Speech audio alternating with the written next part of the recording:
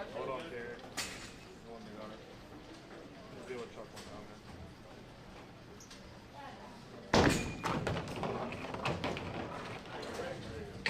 All right, reach for it now. Come on.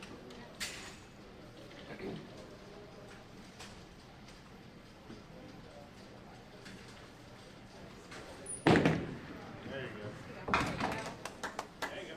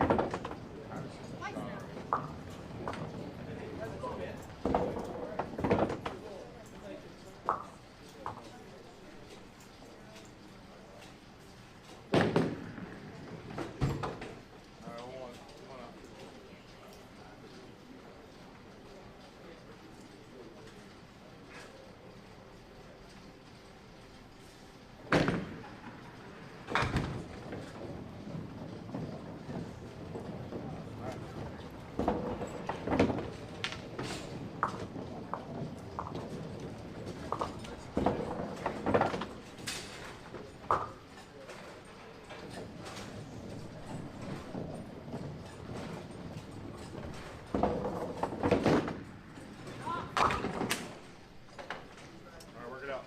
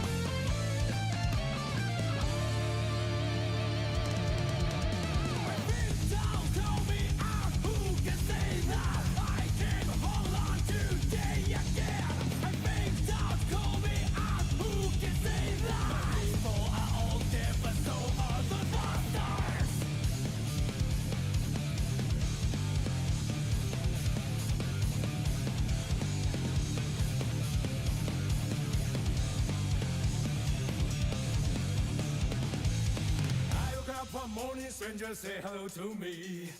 Tomorrow they names will be carved on the stone. We're going home, but I'm a terrible liar.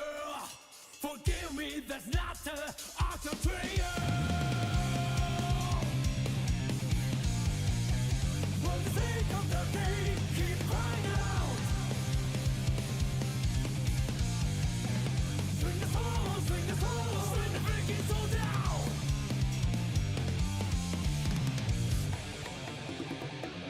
Hellfire, hellfire, bring it on buster. Hellfire, hellfire, hellfire, hellfire. All the men are going down with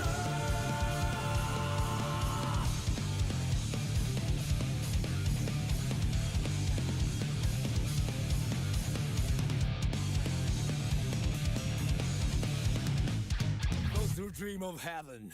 Those who dream of heaven never last very long. The running flash and dirty sky infect my wounds. We're going home alive, alive, alive. Forgive me, just get me out of this hell. For faith and the day, keep crying out. Swing the soul, swing the soul, swing the freaking soul now.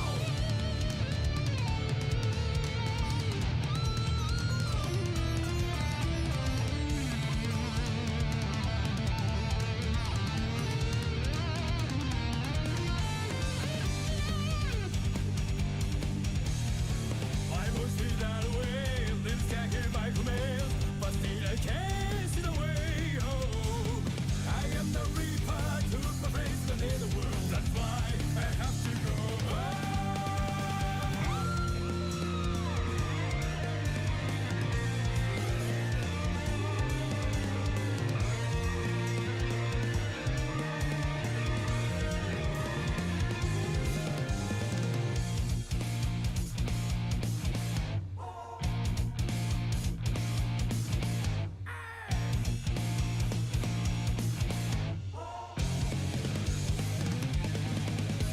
I been down, told me out, who can say that I'm just an ordinary soldier. I been down, told me out, who can say that will I be on the right side of history. I been down, told me out, who can say that I came home today again. I been down, told me out, who can say that people are looking for sons of the bastards. Bring it on, you bastard! Hellfire, hellfire, bring it on, bastard! Hellfire, hellfire, hellfire, hellfire.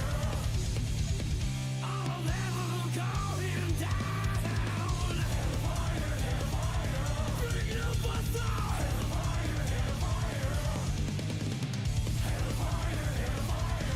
All of them are going down with us.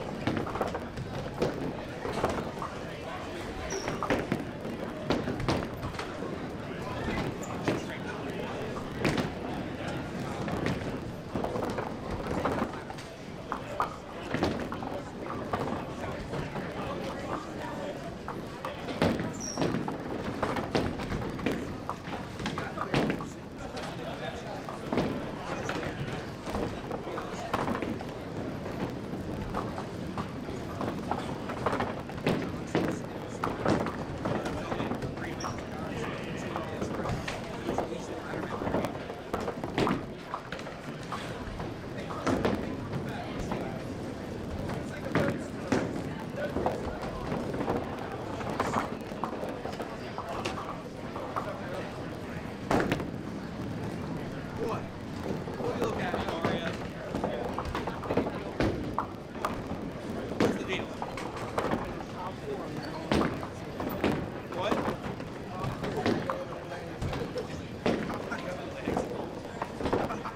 I'm not going either way. You want to go talk to the man about the man? You don't give a shit about the man's person. You do not care one bit about the man's person. Yeah, and then she's just gonna watch people gamble. She doesn't even gamble. She got slots.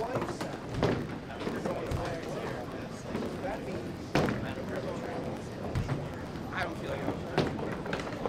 And like I said, it's not really their fault. If anybody else has an issue, they just like go type on Facebook instead of actually going to a meeting. So that's why you should have it Zoom so it's accessible to everybody. So then Todd can actually like say something, not just on Facebook.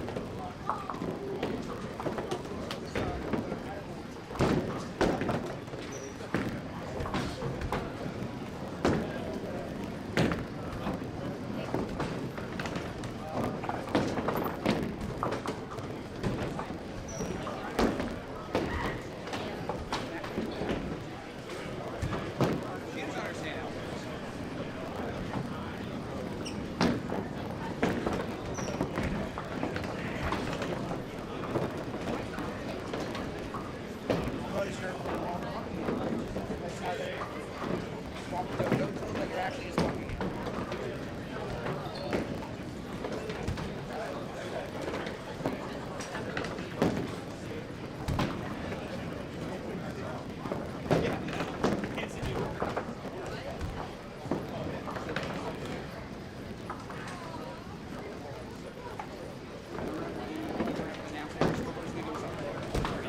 how it works.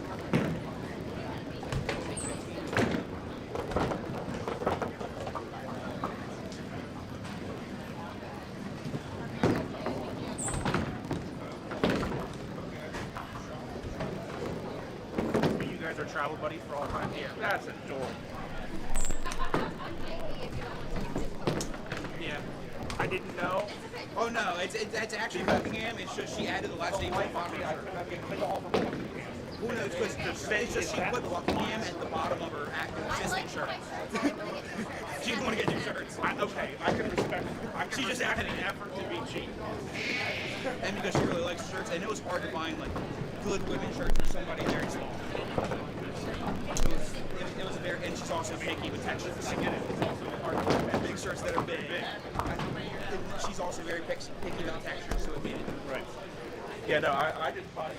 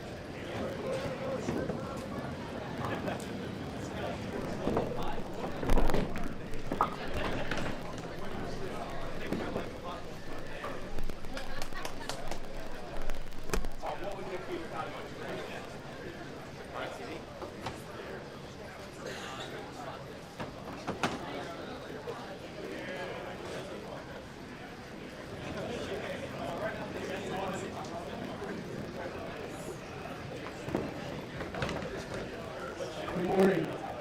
I'm going to make some announcements before we get started. I want to thank White Oak, Georgia, and his staff for hosting the tour this weekend for the WNBA and the DPBA. I want to thank Duck Pinch Forever for streaming the event today. Also want to thank Chris Wall for getting the softball champion logos for each winner.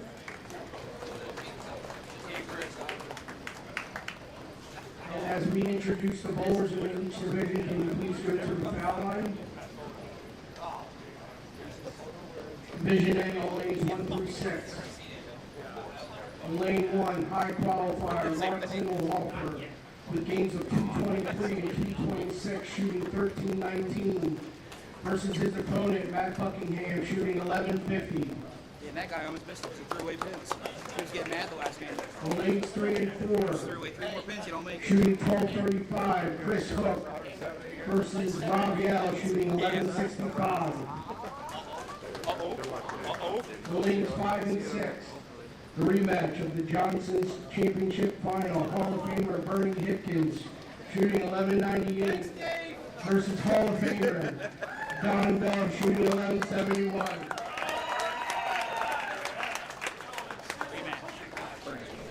Division B on lanes 7 through 12. Kobe D'Antonis with a game of 203, shooting 1283 versus Mitch Davies, shooting 1163. On lanes 9 and 10, Andrew Buckingham shooting 1218 versus Kyle Shaw, who shot 202 with a score of 1167. On lanes 11 and 12, Mark Davis shooting 1197 versus Hall of Famer Walt Brooks, shooting 1181. Division C on lanes 13 through 18, Anthony Howe shooting 1243 versus Greg DeGrazia, shooting 1165. And actually, this is Greg's first time ever bowling duck pins. 15 and 16. Matt Anastasi shooting 1207 versus Dylan Hanchu, shooting 1170. Lane 17 and 18, Mike Sitz shooting 1194 versus John Biederman, who had a game of 204, shooting 1189. All right, and for our ladies, for Division A on lanes 1 through 6, our high qualifier for the weekend with a score of 1168, Amanda Zingla. Her first opponent with a score of 1137, Melissa Downey, also her first time bowling up pins. On lanes 3 and 4, Lisa Huber shooting 1073. Her first opponent, Chastity Gray, shooting 1053. And rounding out Division A, Amanda Miller shooting 1039 versus Paula Fletcher shooting 1021 plus 101. Division B through 7 and 12, Danny McClay shooting 1160. Her first opponent, Alyssa Gallardi, shooting 1135. On lanes 9 and 10, Sarah Buckingham shooting 1070 versus Mindy Hammond shooting 1050. And rounding out Division B on 11-12, Abby Schlein shooting 1033 versus Donna Rosenthal shooting 948 plus 68. In Division C through 13 through 18, Charlotte Warrender shooting 1137. Her first opponent, Tammy Ashworth, shooting 1084. Ooh, I do apologize. On 15 and 16, Joyce Leon shooting 1065. Her first opponent, Rebecca Dove Kendall, shooting 1040. And winning the roll-off this morning, Haley Brown shooting 1028. Her first opponent, Amanda Dove, shooting 1008 plus 56. And our alternate this morning, Carrie Matheson, shooting 1028.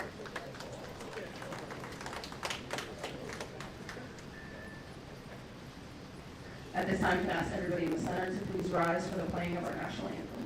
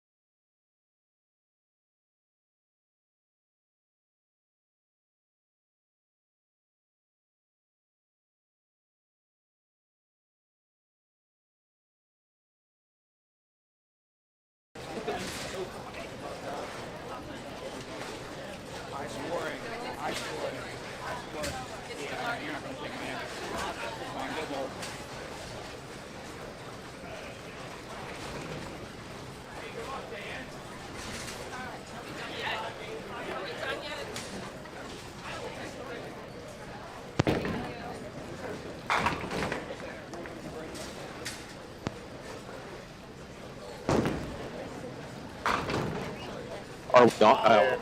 All right.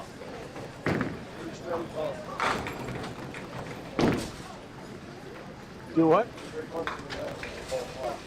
Oh my God. All right. Well, welcome in everybody to It's too early for this. to half of today's broadcast. We originally had planned that one of these broadcasts would be the men's broadcast, one of these broadcasts would be the women's broadcast. We do have some double-barrel action on both screens today. So I believe this one that you're watching now is listed. Yeah, this is listed as the men's score. David's broadcast that he is running, looks like currently solo, is what shows as the women's, but there will be men's and women's actions on both broadcasts. I like men and women action. So you'll see we're looking at Division B here with the women's and the men's scores. You see the scoreboards are labeled accordingly. And we'll be filling out the women's score first in each frame as they're going to bowl first on each lane.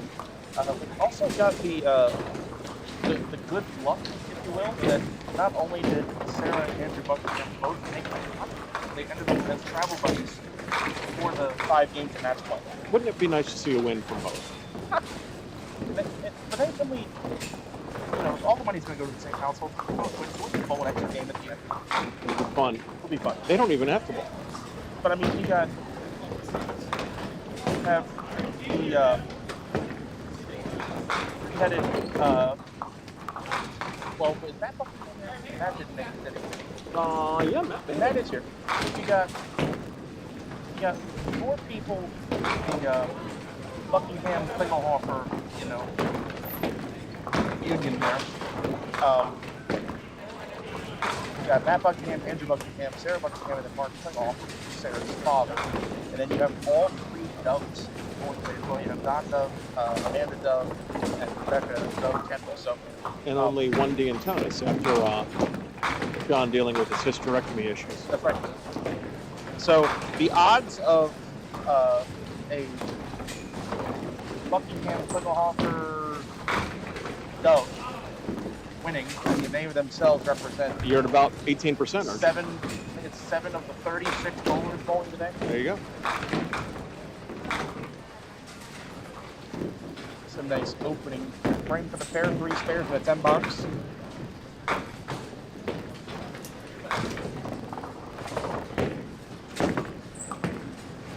And Sarah with her count. Hello. That was not pretty. It was pretty ball, just not pretty lead.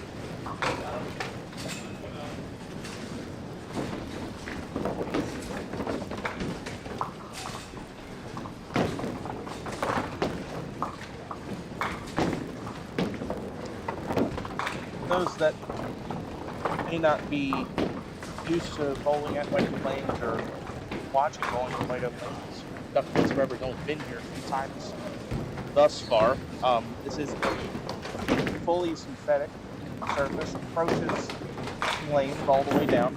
This is the only full synthetic surface that that either pro tour bowls on all year. Facts. Dudek, men go to Dudek, which is synthetic approaches and synthetic fronts. They do still have the wood back ends.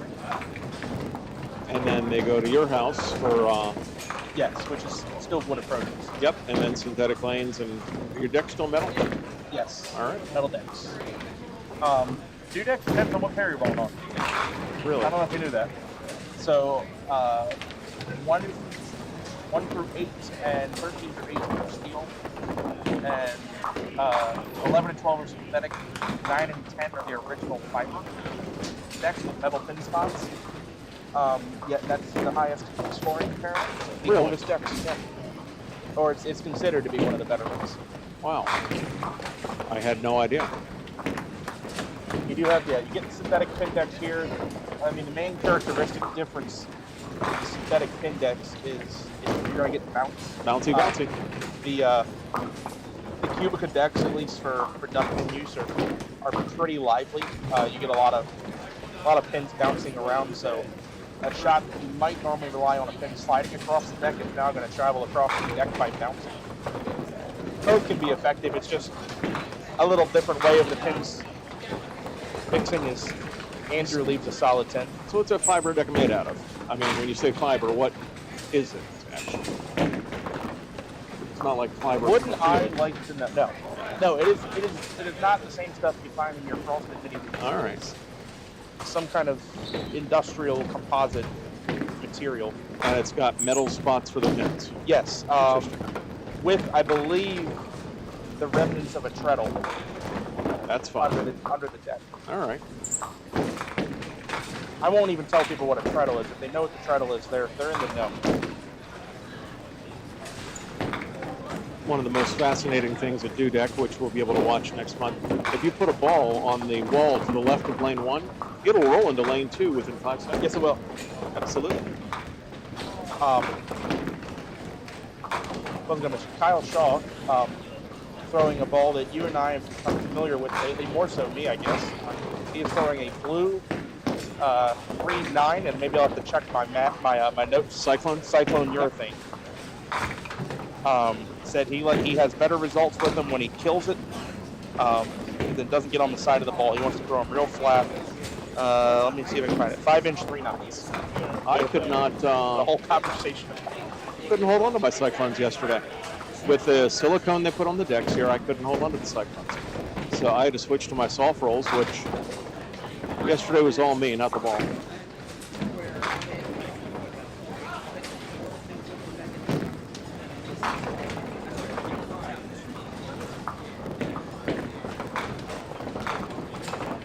Mindy a little bit off the mark on the red line there. She is open through her first 3. I would say, you have a final 18, but I put Mindy on the short list of favorites for the day. Absolutely. Mindy's on the short list. Anna's on the short list. I think Tammy and Abby are on short list today. Sarah off the side in her first ball of the 3rd.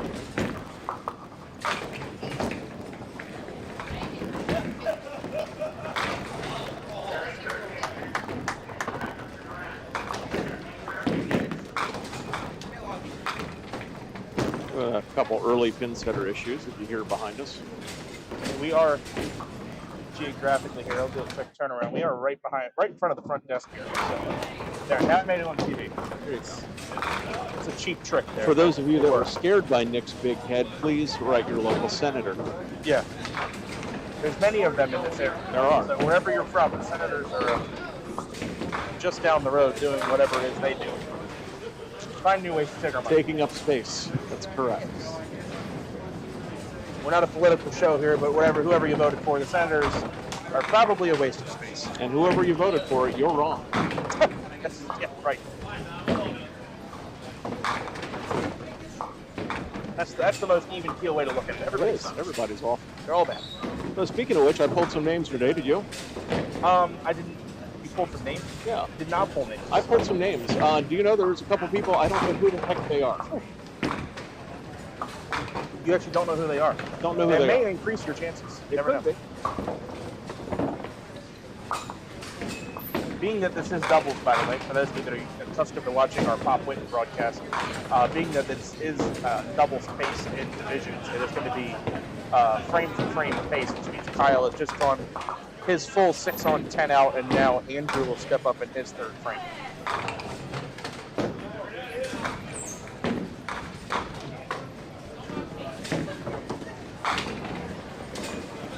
Andrew with a 7-8.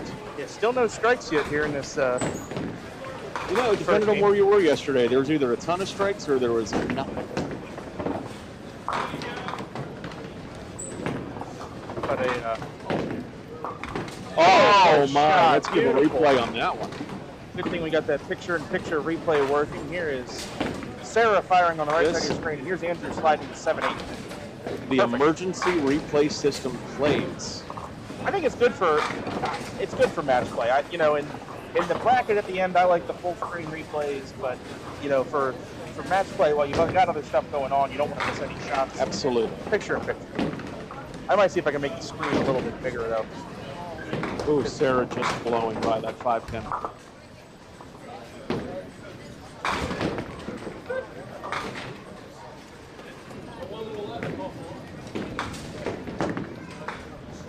Sarah sliding a little farther left that time. It is a 9 out. She is ahead by 6 pins through the third frame. Mindy right in there. Beautiful There it ball is. from Mindy. There, how to talk about it. There is our first strike of the morning. We'll take another peek at it. Mini, mini, mini, mini, mini, mini, mini, mini, mini. I like that, right? I think it Make was it, fun. make it a little bit bigger. First mark of the day for Mindy gets 39 plus in the third down, 5 up ahead. Andrew looking to capitalize on the 7-8 here. And that's part of the bounce you get here. Yeah. You get a lot of action. We're going to need a runner. Lane 10.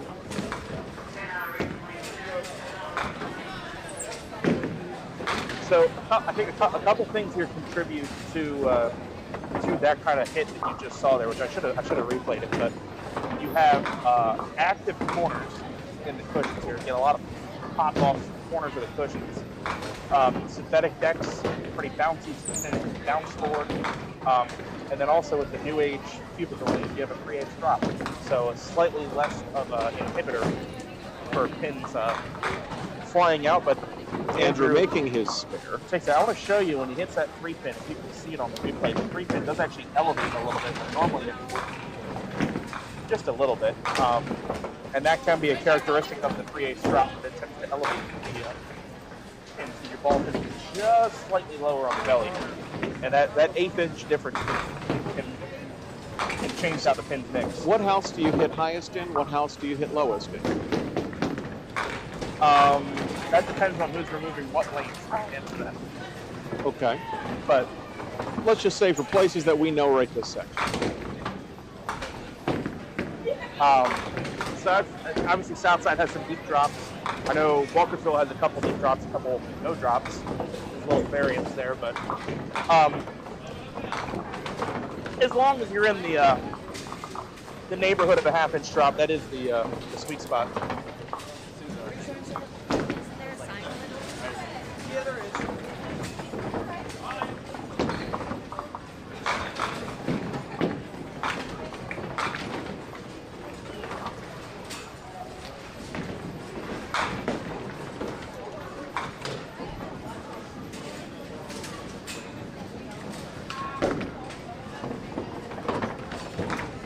Indy not quite connecting on her double attempt. And a bit of an uncharacteristic miss. She slides by the 2-4. To say the least. Way off the mark again. That is 8 on and 8 out, 55.5.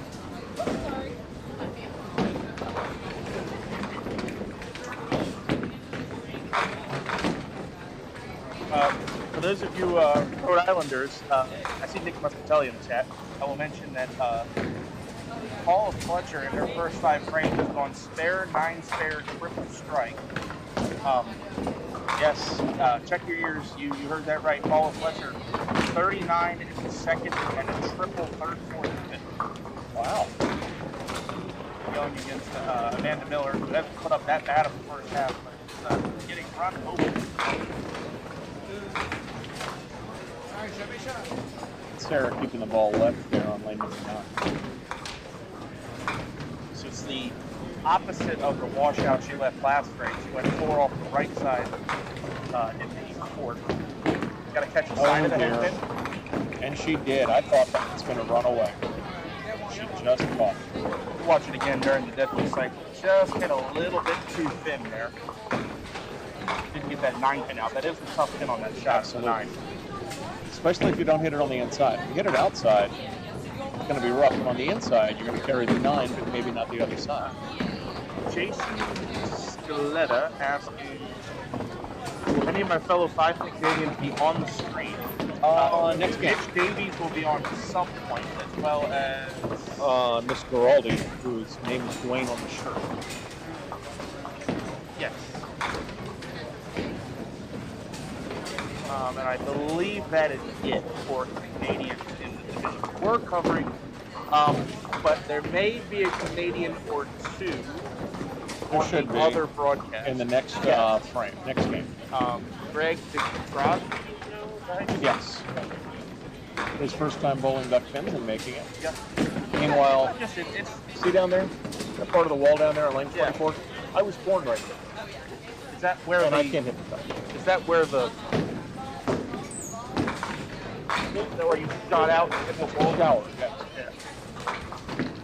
Kyle, You bet. Yeah, not a doubt. He was on that yesterday. I am sitting right behind the middle of lane 10, and that ball had it the whole way. That was spare the arrows. Spare the arrows. You had it. 5-7 clean for Kyle Shaw there. Andrew on 4 spares in a row to start the game. And I'll shoot it clear that time. Andrew Replay. throwing his 3 6s. It's a half and half comment, right? The half and half, no, that's actually a heel co. That is a half and half heel co. It's half brown, half white. And a 3-6. Interesting choice. That pink ball is also a 3-6, the pink ABC.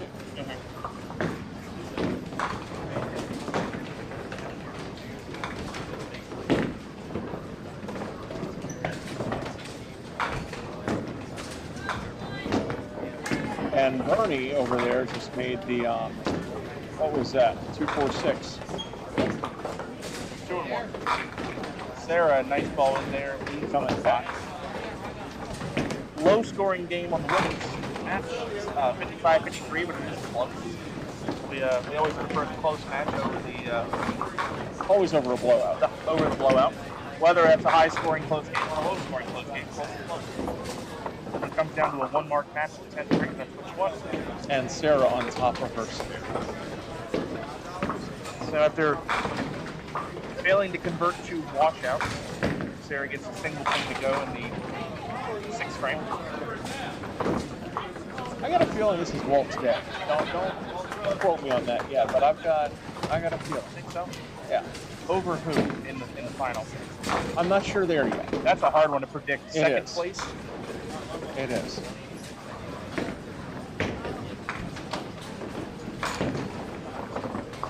I'll go Brooks. Just put a random guess for fun. Yeah. I'll go Brooks over Anna Stacy. Okay. I can buy that.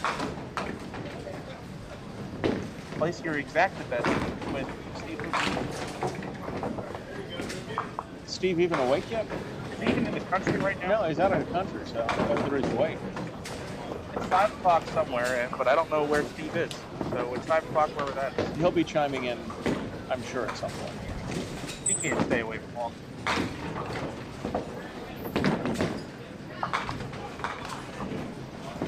Here's Andrew going for the double.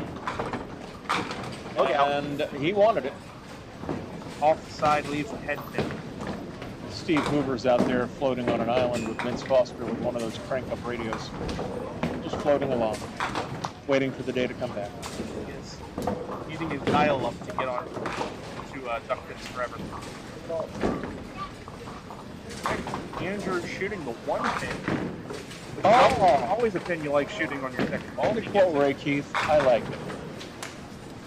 Bonnie checking in. Hi, Bonnie. One of the few people that tries to be down there late more than me. Bonnie Strange. Welcome to the show, Bonnie. Hello, Bonnie, and your green balls. Yes. You know, Oh, my. so I did, yeah. So besides those, she now has a set of 3/4 310s that she really likes. Good. I'm happy about that. I think she bought them one night right before league, and I think she started the game with like 10 box double or something. Nice. The other team was asking if she wanted to return the bowling balls. Kyle right in there, leaves a 6.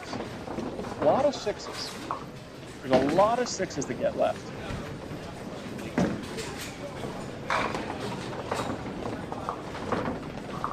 And this isn't just today. I mean, it's over the weekend. Back to league season. A lot of 6s. You bowled here in league? I did. Thursday nights. In the Dick West League. Yep. So that league in its former name, the White Oak Majors, That is where I had my first 500. Where I had my first 500. Sub.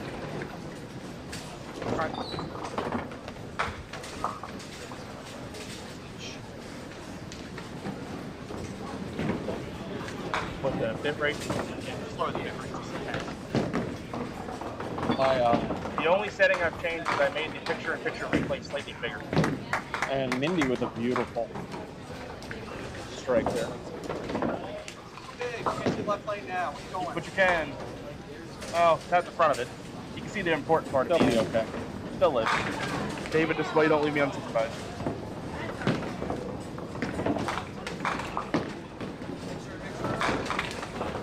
They're on the field. Better ball than that. Little tight. Count 7. Richard, not sure how many entries we had total for the women's side, but we did take 18 bowlers. I think there's 32. They qualified, what, 15 and 3? 15 and 3. Get lucky. And Sarah with a good example there of what's happening coming back off the wall. Yep. And even That's for a slow ball like 3/8, hers, watch this come back. Yeah, that 3/8 drop, you hit the 3 pin, and the second you hit it, it elevates. I think it can actually dictate, and maybe it drop the rack. Drop the rack. Thank you.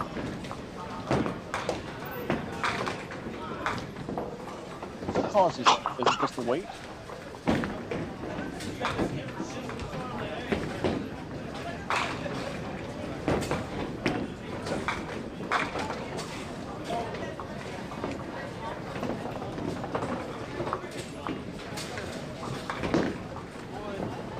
And Sarah Pin with a restored, and watch. she'll take it for 10.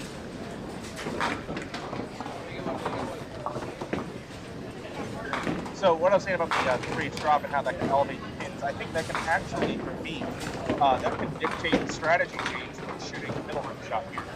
And the option of banging the pin off and pushing is more of an option here than it would be at other bowling centers. Absolutely. That's a good thing in this case, to be able to have that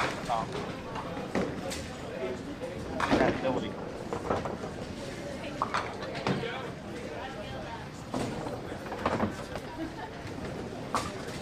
Kyle Shaw, 81 through the 6th frame. My apologies, that was a 10 box from Kyle last frame. If that score is correct now, it's 105 plus 81. How did nobody in the chat catch that? People are normally right on top of me when I make a score. Zach Buck must be on the other. Must be on the other screen. Crossed over a little bit. I thought that ball was going to run, but as you know, those cyclone urethanes, especially from flat, stay pretty straight. I wish mine would. Well, Andrew has yet to open in this match. I will put the announcement jinx on him. The 2-4-9. I don't make this game closer, you know. Notice a lot of 9-10s and 7-8s. Yeah, I mean, this is on paper a split, but this is no different than shooting the 3-10, which is also technically a split. Yeah, this is pretty straightforward. Throw it up the middle, right side of the 2 pin. Left of the 2 is an option, just lower probability. A little full. Good try. A little too full on that. Right side of the 2 pin. Left of the 2 is an option, just lower probability. A little full. Good try. A little too full on that. Yeah, I just died totally. For those of you watching, it's like he fell and got himself a foul. So, I doubt it.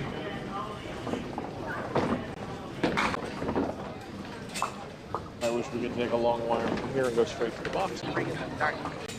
Anybody frame trailing by now just 4 pins. We got a reasonably close game to our right side. Yeah, that's Walt on. Oh, wow. no. Andrew's been on fire energy after Oh, after no. game 1 here. Andrew, that's a double.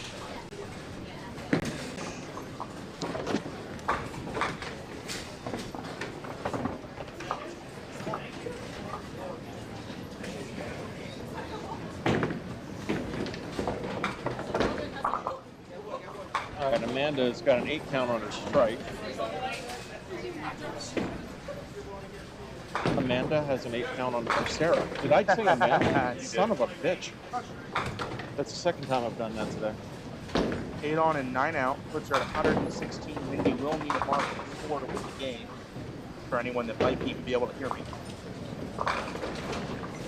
Look, it looks moderately healthy. Frank Wilson coming up and saying, "Hey, And you need a Strange mark. Ducks." And that's a pretty good ball to try to get a mark. Solid Hold 8. on. I don't think It's not going to move. Not enough as There's not enough let it spin to happen. Well, what do you do? Everybody's staying within their divisions. I thought everybody was pushing down. All right, Mindy's got to have it. Mindy has it. She had struggled with spare breaks the whole game. She is now 4 pins away from getting the backdoor cover here.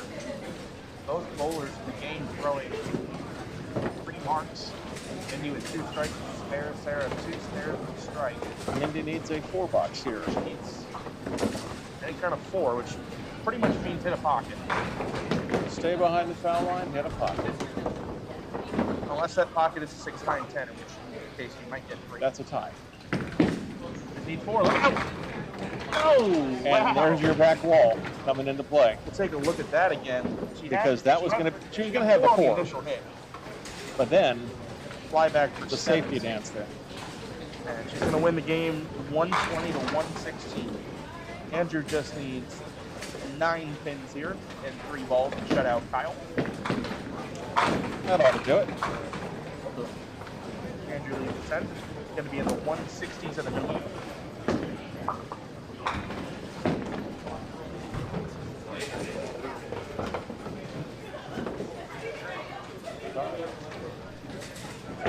Mark Davis unhappy with his loss to Walt by 11 pins. Walt trying to plug away one. Actually, Walt marked out in the last 5 frames to shoot 155. He had a 95 back half. Andrew, potential 171 here if he can clear the plate. Goodness. How about that? That ball cleared the plate all right. Figuratively and literally, there is nothing left. Watch the replay. See, 171 opening game. And Kyle's struggling a little bit. Andrew. Do you think it's a synthetic approaches? Might be getting the foul. I mean, if you're losing, if you're not sure in your footing. Yeah, nice. Kyle, gonna drop the first game. Not putting up quite the score he wants. It's gonna be a high 130, but there wasn't Chase. Not sure of his footing there. There's not much you could have done with Andrew on fire in the first game. Oh, 6 absolutely. frames didn't miss. So we're gonna have just a brief pause, folks, and we'll be back with Game 2 coverage of both Pro Tours. Just a moment. We'll be back after Bo Burton's tip of the week. It's exciting, it's entertaining, it's challenging, it's fun. It's Duck Pin Magic. Duck pin bowling is lots of fun for the whole family. There's no need to be an expert. Duck pin bowling is easy to learn, but it's the challenge that'll keep you coming back. Even little hands can control the ball in duck pin bowling. Join a league or we'll help you start one. And with duck pin bowling, there's more bowling for your buck. Discover duck pin bowling and you'll discover duck pin magic at any of these locations. Got the winter blues? Tired of sitting around the house watching reruns on the tube? Get in on the action and go duck pin bowling. Grab your family and grab your friends and find out how much fun and excitement you could have duck pin bowling. Be a part of the action and head for your local duck pin bowling establishment. There are plenty of lanes available and you won't know how much fun you're missing until you give it a try. Duck pin bowling, the cure for the winter blues. It's exciting, it's entertaining, it's challenging, it's fun. It's Duck Pin Magic. Duck pin bowling is lots of fun for the whole family. There's no need to be an expert. Duck pin bowling is easy to learn, but it's the challenge that'll keep you coming back. Even little hands can control the ball in duck pin bowling. Join a league or we'll help you start one. And with duck pin bowling, there's more bowling for your buck. Discover duck pin bowling and you'll discover duck pin magic at any of these locations. It's exciting, it's entertaining, it's challenging, it's fun. It's duck pin magic. Duck pin bowling is lots of fun for the whole family. There's no need to be an expert. Duck pin bowling is easy to learn, but it's the challenge that'll keep you coming back. Even little hands can control the ball in duck pin bowling. Join a league or we'll help you start one. And with duck pin bowling, there's more bowling for your buck. Discover duck pin bowling and you'll discover duck pin magic at any of these locations. It's exciting, it's entertaining, it's challenging, it's fun. It's duck pin magic. Duck pin bowling is lots of fun for the whole family. There's no need to be an expert. Duck pin bowling is easy to learn, but it's the challenge that'll keep you coming back. Even little hands can control the ball in duck pin bowling. Join a league or we'll help you start one. And with duck pin bowling, there's more bowling for your buck. Discover duck pin bowling and you'll discover duck pin magic at any of these locations.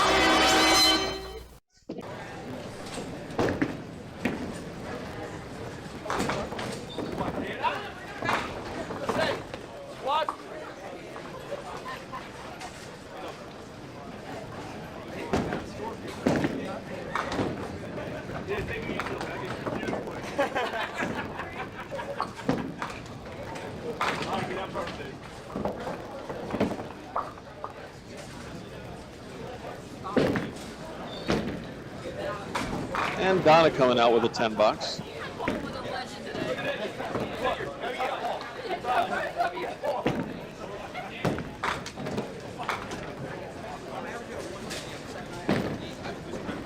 George. Yeah. All right, Colby going through the middle.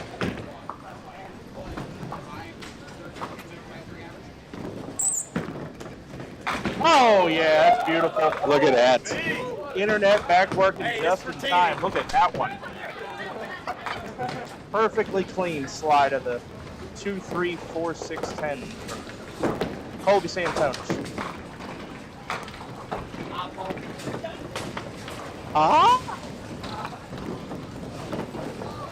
Walt with a 1-6-7 lead, his first ball.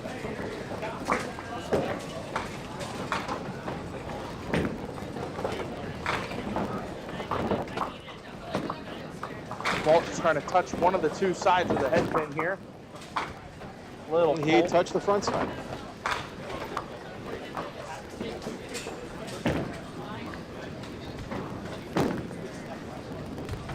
Ooh, Walt with an 8 box.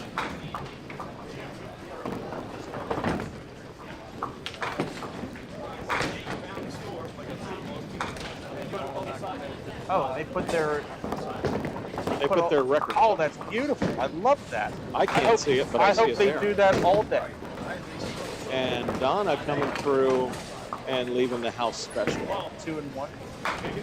You leave that a lot here? Oh my God. So I remember right before the flood here that I left a lot of 2 and 1s, and I've been calling it the Southwest Lake because I left it a lot at both houses. Since Donna goes heavy. Donna did drop her first game. She is 0 and 1 with, unfortunately, just a pinfall of 99. I bowled some of my best games here when it was half synthetic. So my best, not that I haven't done that, not that I've done that here now, my best weight was the wood approaches double synthetic. That's when I, for some reason, had my best. Mine was the wood approach, Anvilane wood, Put back in. and still with the metal decks. And I lost the corner first ball there.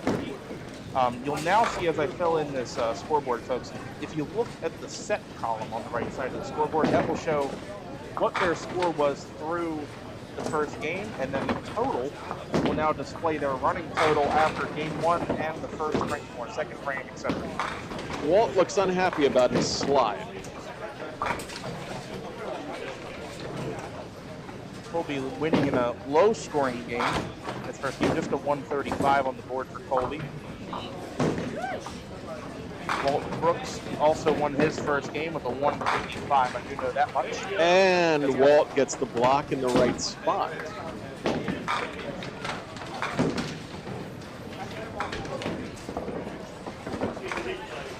We did. We did. We've watched it twice.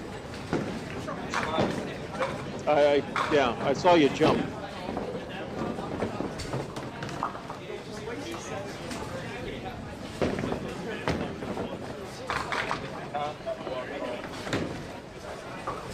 Walt putting a little bit of silicone on his shoe, also known as Jamie juice. Spare fill for Colby. That is pretty darn good.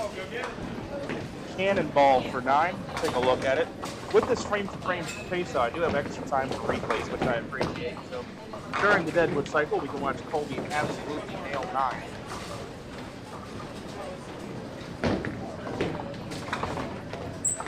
Colby.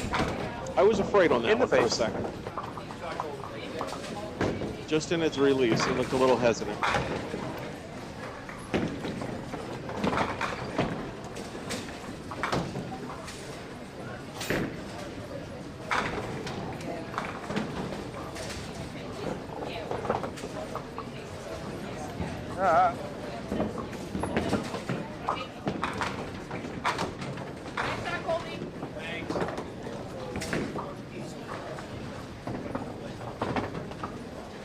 Learn how to type.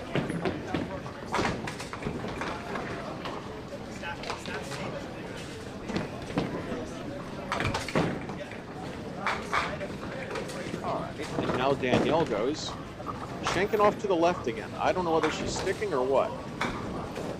It may have been the same approach Walt just stuck on this. Maybe? Yeah, Maybe she's just straight up roundhousing it left. She made it on that ball, though.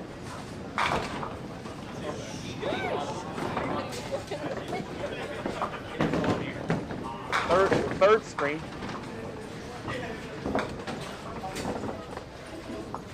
What we won't tell them is nothing's turned on. Just sit at the desk. Uh-oh. Almost double man down. Donna's got a recovery ball to throw here. It's looking a little closer to the spot. All right. That's a nice 10 out of that. What did I just do there?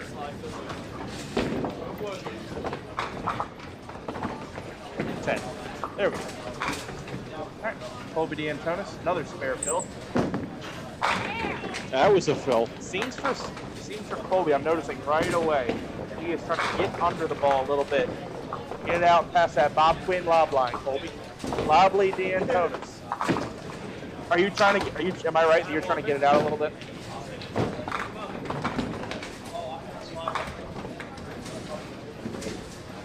That's what I grew up on. Don't speak ill of the dearly departed.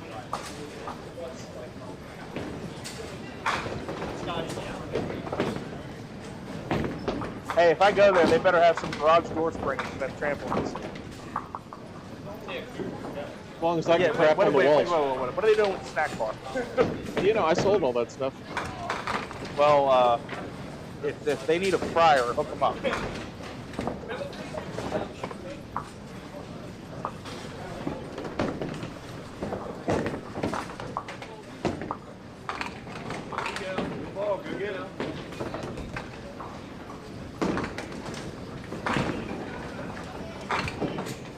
Wait.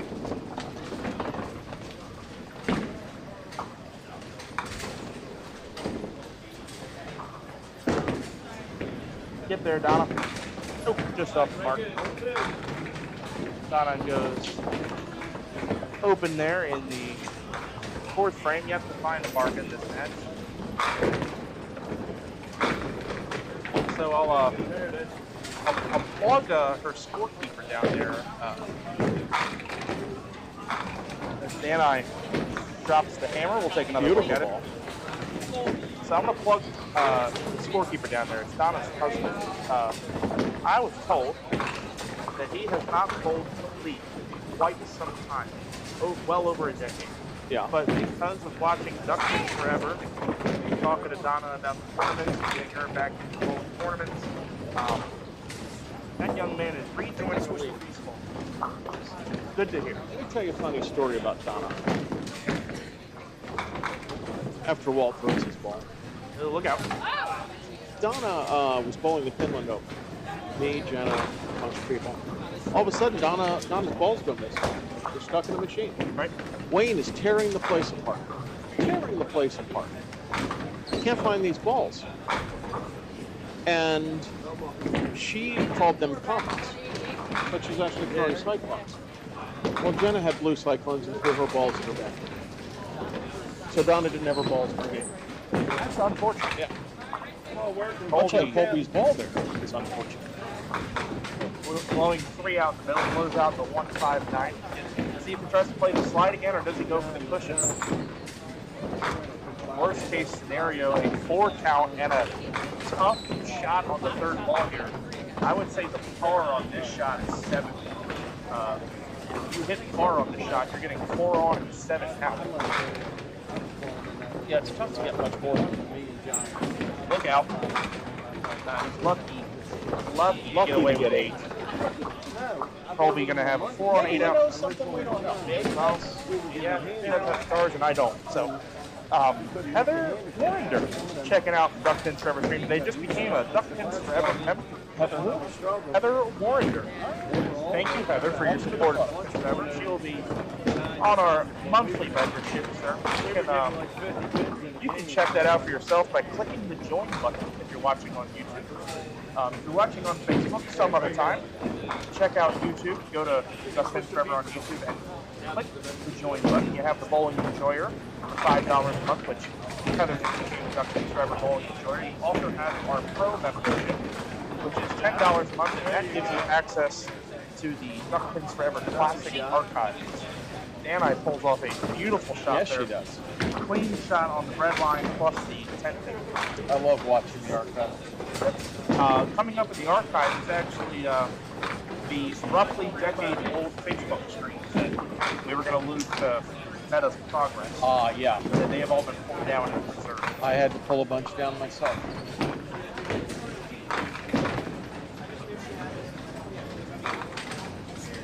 Yeah, I had team tournaments up there from 10 years ago, old pro tours, all that crap. Gatto, Flacco, and Ray Doherty checking in. Good morning, gentlemen. Welcome to the show. Ray Doherty, professional practice bowler, is about to become an adult league bowler in September.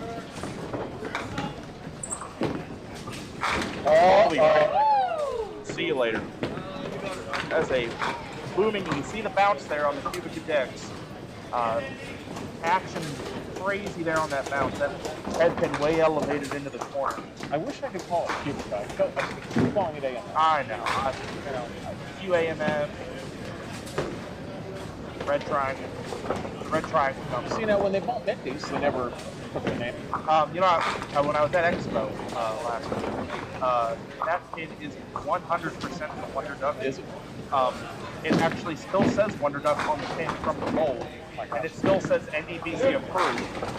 But they have filled in the part of the mold that said ND. It's just a hope. Interesting. Yeah. But it is a carbon copy of the Mendes Wonder Duck, just a different plastic blend used back in the day. I wonder how they would call free fall. So that's what I asked the sales rep. He said they hadn't been thrown in a while, but what I do know is that there was a center that purchased them. Smart couple. Yes. Yeah. I thought I was trying not to name this. No, that's all right. Constant magazine issue. Right. Yeah, they wouldn't get around. They would Slightly- get around the first corner. They wouldn't get around the second. Just the slightly different geometry of the pins causing them to get hung up.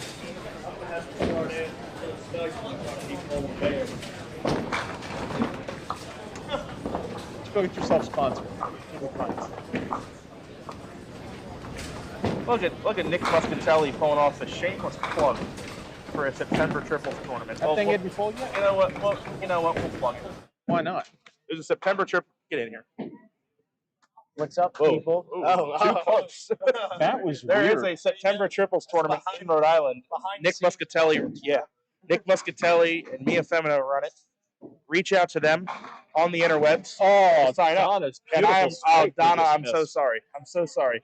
because Donna's going to watch this game back, and that might be her only mark of the And game. that's We going to never be know. your big head. It's just going to be me. Donna, I'm so sorry. It was a great ball. It was 10 in the pit. And back to the action. I'm so sorry, Donna. How poorly timed. Hey, Donna, when you watch this back later, I got bad news for you. Donna, It's like you're inside Donna, watching the Hindenburg. when you watch this match back later tonight, I got bad news for you about that strike. Did you miss that He missed the strike. Completely. Yeah. He missed my strike. But you got every time I clocked the 7-bit, right? I did. Absolutely. Every single one of them. So sorry.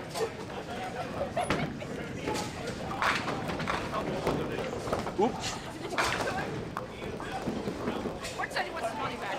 It was looking. The camera was looking at me when you threw the strike. Did you hear me? I said, Ford said he wants his money back now. Yeah. I'll work something out. Dan, I bowling the 5. Wow. Thank you. It was just a headshot, right? Yeah, it's just a headshot. Oh, no. Dan, I let that ball go. Just slid away. Charlie Crawl's checking in the chat. Zorian's checking in the chat. Oh. That's why you're standing back here. Dana with 9 on and 10 out. 89 through 6 to Donna's 57 plus. Walt Brooks trailing by 20 in a hit against Colby. Walt just put up a 51 half and looking to correct that. Drops it right in there. He's had a He didn't get drop that over one. there. He hasn't been trouble table disagreeing against up 13. Uh-oh. Is that enough? Solid 5 for Colby. Good ball. Didn't quite get flushed to the pocket. A little bit of too much deflection as that ball hit. Spare break. For those of you just joining us,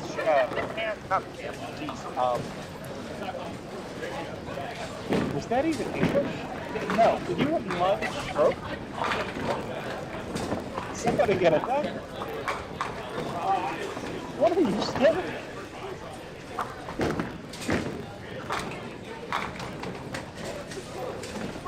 What?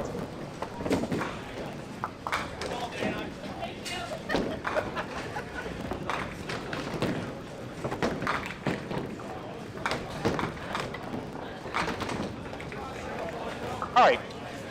Now that I've gotten it together, for those of you from Rhode Island who's joining us, Paula Fletcher, I believe, was a 180, 181 first game. Probably. Safe to say she is 1-0. I just totally flubbed that. Not sick. Oh, Dan, I pitching by again. 2 consecutive hits. Single pins. She has 98 and 7. Oh, good catch him up here, making close.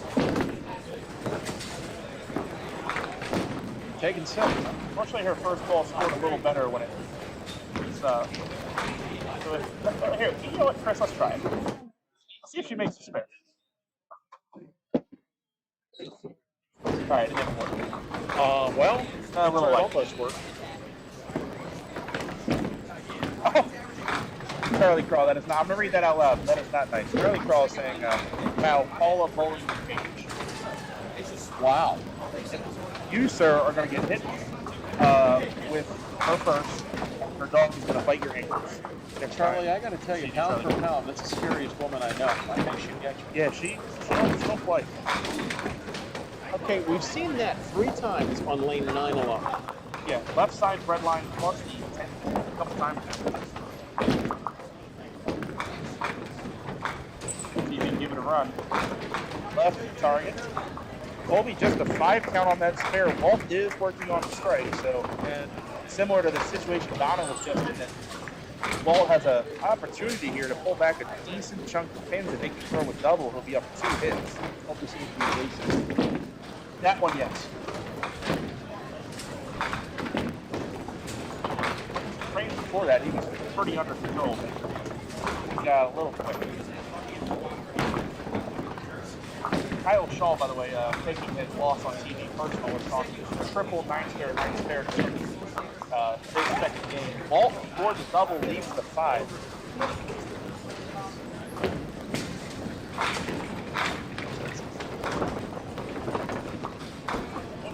Good God.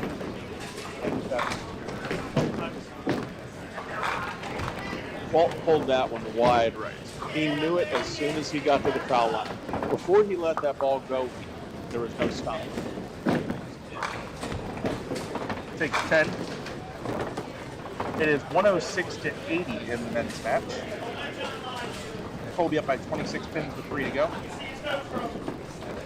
Danai leads by 24. So neither of these matches are particularly close right now. They're both 3-mark games with 3 frames left. All right, let's talk about the women real quick. Your first game winners were Melissa Downey, Chastity, and Paula Fletcher. In Division A, Division B, Danai, Mindy, and Abby. Division C, Tammy, Becky, and Haley. All your winners. Let's look at the men real quick and see what's going on around here. Again, this is just for game 1, so your 1-0s, Matt Buckingham, Chris Hook, and Bernie Hipkins.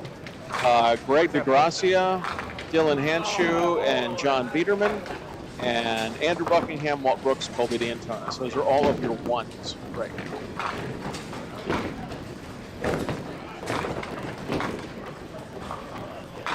Why isn't that coming up on my phone? I don't know. Your phone doesn't like it. Maybe that was the last one.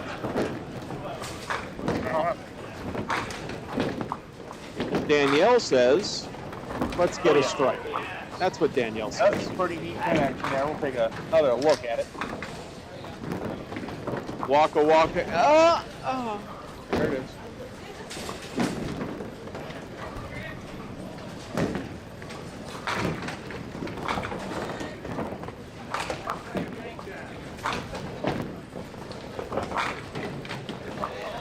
Mark Davis, simply the most unhappy person getting a spare.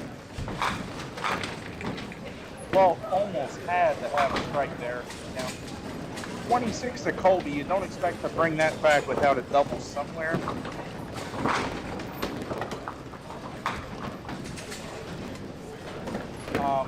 Allison, good question, and thanks for checking into the broadcast. She is bowling Amanda Zengel in this match. Walt has his spare.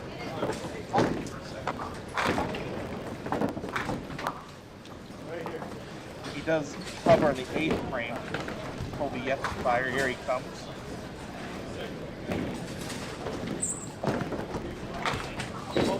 Colby began a little quick with the feet. Last 2 frames have been quick and pulled that ball across the body. And when it just shows you, even with somebody like Colby, if your feet and your arm are not where they should be, you get unpredictable results. And while we're soliciting bowling advice, if it messes Colby up, it'll mess you up. Yes, that's correct.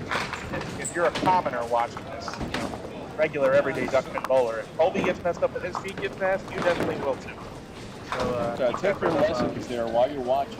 You know, keep that as a lesson. All right, here comes Danai looking for a double. She close. Colby.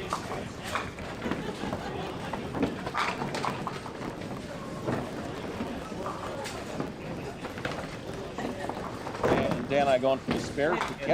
She is in firm control of this game. Yeah, best Donna can do is a 143.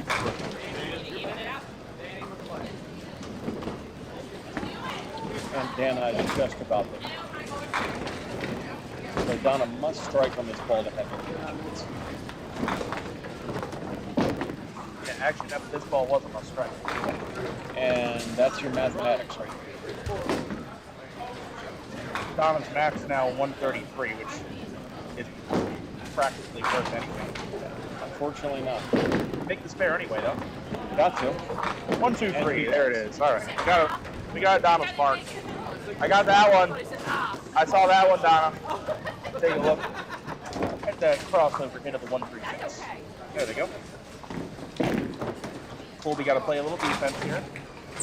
Colby says. We're under control that time. Absolutely The ball was. didn't hit. The ball did not. The ball kind of hit like a cantaloupe if you look at it. 5-7. Colby will try to feed this ball at the 9th minute. The 9th is still there. Catch the 5 on the way by. Not happening. We'll get it. Walt is in a situation where he needs to strike. Door is beginning to crack here.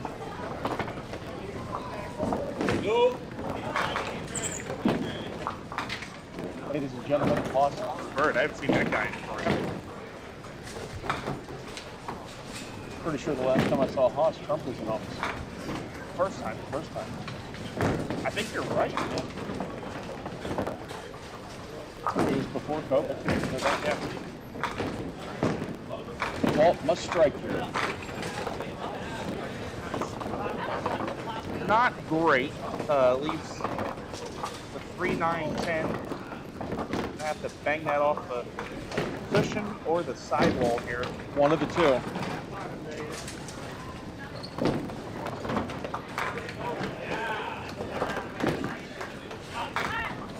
Doesn't have it, and that run. That's going to be about it. Yeah, that makes the math pretty hard now.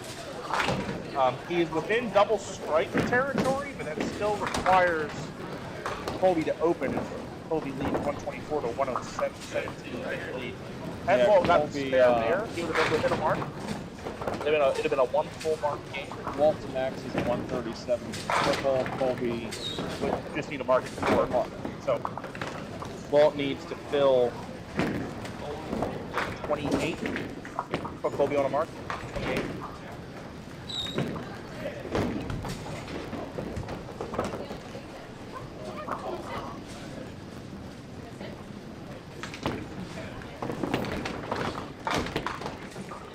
Spectators here at the old White Oak Lane.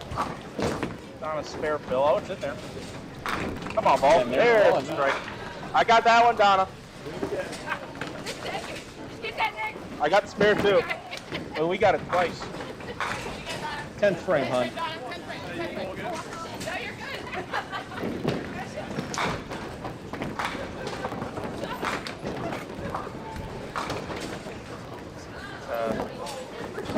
Good thing Dan and I made that spare in the 9th frame just in case. Just in case.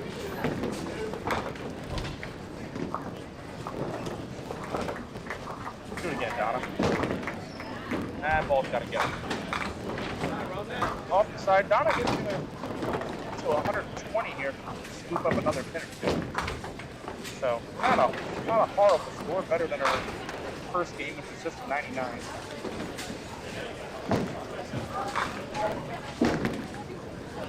It will be a 122. Respectable game. Marked out the last 2 frames, 221 for 2. Got a little bit of work to do still. Dan and I trying to do some total building here and only counts 5 on our spare. Dan and I, with a little bit of wood here, is going to be over 300 for her first 2 at 2AL.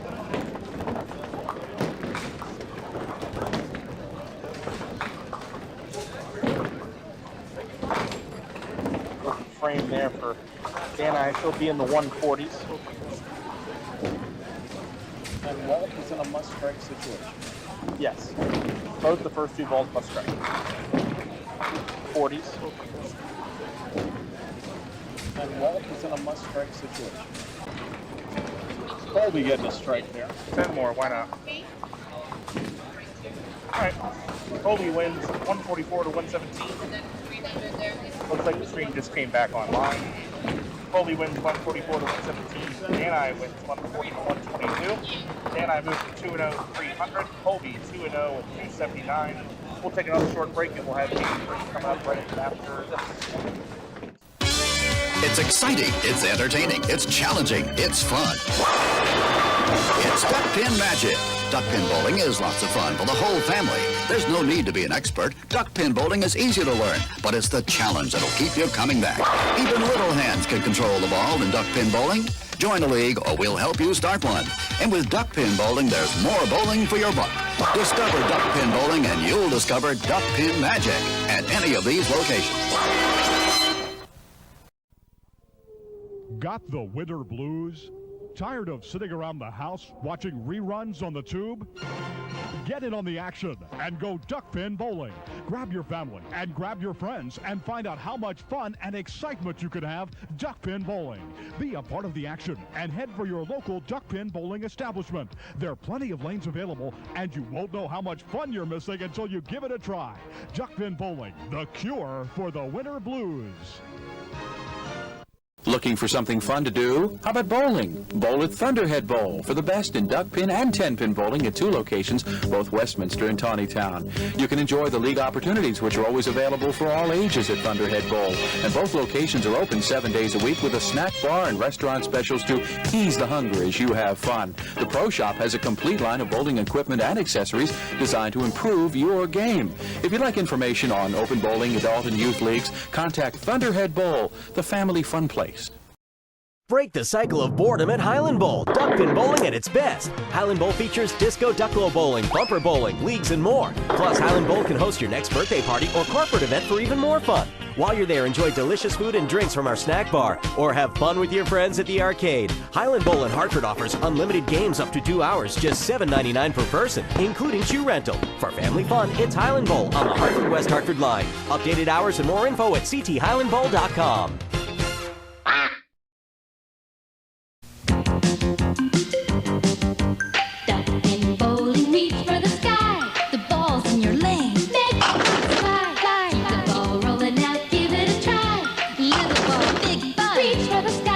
This weekend, reach for the sky and make the ducks fly for only 50 cents a game at these Duck Pin Fun Unlimited centers. Reach for the sky. Duck pin bowling, reach for the sky. My oh my. Duck pin bowling, reach for the sky. The ball's in your lane. Make the ducks fly. Fly. The ball rolling out, give it a try. Little ball, big ball. Reach for the sky.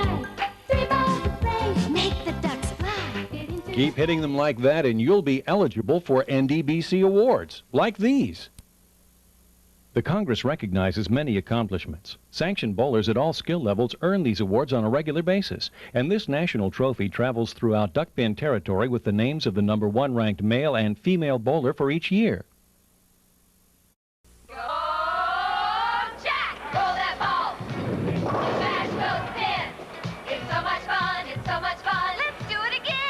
Fairlanes has 516 duck pin lanes for you, your family, and friends. Look us up. Come on into Fairlanes, the fun lanes. Fairlanes! It's your turn now for Fairlanes fun. So bring it on in. Let's show them how it's done. At Fairlanes, Fairlanes, the fun lane. It's exciting, it's entertaining, it's challenging, it's fun. It's Duck Pin Magic. Duck pin bowling is lots of fun for the whole family. There's no need to be an expert. Duck pin bowling is easy to learn, but it's the challenge that'll keep you coming back. Even little hands can control the ball in duck pin bowling. Join a league or we'll help you start one. And with duck pin bowling, there's more bowling for your buck. Discover duck pin bowling and you'll discover duck pin magic at any of these locations. It's exciting, it's entertaining, it's challenging, it's fun. It's Duck Pin Magic. Duck pin bowling is lots of fun for the whole family. There's no need to be an expert. Duck pin bowling is easy to learn, but it's the challenge that'll keep you coming back. Even little hands can control the ball in duck pin bowling. Join a league or we'll help you start one. And with duck pin bowling, there's more bowling for your buck. Discover duck pin bowling and you'll discover duck pin magic at any of these locations.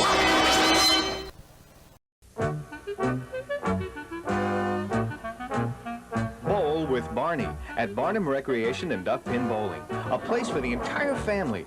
Great for Grandpa and for Grandma. Marvelous for Mom and for Dad. Super for the kids. Leagues are welcome too.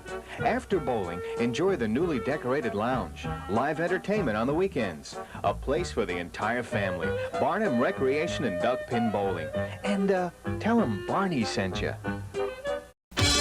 It's exciting, it's entertaining, it's challenging, it's fun. It's Duck Pin Magic.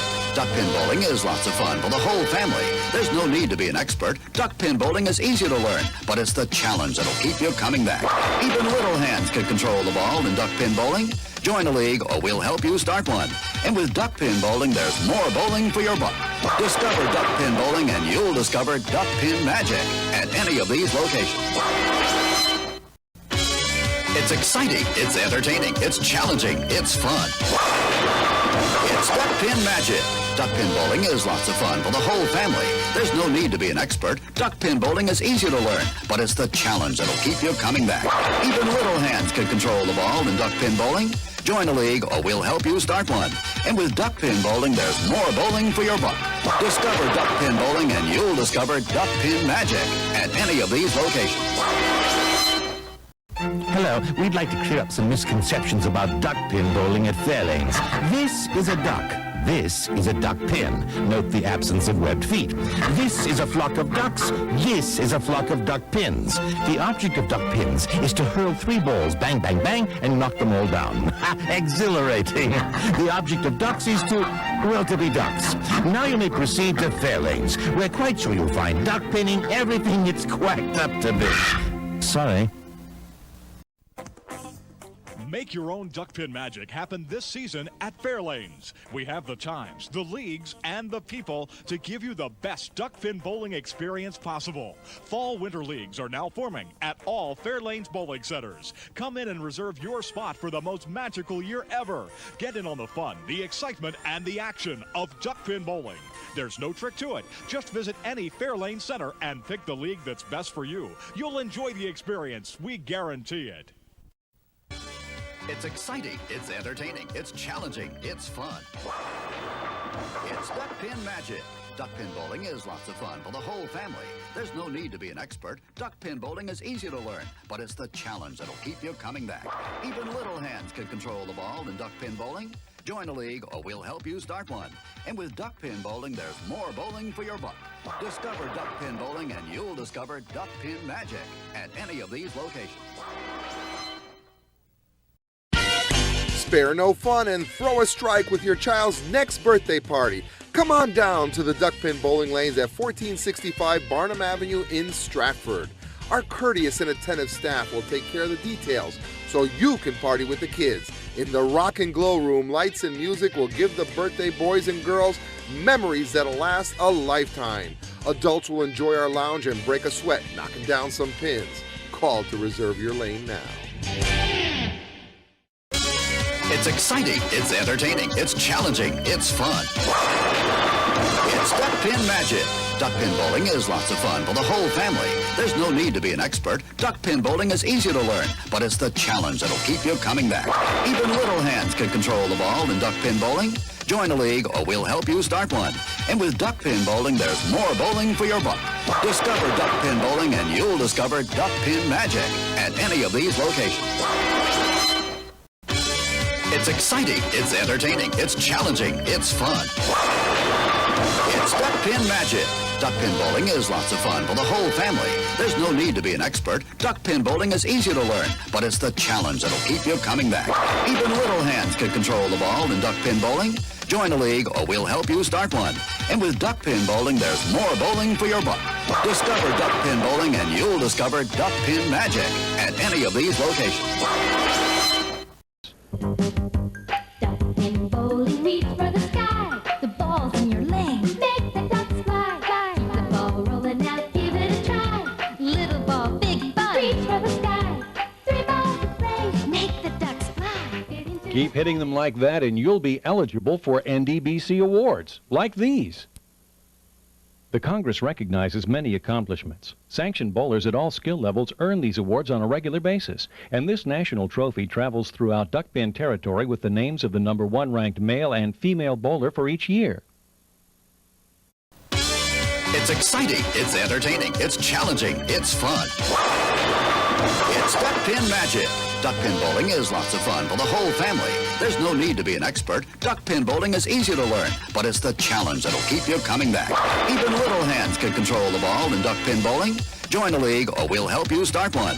And with duck pin bowling, there's more bowling for your buck. Discover.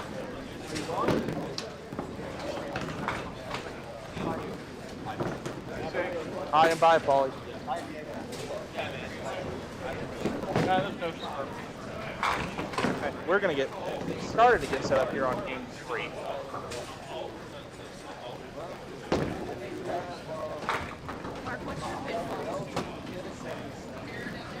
It's much work.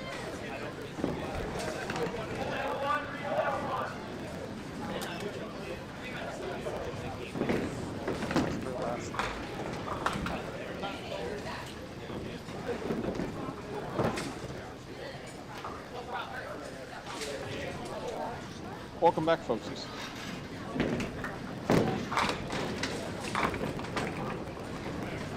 How do I pronounce that last name? Gillard? I think it's a hard G. Gilardi? Either way, we're getting started with game 3 here. Abby Schlein going to kick us off with a 7.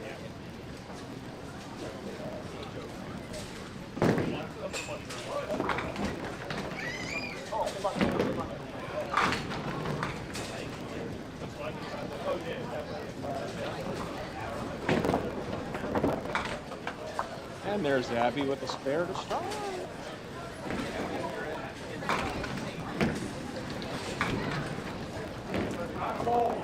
Abby 1-1 with a score of 258 for 2. And Mark Davis might actually be the high set. Not the high set on the pair.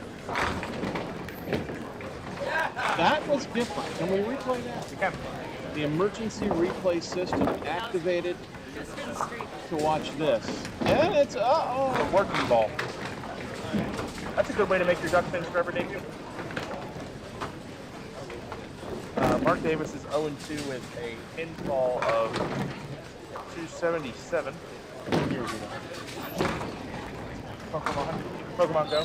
Pokemon Go in this bowling alley. Mitch, I'm going to confirm. I believe that is 257 for it. Alyssa is 1-1 with a score of 302, which makes her our highest pinfall and record on the pair. And double-barrel Canadian technical season.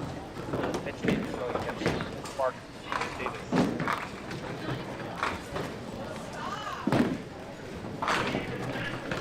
Mark leads 2-1 to start the match. That is the house break.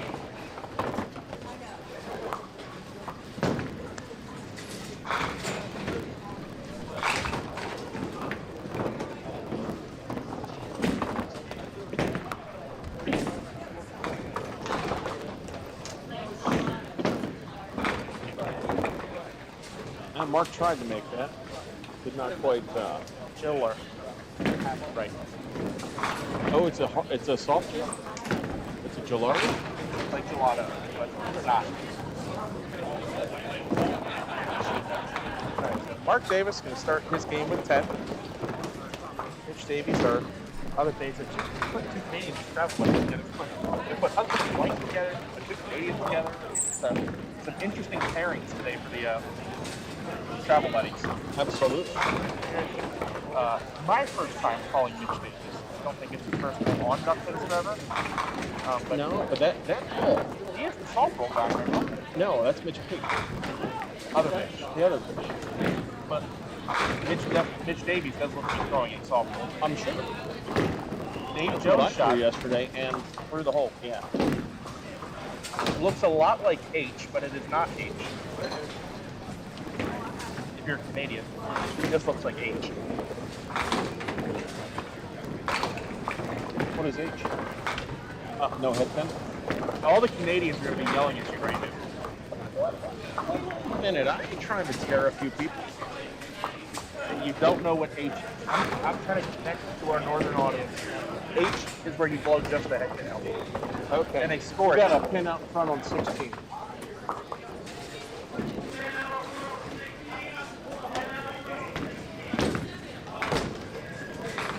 So the H is just They the head score pin. it with an H. Oh, okay.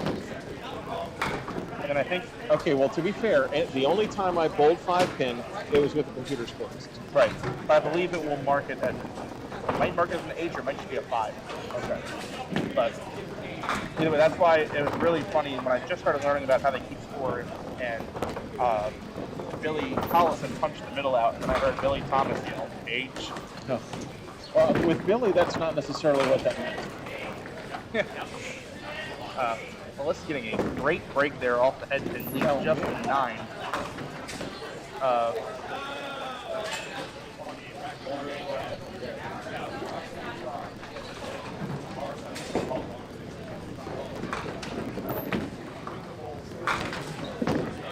And got it.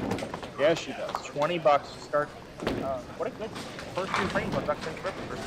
Melissa Gilardi, Canada.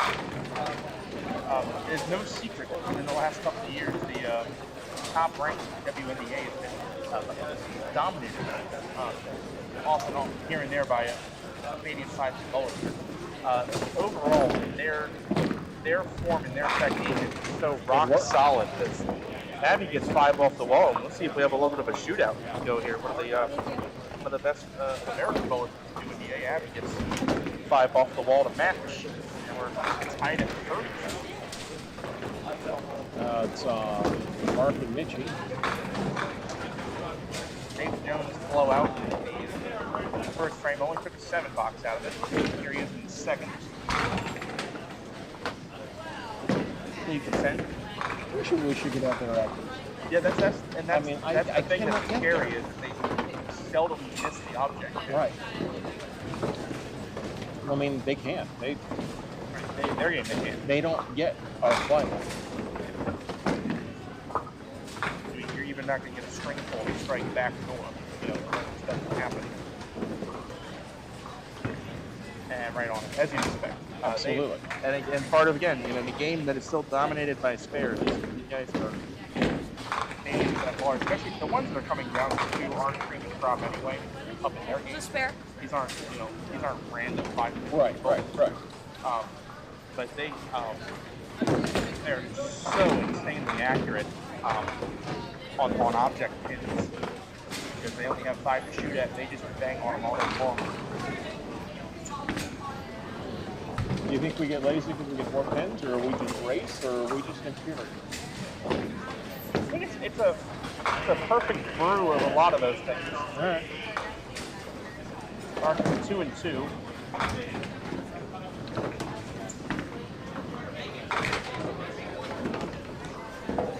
Wow, I am glad that I've taken lessons from Mark Davis' lip reading over the years. Because I know what he just said.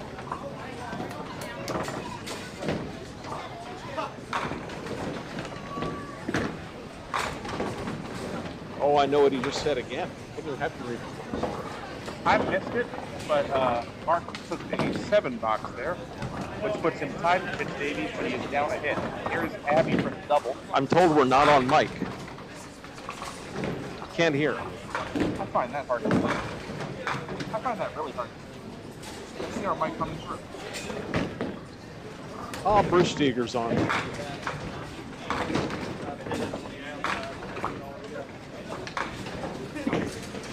Abby, no. Ball kept running left, never checked up. Counts 9 on the strike.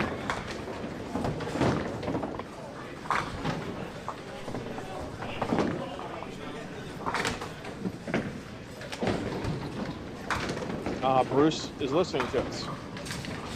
Bruce can hear us. Thanks, Bruce. But I'm going to hold my microphone in my hand so Spiegel can hear me. Yeah, it might be where I was. Yeah, it might be where I had mine in my mouth. So, it happens. Spiegel, text me if this is better.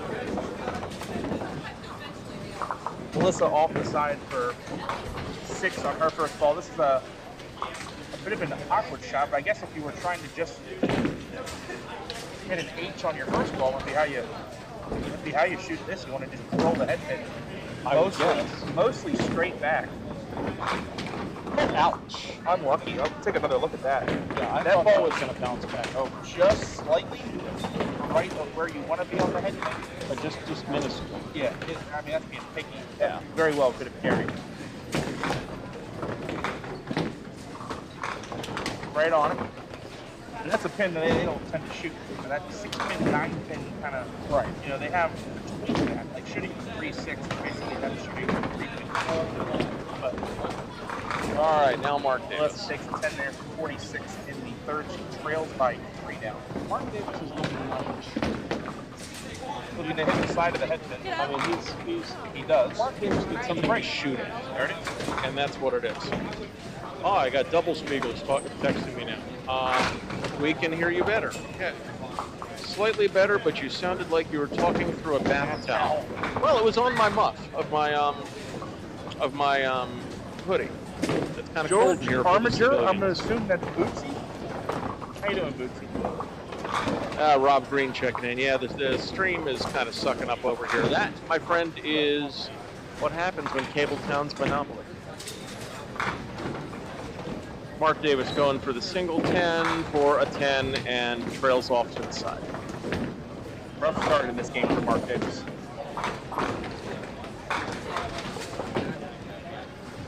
All right, Mitchie looking to count here. Getting a little closer to my mouth. There we go. I also have a tendency to yell sometimes, so I don't want to do this, because then Understood. With the way these mics work, if you go too loud, they just completely cut out. But, you can't even hear. Uh-huh. Here's Mitchie.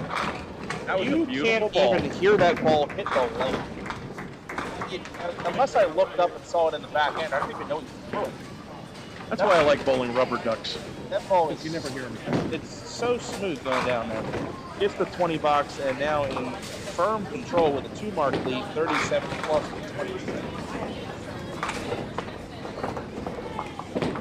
Abby gonna start the women's match off. Fourth frame, she is right in the pocket as well. And she takes that 8 pin down.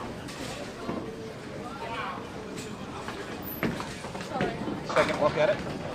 Boom and back. Right there next to her ponytail, that 8 pin falls last. Strike up in the court. See if Alyssa can answer. Oh, light hit, bad break there. 9-10. Leaving the house spot. I'll be curious to know what the ball choice is there. I can't say. I don't know what it is. I like her ball. I think her ball rep is sitting in front of me. I don't know what ball she's throwing. What ball is she throwing? Thank you. Okay, there you go.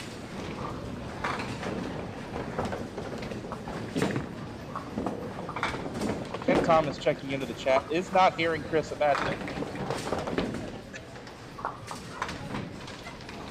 Ken, you know, I had some pin setter parts for you that, man, I hope they make it in the car the next time. Yeah, no more. Oh, I guess they got damaged in transit. Yeah. Enjoy your pin spare shaft. Actually, that's something that would not. They can get that made. Right. And Mark just. Oh no. If Mark did not have bad luck today, he wouldn't have any luck at all. And unfortunately, he knows it. Yeah, because his total for 2 isn't even half bad, knowing some of the splits he had to deal with. 277 is not awful, but that slightly light hit leaves him nothing decent to shoot at. He leaves the 4-5. If you're up at Walkersville, I'd call this a spare break, but not here. I will say before we further, I think this is a shot that on the synthetic that might be slightly tougher. Oh, absolutely, because you're not getting the slide. Because the pins tend to bounce. You can actually bounce them in the gutter and up and over. You know, I would almost shoot that one from an angle to get it to bounce off the back wall. Push it up here, yeah. I'd probably, with my ball, I'd probably throw at the corner of the 4-pin to get it into the corner. Nick, let's be honest, both of our balls would miss both of them. I know. I probably do what happened there. Throw it in the left ditch. Mitchie going for a double, not quite there, but Are you out of your mind? Are you out of your mind? Absolutely. What is this? That is a tragic result. What is this? Boom.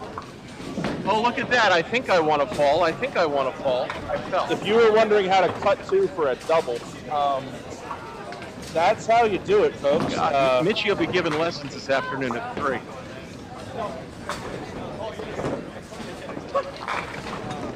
Well, if anyone had any doubts as to whether we rigged the lanes for the Americans or not, definitely not. That was maybe the most generous double I have ever seen on Duckman's Road. That was, Mitch couldn't believe it yet. He didn't just believe it. You can't see Mitch's face. Good ball, huh? Way to score.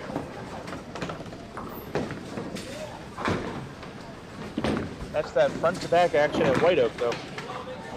Abby, unforced error there, off the side and then off the head pin again on the spare shot.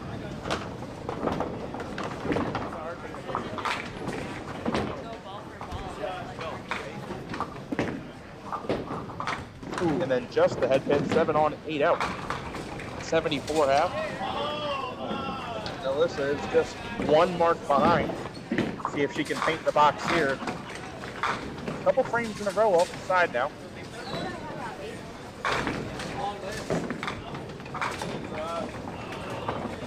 Leaves the 1-4.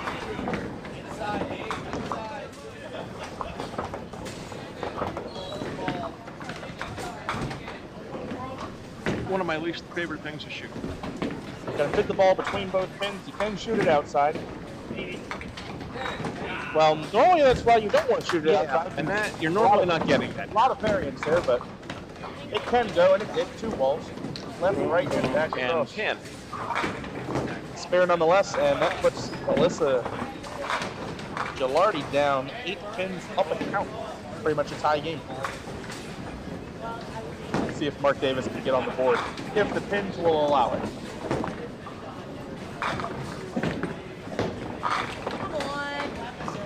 Okay, well, Gave him it's a a break. spare break.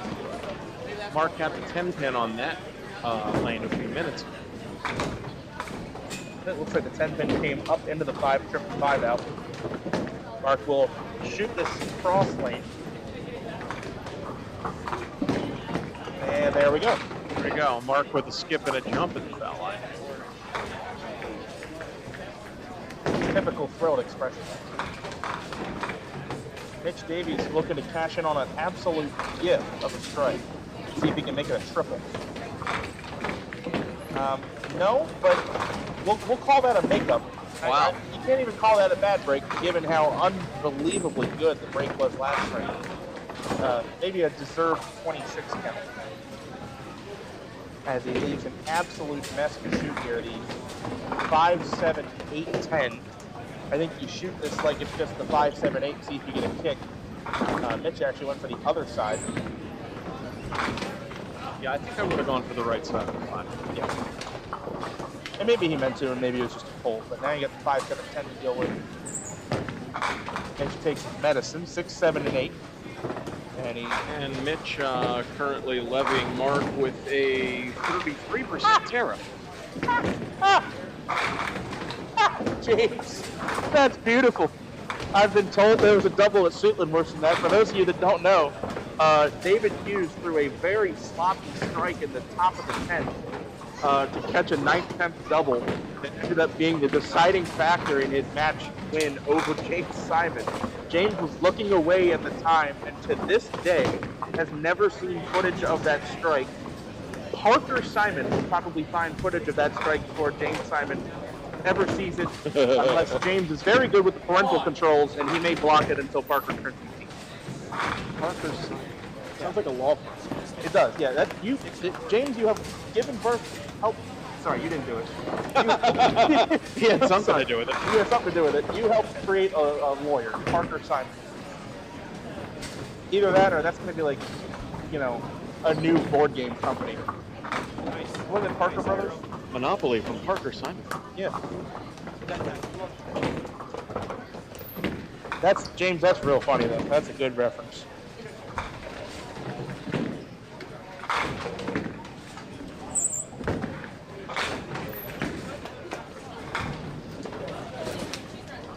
Six on and 9 out for Alyssa gives her 81 through the 6 frame. She only trails by 2 pins at the half. She'll trail by 3 if Abby holds 10.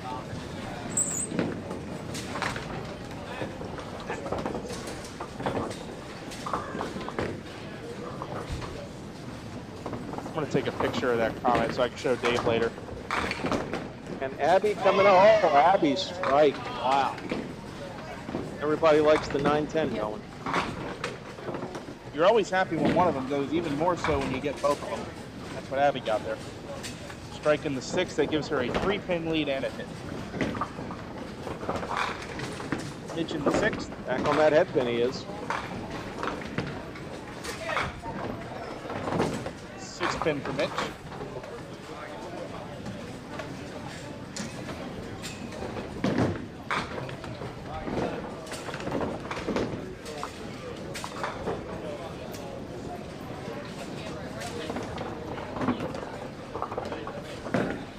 be going for the 6 pin, which a pin that I hate, and he does too. I'm looking at our results. We'll read top 2 from each division on the men's side. Division A, Ernie Hipkins 2-0, 305. Chris Hook 2-0, 292. Division A and Division B, Colby D'Antonis 2-0, 279, and then Andrew Buckingham 1-1, 307. Division C, Greg DeGrazia 2-0, 320, and John Peterman 2-0, 314. There are 1, 2, 3, 4, 5, 6, 7 of the 18 men averaging at least 150. Mark Davis getting almost a carry out of that one. Let me see if the women's posted, and we'll run through the women scores.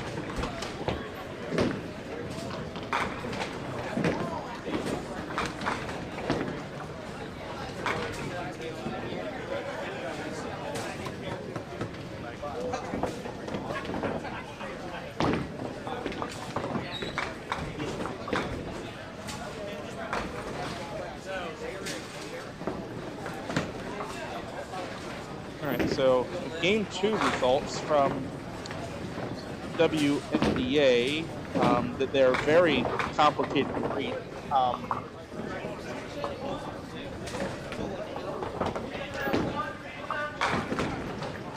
There are no 2-0s in Division A. We do have a leader. Melissa Downey is 1.5 and half.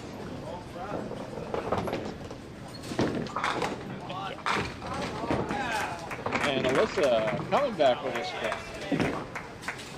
It sounded pretty pure. Let's look at that again. Oh, it was pure. 7 last call. Abby's going to go for the double here. Our Division B leader for women looks to be Dan McClay with her 2-0, 300. Abby blowing the middle out. Division leader in Division C is Rebecca Dove Kendall, 2-0 with just 260, so some good defense.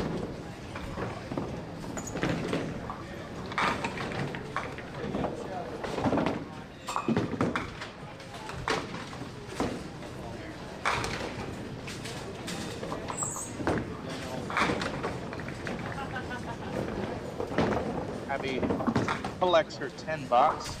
Our score through 7 in the women's match is Abby 101, Alyssa 91 plus. 1-5 clean for Mitch Davies, his first ball in the 7th. Mitch leads by 23. He is down a hit. Goes. Takes the 4 off the right side on ball 2. Still a collection effort here on ball 3. That's a pretty decent 9 box there. Cutting the 1-5 out on the first ball, you end up with 9. You know, a strikeout at Davis can do these things. Yeah, it tightens it up a bit and make it a single-digit game. Light and catches a nice break. He's just the 10th pin. With a spare, Mark trails by 13 and will be up a hit.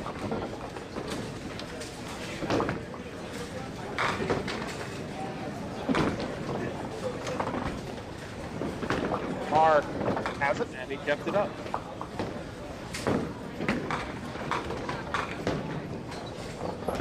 Mark's looking for another 5 extra now.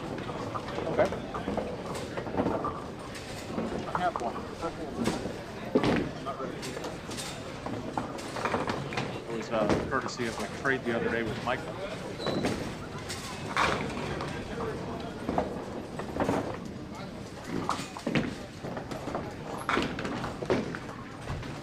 All right, Abby will be our first to shoot here on lane. Abby looking for a little bit of help here. She's up, but she's not. Hated that, and she let it go. It's weird to see the pin carry around the 7 like that. Just a 2-4-8 punch out on the first ball. Abby tights the head pin on the second ball. leaves the 5-7. Will be an open frame, and Alyssa can paint the box here in the 8th frame and take the lead. Spare here, we have a tie game with Alyssa up a hit. Double, she is in firm control. See what happens. Left target. With a break, leaves the 1, 3, and 6.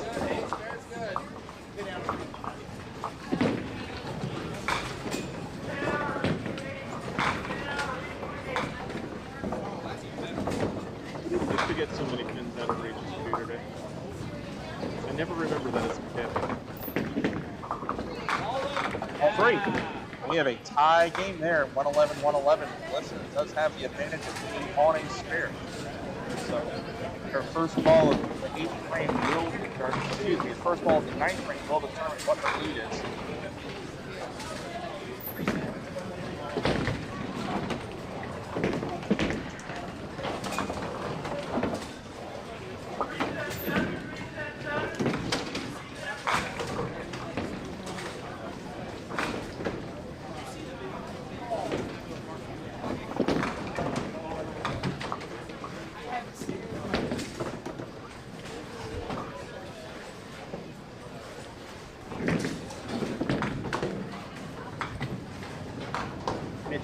Firing first in our bottom of the 8th frame, men's match. Left target, there's that 2-4-8 again, except he gets the 5 to go with it. It's like he took the bucket out. It is the 1-3-6-10 bread line with the 7 and 9. Basically goes like a strike ball, throwing in the 1-3 pocket. Shoot it over. Not on a spare, so the first ball count doesn't hurt him. Beautiful shot. There it goes. Very nice. That's exactly how we illustrated that without the marking. It's illustrated with words. It's a perfect shot there. Yep. Spare in the 8th.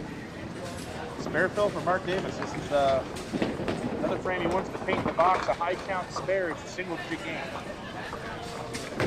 It's a single-digit game. Oh no. Oh, 4-count Dave Jones for Mark Davis.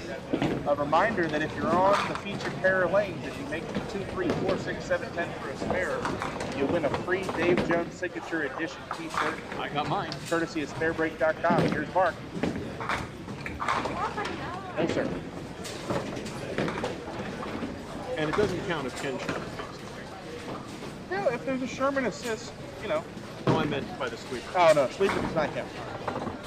Per NDBC rule, whatever, it's in the 500. Look it up.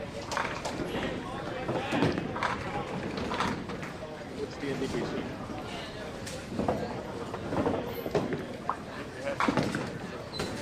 Those are the people that make the rules. All right, let's go back to our 9th frame. Our women's match is deadlocked at 111. Alyssa will be firing first here in the 9th. It appears. Sarah Buckingham off to her left. I didn't say Buckingham. Sarah Buckingham off to her left, finishing out her frame. Here goes Alyssa to start the 9th. Whatever she drops on the first ball here is her lead. Tied at 111.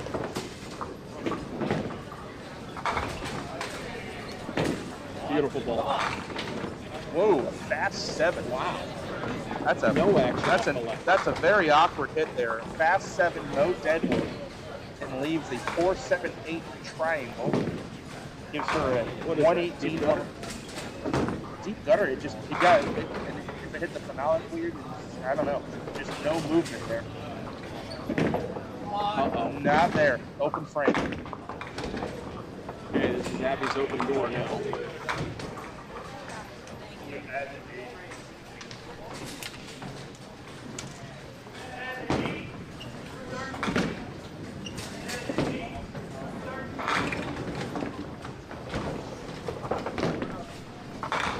With the cleanup over here, the 4-7 up the middle leaves the frame open with 8 knocks.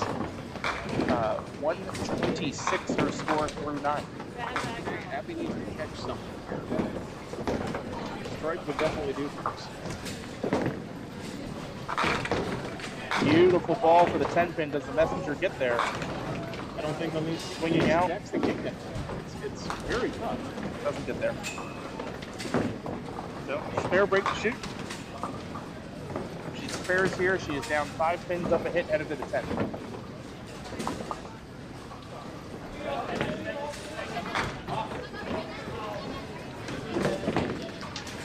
Abby right on it. All over it in the 9th. 126 to 121 plus. That is going to be a photo finish for 10th frame. Mitch Davies in a good spot right now against Mark Davis. The game is not over yet. Mitch up 10 pins and a hit. Wants some kind of a full count here as Walt Brooks absolutely obliterates the rack on 11. I don't know if you saw that. Wow. Here's Mitch on the fill. Tight to get it to carry. Leaves that 2 pin. 19 pin lead for Mitch.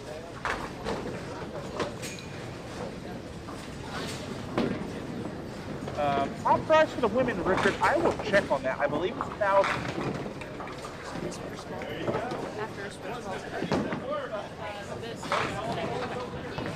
Mitchie right on it.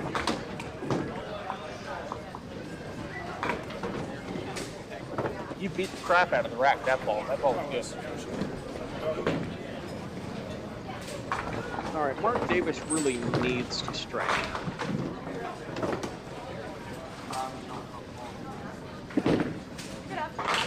Mark jumped at the foul line. 4-6. Leaving the 4-6. That might be curtains on this match. 96, he doesn't make this. His best is going to be in the 130s, and Mitch is already. Yeah. So Mark must make this.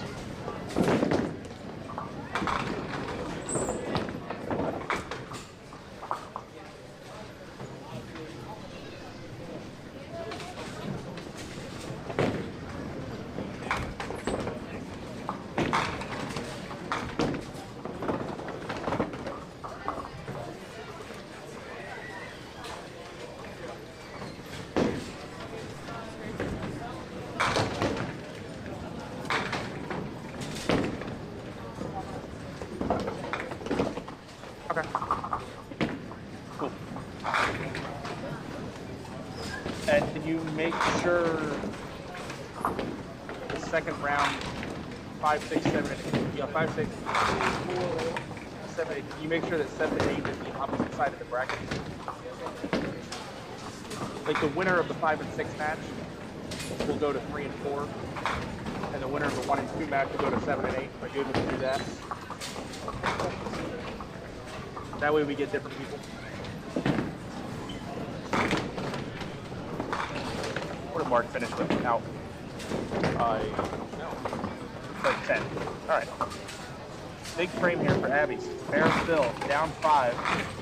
She counts 7, but it is a split.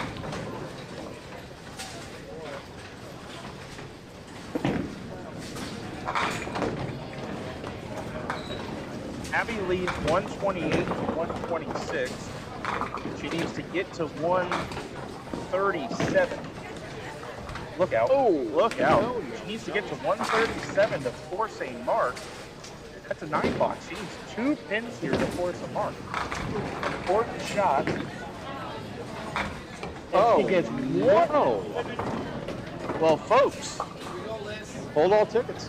10 to tie. Mark to win for Alyssa Gilardi. Here we go.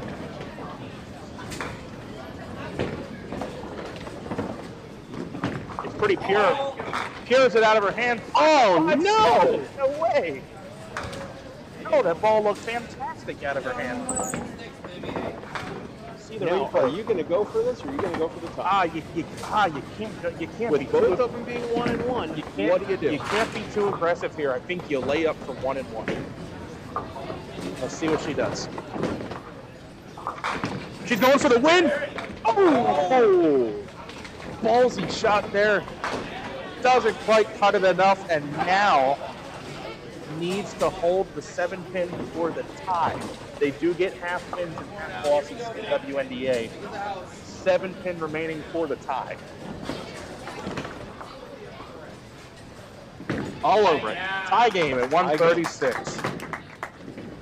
What an exciting finish there. Wow. I thought for sure she was going to cut that.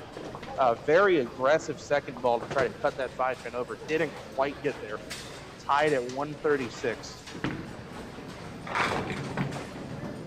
Good match. Of course, something like that shot they're not used to. Yay, good. Who's that? Shoot. Who? Media. Good sign. Good sign for Chris. Half point. What was his open?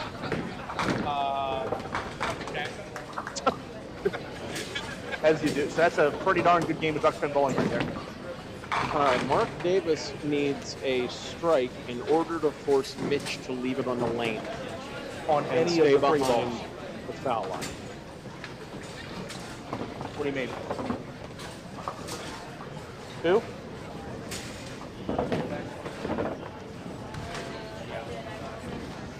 Can you tell me what he has in the ninth?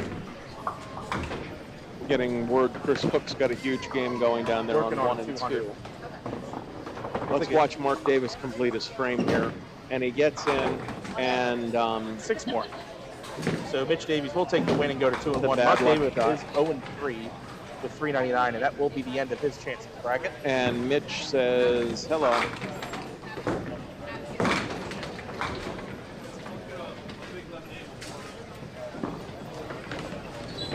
.201 in the ninth. Wow. So Chris Hook down on 1 and 2, who I have to assume is winning his game, has 201 in the ninth frame. Yeah. He kills him here. 201 in the ninth. I believe he's against Mark Klingelhofer. Mark Klingelhofer getting the Thursday Summer Bruce Smith treatment right now. Mitchie got his spare.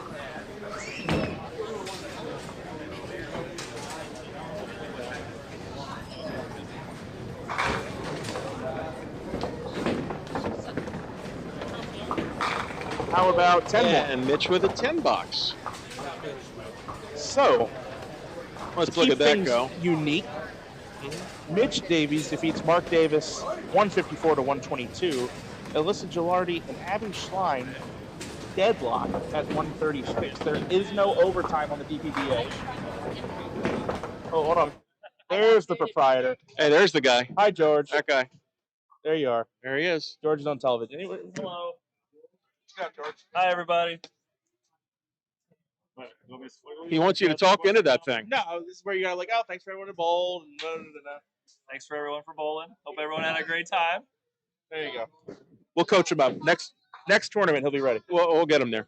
All right, we gonna take a piss break? Well, whatever you want. Let's take a quick break. We'll shout out the 5-Pin channel. All right. They're checking in. They love the Canadian content. We do too. And we'll see maybe some more Canadians later on. Maybe some more CanCon coming up. In the meantime, you're gonna look at this. Bowl with Barney at Barnum Recreation and Duck Pin Bowling. A place for the entire family.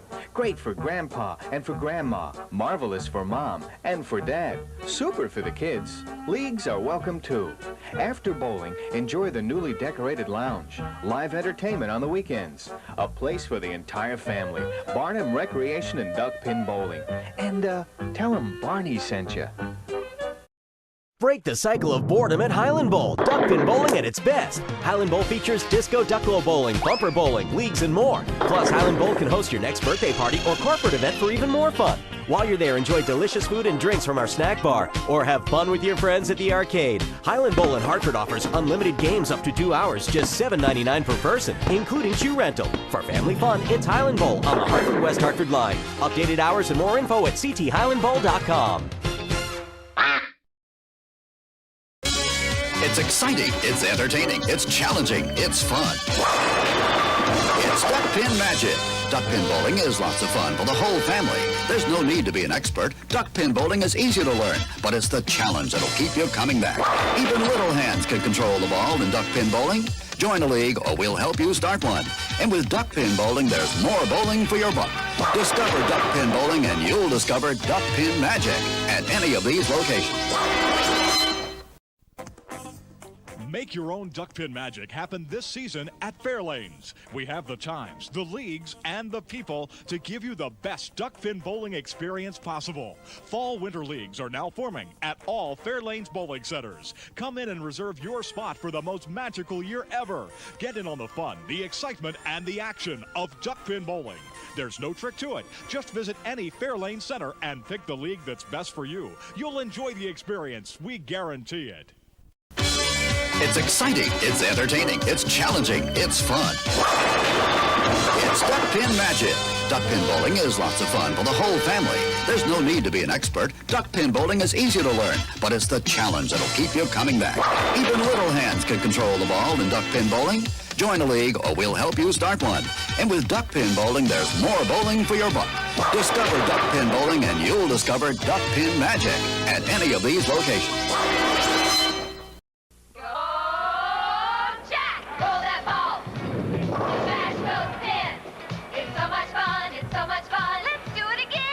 Fairlanes has 516 duck pin lanes for you, your family, and friends. Look us up. Come on into Fairlanes, the fun lanes.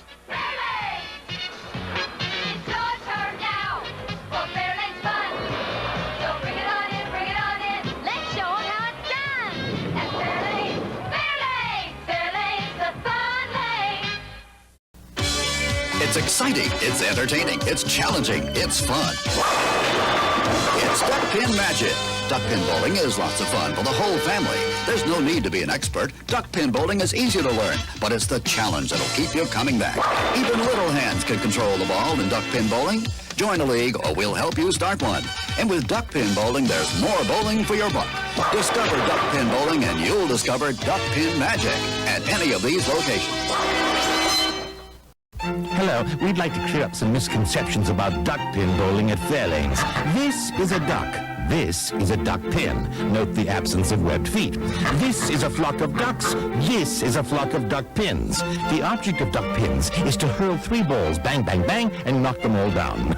Exhilarating. The object of ducks is to be ducks. Now you may proceed to Fairlanes. We're quite sure you'll find duck pinning everything it's quacked up to be. Sorry. Spare no fun and throw a strike with your child's next birthday party. Come on down to the duck pin bowling lanes at 1465 Barnum Avenue in Stratford. Our courteous and attentive staff will take care of the details so you can party with the kids. In the Rock and Glow Room, lights and music will give the birthday boys and girls memories that'll last a lifetime. Adults will enjoy our lounge and break a sweat knocking down some pins. Call to reserve your lane now. It's exciting, it's entertaining, it's challenging, it's fun. It's Duck Pin Magic. Duck pin bowling is lots of fun for the whole family. There's no need to be an expert. All right, folks, we're going to start getting ready for game 4 here. Wipe everything. You just heard that Chris Hook with a 210 on 1 and 2.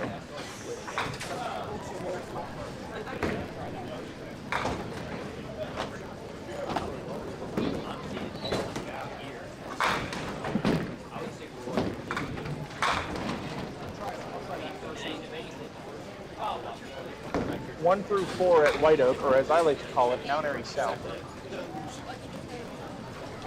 1 through 4, the cream of the crop.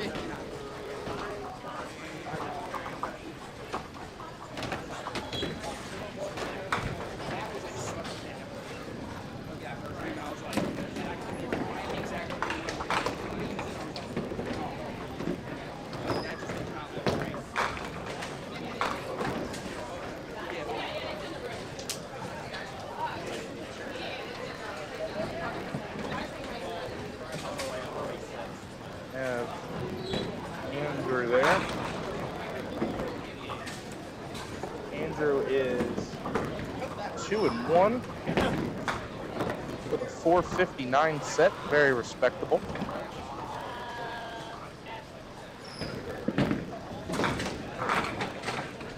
And Abby Schlein is still here. She is 1.5, 1.5? That's correct.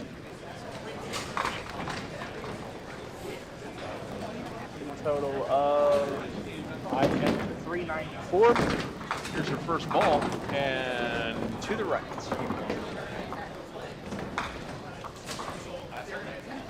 And Mark Davis, I know, is 0-3 with 399s. We do have two 0-3s on this pair of lanes. So what we do for that, we know that those bowlers already do not have a chance to bracket. We started doing color coordination, so we are going to take and fill that in like that. And we do the text in white. Sarah as well, the text in white, and the fill in red. Now, starting in game 5, we'll have bowlers that still have a chance will be in yellow. Bowlers that have already guaranteed a spot in the bracket will be in green. This is the copy-ridden traffic light Yes, system. it is a traffic light system, but it a splash of color in these scoreboard. Bowling next to Sarah yesterday. She had a great day. She had one of them games in one night or something, I believe. Wow.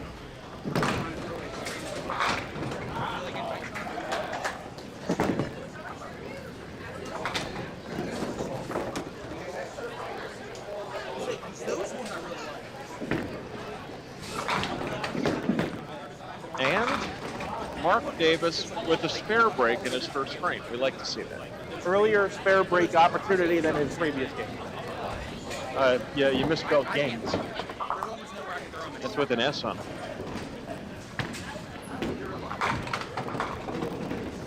And Mark with a 10-pin. He starts his game with a spare. Holy crapola.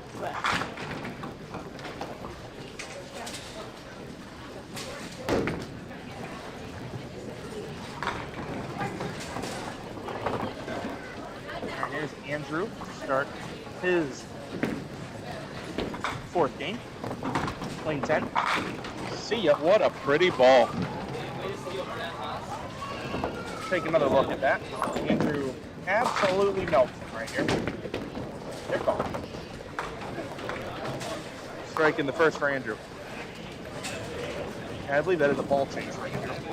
Andrew, ball change? Who'd you change to? You didn't hear that. It's a 5-inch ABC 3.7.5. Ball change for Andrew Buggy.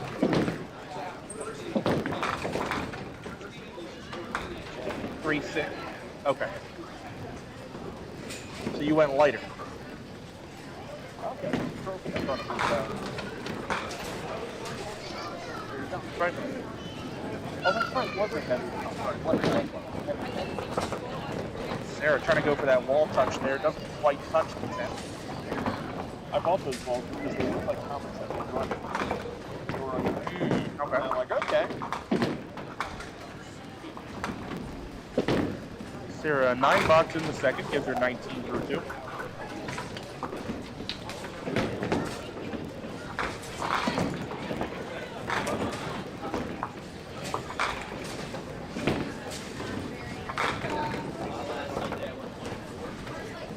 Here's Abby.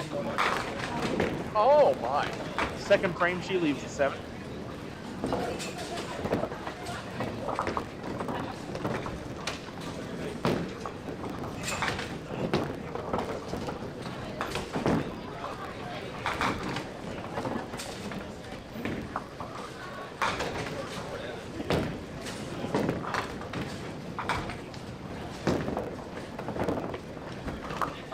Spare for Abby in her second frame, 19 plus to Sarah's flat 19.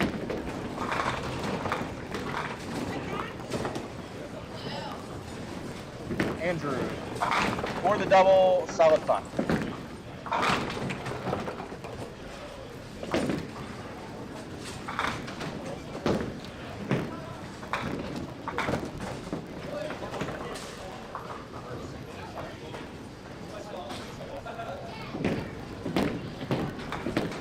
And right on.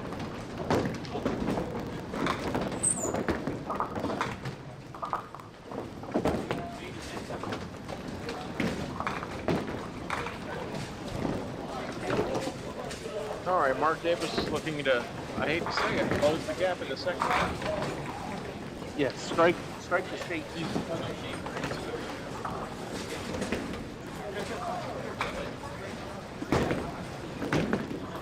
He did not like that ball. He saw the bounce, and I could physically tell when he did not like it.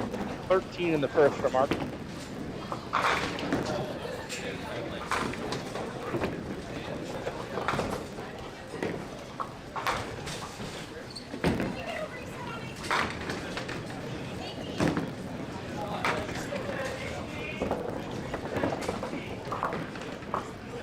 The manual intercom. Do that.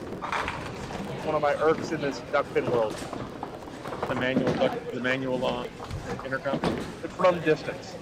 From distance. Well, you don't like me being on lane 1 screaming, Yeah. I actually hate it. I'm sorry.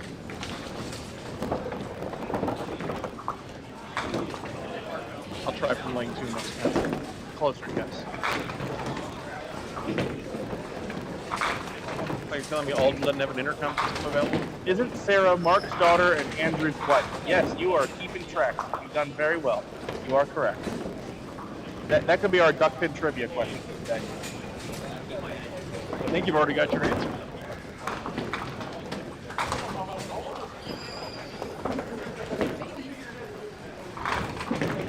$7.10. No man. Abby open in the third frame.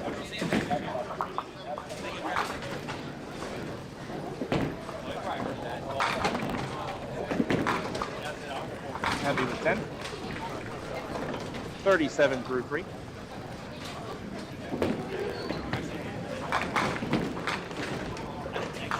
Abby, even with winning this game, 2.5 to 1.5 puts you in interesting shape. Yes, it does. Sarah, that beautiful ball there. Beautiful strike there. Take another look at it. I don't think Mark obstructed our view, did he? Not enough. Mark's got a big head. He does. Not as big as yours. Whoa, that is But he's got a big head. not the right box. That is the right box.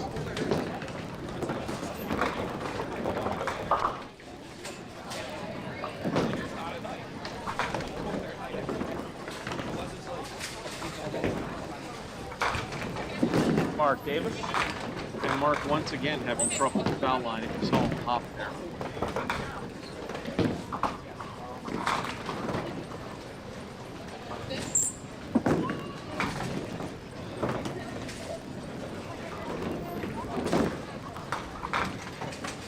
Wow. Good frame for Mark. See that 2-pin elevate though.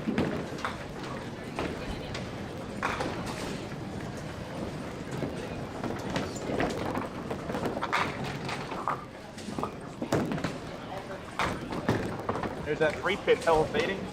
Are you for real? Wow. Watch that again, folks. How does it not hit it? It did everything except hit it. It almost stood back. Oh my god, it almost stood back up. It said something anti-Semitic when it passed the time. It's terrible. Jesus. It's just a look. That was a nice 5-10 over there on. Try to replay that. Does that show up? It should. Yeah, Kyle Shaw. Watch the right side of the replay screen. Sliding that 5-10.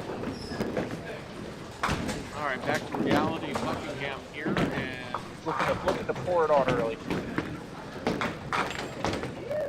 Oh, wow. That might make you question the ball change. Leave the 5-7-10. See if you can bang this around. Nope.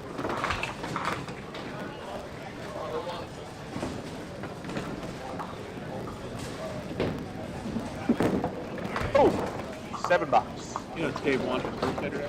Is it really? It is. A lot of 7. I asked him what he wanted. He said a couple of things. I That say, could be taken 2 ways. yeah. So- I say we get him a birthday cake taller than Pete's. Oh, fine. 4 feet. Oh, going for the double there.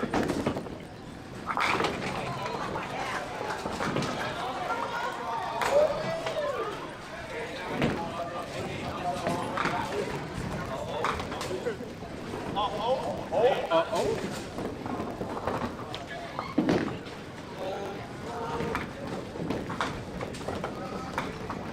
Colby in my pocket. got me totally missing Sarah's American version. Here's Abby. And Abby going left, but still leaving. Leaving triangle. Something making.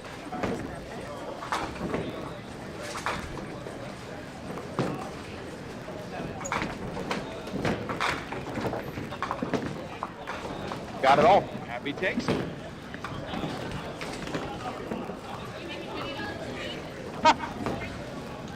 What? What did I miss?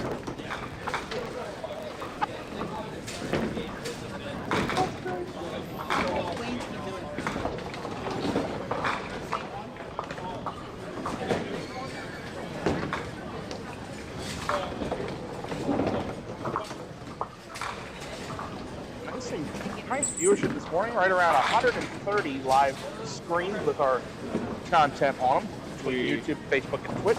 We love that. Andrew tight in the 1-2 pocket, leads the 6.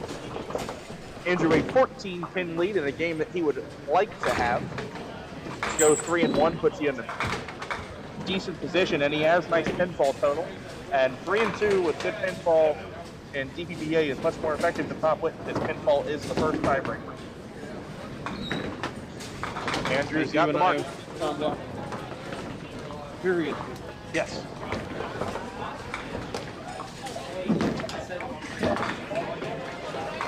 I'll miss that bowling. Yeah, I mean, Town Hall was a good house. I never got to experience Town Hall at its peak. But at least we got to experience it. I got to experience it, yeah. Check out lane 9's correct. So while we're waiting on lane 9, which is probably most definitely going to need to be reset by the mechanic. I'm shocked it's coming down with a proper rack here. Yeah. I'm going to say no. Reset. So while we're waiting on that to come down, what I will say about Town Hall Lane, August of 2019, I bowled my first ever men's pro tour at Town Hall Lanes. Yep. Colby D'Antonis was on my pair, Wolbrook was on my pair, John D'Antonis was on my pair. 10:08. Mark with all of them. As we watch Mark strike replay, because of Colby's debut running concurrent with mine, my first frame on the men's pro tour was watched by Jeff Pyle. Very good. Slightly nerve-wracking. I was, whatever lane I started on, I left the 10 pin. Hit it in the face. Yeah, you've never bowled bad, right? Not once. What'd you have yesterday? 10-20? You have stars. You shot 10-20? Yeah, I beat it. Hey, John, I beat both of you. Maybe I should have signed up. Dang. Oh, I had 1060 and You guys are awesome. By the way, that was a star frame there. Everybody throwing a mark in the fourth frame. Abby, way off the corner on her spare count, only gets 4. As I'm looking over at our screen, by the way, I'm realizing something on our screen we haven't discussed yet. If you're interested in making a donation to Duck Pins Forever and you enjoy the content we produce, Abby makes that fun 6-spinner. Check that coffee cup in the bottom left corner of the screen. It'll take you to our Ko-Fi link. That is how you can make your one-time donation to Duck Pins Forever. You can also do a super chat if you're watching on YouTube. YouTube super chat will work as well, and that will let you include a message. We also have the membership that we talked about earlier. Click the join button. Look for membership options. They start at $5 a month, and we have the pro membership $10 a month. Another 5-pin page checking in the 5-pin universe. We've watched some of your guys' content before. Thanks for logging on here and showing your support. Appreciate it. We all throw, not the same game, but we all throw the same ball. And maybe you guys are slightly better at it, but we all throw the same ball. Open frame for Sarah in the 5th as she slides by that 1-2-4. Yeah, 5-pin universe, whoever you are, I will be up there one day to bowl in one of those events, the WCBT or... As soon as she gets her passport renewed, we're going on. Or Nev's or, you know. I want to go to Nev's. Yeah, as someone who works in the bowling world, I think you got to see Nev's. I got to go to Nev's. Yeah. All right, Mark Davis looking for a double here. I'd also like to go. I was told there's one house left. That has that has the double diamond. Which, by the way, if you thought the Sherman was a piece of crap, that Double thing diamond. sounds way worse. I don't know. And Mark blowing by his spin. So a 9 count for Mark on his spin. Hey, Charlie Crawl with that super chat. Charlie saying, keep up the great work, guys. I appreciate all your hard work, and thanks for making Duckman entertaining like you do. Thank you, Charlie Crawl, for your continued advertisement for DPBA on your shirt. Absolutely. Thank you, Charlie. Thank you very much, Charlie. Charlie, I texted you something the other day to you and Mark. I don't know. I guess you didn't get it. All right, Chuckingham going for this fill.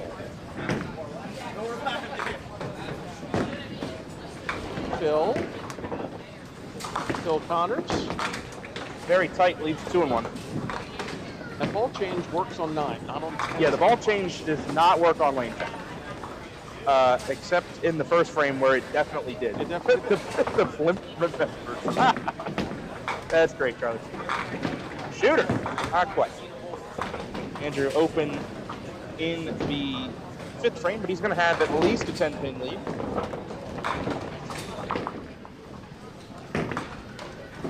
Wood ball for Andrew is 4 and 9 box. It will be 7 on, 9 out. He leads 70-59, so 2 games that are meaningful for the people whose names are white on our scoreboard. The 2 people that are in red are eliminated from a chance at the bracket, but both of them are close in this match. In fact, Sarah is in the lead. Oh, with another strike.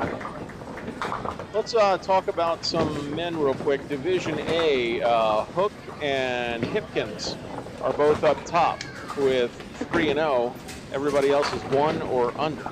Is Chris at 500? Chris Hook has got a 502. Andrew Buckingham, Walt Brooks, Colby, and Mitch, all 2 and 1. Anybody's shot here in Division B.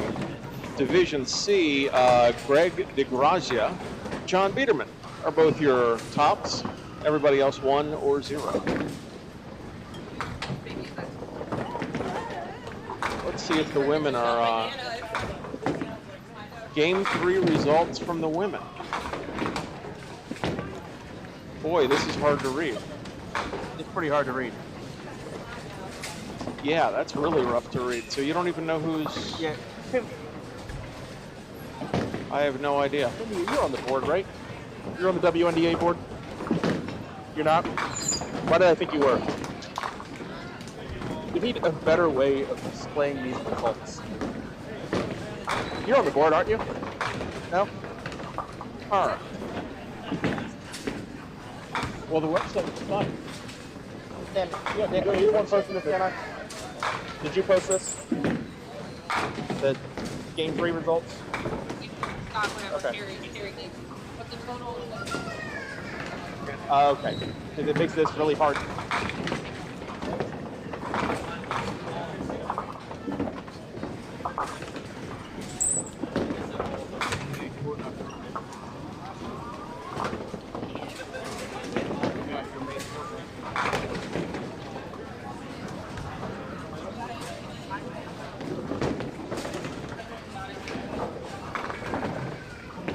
So normally far right, that chart that they're using has...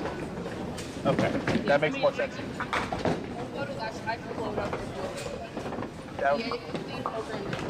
Okay, thank you.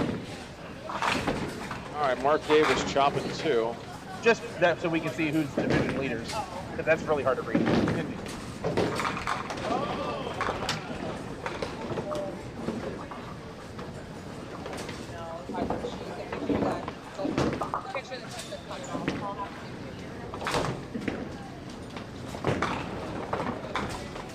I saw that last night. It looked a little bit well done.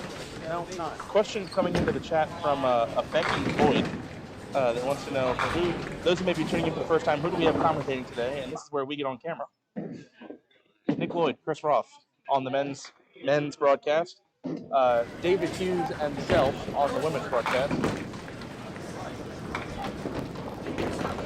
David is flying solo on the women's side. On the women's stream labeled women's stream, but there's actually men's and women's actions on. Frosaloni checking it. Paul Frosaloni heading home to Connecticut. I just drove by Charlie's advertising shirt on a billboard on I-95. That's a good one. Love that. Proper banter. Good job, Paul. I missed Andrew's strike. Oh, and Abby with a strike. I put Mark's mark in wrong. Right there.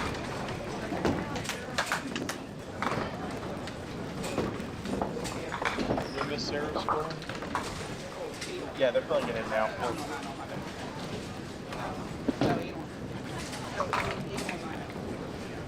You guys don't know, I don't know. All right, there we go. That score should now be correct. Okay. Thank you, Carrie.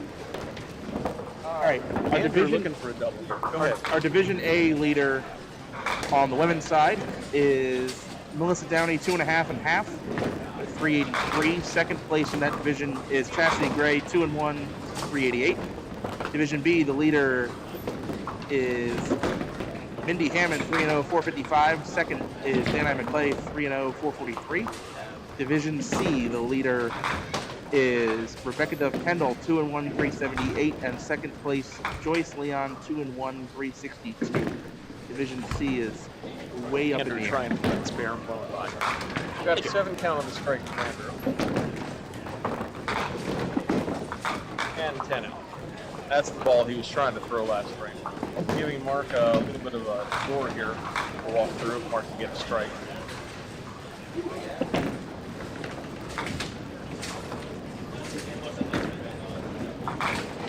And Mark throwing too good of a ball. Could you guess the word that he just said when he just went like? Could you guess when he went? Fence next. That's no. I don't think it had actually that many syllables. It started with It was a shoot it. No sir. Open frame. Captain Carl, by the way, checking in with the YouTube super chat. My second Charlie's thoughts. My name is Bobby, by the way. Oh, so your name is actually Bobby, not Captain or Carl. Bobby, thank you for your YouTube super chat donation. We really do appreciate it.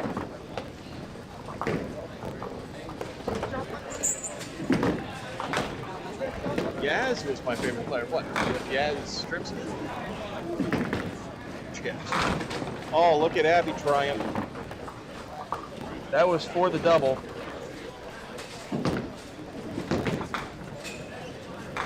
Leaves a solid 6. Abby trails right now through 7 frames by 2 pins, but she is working on the strike right now, so a spare has her in the lead by 8 and she's below 5. No. The lead will be 7.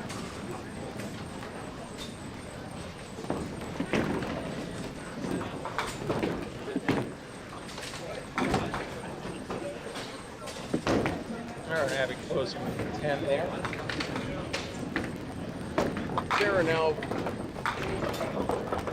Sarah gets a mark here to put the game's back to even. Yes, it is. And half the battle.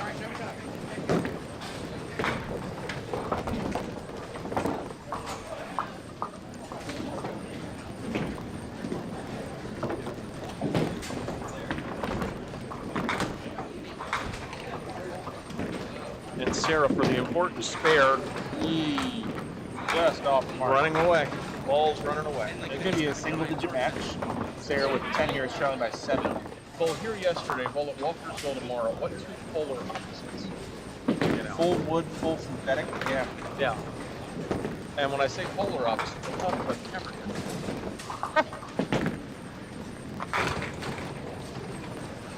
It's actually chilly. Glad I wore a hoodie. And you know the Matt Buckingham quote, right? If the spectators aren't in sweaters, it's not cold enough. That is absolutely correct. And I'm perpetually warm anyway. See, I'm always cold, she's always hot. I can lay in bed in a pair of pants with a ceiling fan going full flash. Right. Which I don't think is fair. It's my house. That's fine.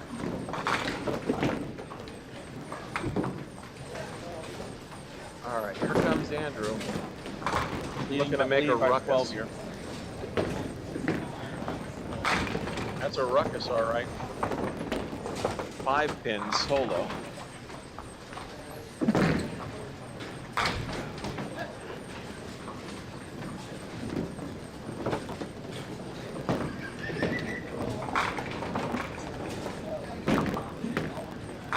Andy makes it.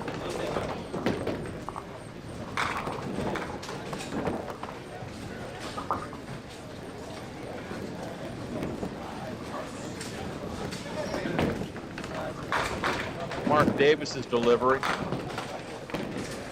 Oh no. And we have a split. 5-9-10, Mark.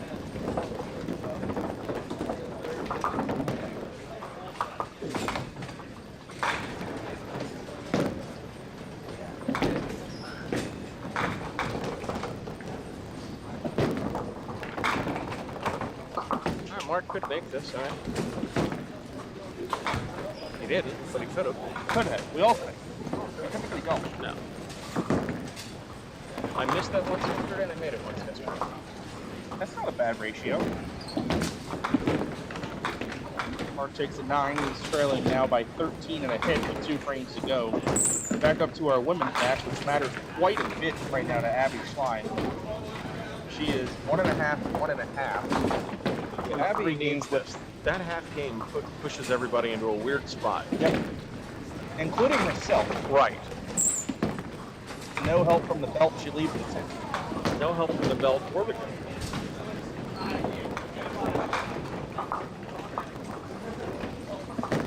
and she hits it. Just. Now, Just since we're barely. professional on TV, do we have to call up the channel or do we still call it better? Good. We're duck According to the rules, they bowl in alley and that's a go. According to the rule book, this is a channel. Ah, okay.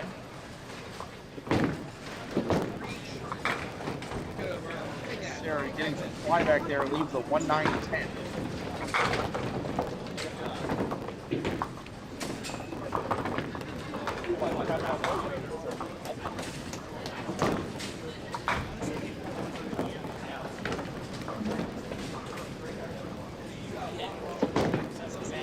Sarah going for the wall shot And just doesn't a little quite too bring it back.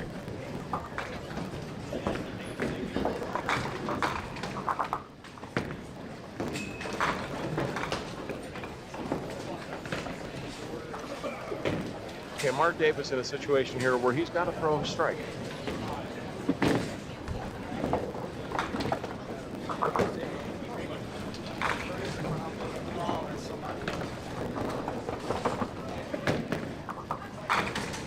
Now, solid 5. Solid 5's going to take him there. 144 max now Yep. for Mark. 144 max. Andrew's close.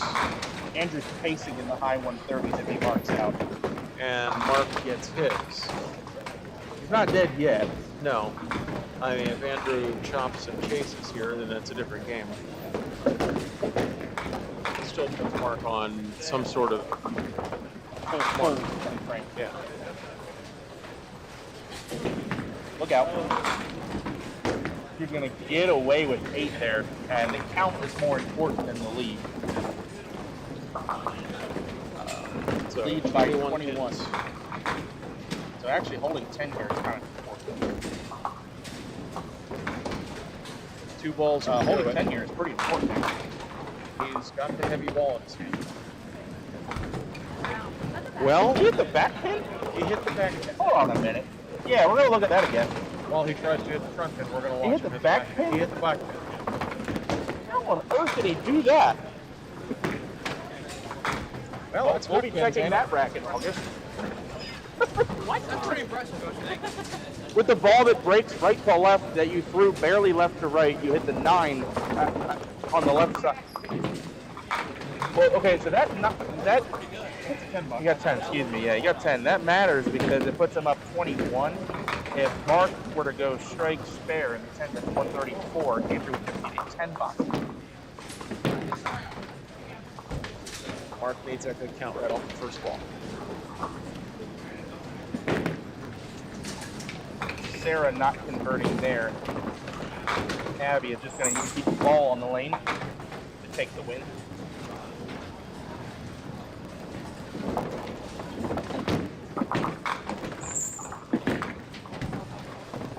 Sarah, 9 out for 121.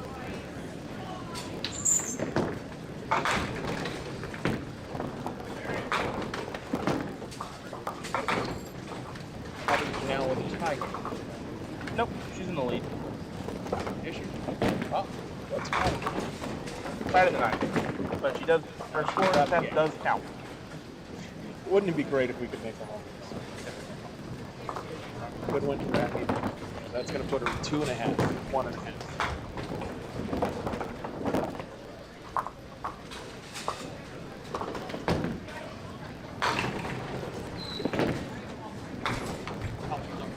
Fine. Abby with 2 on 8 out wins by 8, 129, 121. She's now in a fun, awkward spot with a record of 2.5 and 1.5. Depending on what Matt does here. At men's division, she's practically not being a men's division lock. Greg Grazia, it's basically a lock because His total is so high. his total is about 130 points higher than everybody else. It's sort of what, 680? He's got 685. John's got like 60, I think. That's unreal. Those two are putting up some score. And then I think Matt with 555. And the other here's four guys in Buckingham. the wrong division. The men's side of the league is kind of the same with Chris Spokane and Ernie Hipkins. I think Matt could theoretically catch up. I think Matt and Mark could theoretically catch up probably. Andrew needs to get some pins here. He just left a big ugly split. If Mark goes strike Mark spare at counter-wise 134. So we need to get 2 here. Got There's one. This is the same script as last time. It is. I mean, Andrew is not happy. Yeah. It's for sure. Andrew needs a stick here, and he's oh, not going to no. get it. Mark must strike. 9 spare strike, we have a tie. 9 spare strike is a tie. So Strike spare is a winner. Is a winner. Mark's got to have at least 9 spare strikes to tie, strike spare to win. And here's his delivery. Got to be in the pocket here and carry. 9. Okay, there's the 9. Must make it and strike to tie.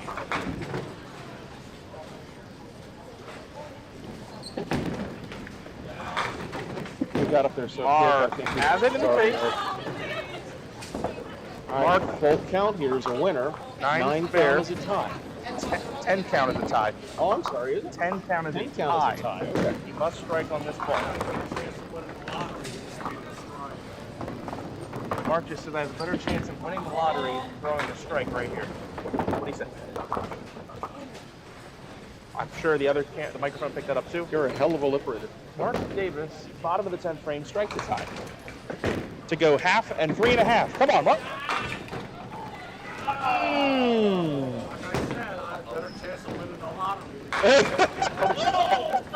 I told you what he said. Andrew Buckingham with an 8 box wins the game 133 to 132. Oh my God. Well, there it is, folks. We got another match coming up here in a couple minutes. Yeah. Quick pause, and we'll be back with Game 5 right after this. It's exciting, it's entertaining, it's challenging, it's fun. It's Duck Pin Magic. Duck pin bowling is lots of fun for the whole family. There's no need to be an expert. Duck pin bowling is easy to learn, but it's the challenge that'll keep you coming back. Even little hands can control the ball in duck pin bowling. Join a league or we'll help you start one. And with duck pin bowling, there's more bowling for your buck. Discover duck pin bowling and you'll discover duck pin magic at any of these locations. Looking for something fun to do? How about bowling? Bowl at Thunderhead Bowl for the best in duck pin and 10-pin bowling at 2 locations, both Westminster and Tawnytown. You can enjoy the league opportunities, which are always available for all ages at Thunderhead Bowl. And both locations are open 7 days a week with a snack bar and restaurant specials to ease the hunger as you have fun. The Pro Shop has a complete line of bowling equipment and accessories designed to improve your game. If you'd like information on open bowling, adult and youth leagues, contact Thunderhead Bowl, the family fun place. It's exciting, it's entertaining, it's challenging, it's fun. It's duck pin magic. Duck pin bowling is lots of fun for the whole family. There's no need to be an expert. Duck pin bowling is easy to learn, but it's the challenge that'll keep you coming back. Even little hands can control the ball in duck pin bowling. Join a league or we'll help you start one. And with duck pin bowling, there's more bowling for your buck. Discover duck pin bowling and you'll discover duck pin magic at any of these locations. Got the winter blues? Tired of sitting around the house watching reruns on the tube? Get in on the action and go duck pin bowling. Grab your family and grab your friends and find out how much fun and excitement you can have duck pin bowling. Be a part of the action and head for your local duck pin bowling establishment. There are plenty of lanes available and you won't know how much fun you're missing until you give it a try. Duck pin bowling, the cure for the winter blues. Duck pin excitement. Duck pin fun. Duck pin bowling at Johnson's Lanes in the Hamden Plaza. Discover enjoyable low-cost fun for the whole family. Whether you want to join in a league, play for fun, for exercise, or are planning a special birthday bowling party, Johnson's Lanes is your duck pin bowling center. Don't miss the fun. Fall and winter leagues now forming for teams or individuals. To join in, call us now. For the young and young at heart, it's Johnson's Duck Pin Lanes in the Hamden Plaza. Duck pin bowling, reach for the sky. The ball's in your lane. Make it fly, fly. Keep the ball rolling out, give it a try. Little ball, big ball, reach for the sky. This weekend, reach for the sky and make the Ducks fly for only 50 cents a game at these Duck Pin Fun Unlimited centers. Reach for the sky. Duck pin bowling, reach for the sky. My oh my.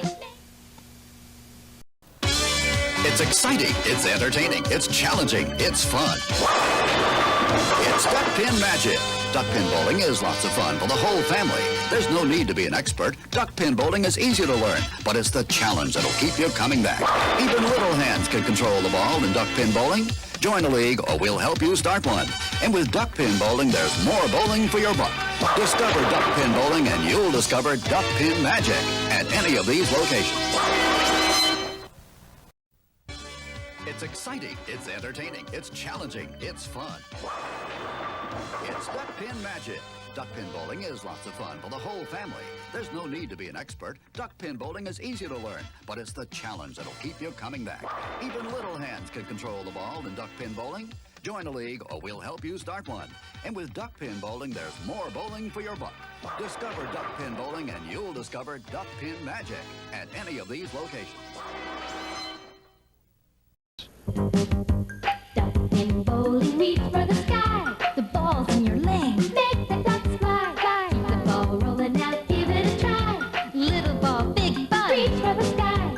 3 balls to play, make the ducks fly. Keep hitting them like that and you'll be eligible for NDBC awards, like these. The Congress recognizes many accomplishments. Sanctioned bowlers at all skill levels earn these awards on a regular basis, and this national trophy travels throughout duck pin territory with the names of the #1 ranked male and female bowler for each year. Break the cycle of boredom at Highland Bowl. Duck pin bowling at its best. Highland Bowl features disco ducklo bowling, bumper bowling, leagues, and more. Plus, Highland Bowl can host your next birthday party or corporate event for even more fun. While you're there, enjoy delicious food and drinks from our snack bar, or have fun with your friends at the arcade. Highland Bowl in Hartford offers unlimited games up to 2 hours, just $7.99 per person, including shoe rental. For family fun, it's Highland Bowl on the Hartford West Hartford line. Updated hours and more info at cthighlandbowl.com. It's exciting, it's entertaining, it's challenging, it's fun. It's duck pin magic. Duck pin bowling is lots of fun for the whole family. There's no need to be an expert. Duck pin bowling is easy to learn, but it's the challenge that'll keep you coming back. Even little hands can control the ball in duck pin bowling. Join a league or we'll help you start one. And with duck pin bowling, there's more bowling for your buck. Discover duck pin bowling and you'll discover duck pin magic at any of these locations.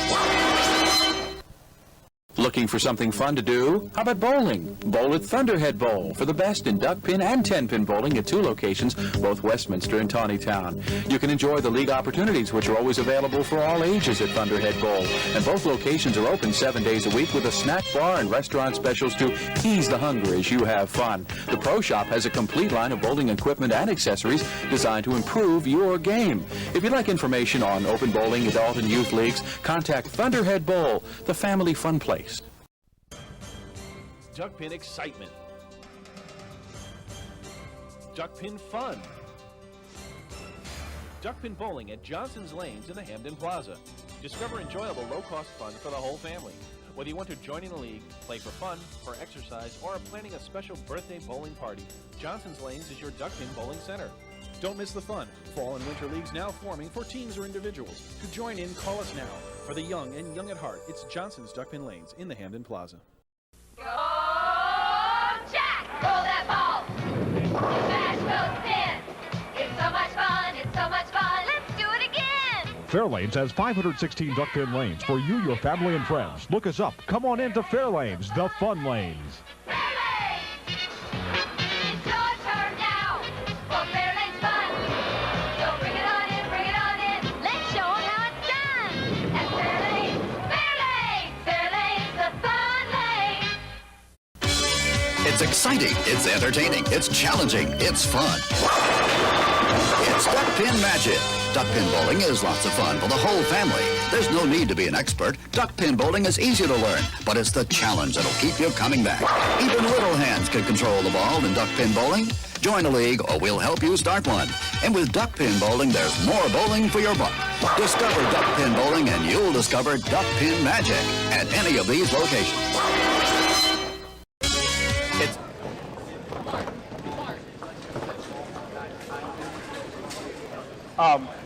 I told people back here before you shot your 8-pin, I said if he makes this, all he has to do is touch the headset on the last ball to strike.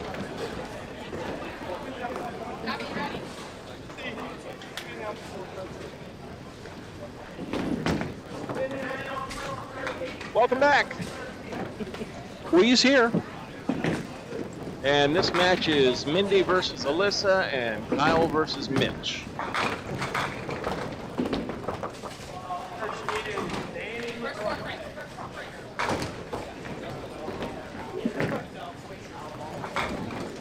So I'm gonna put Mindy.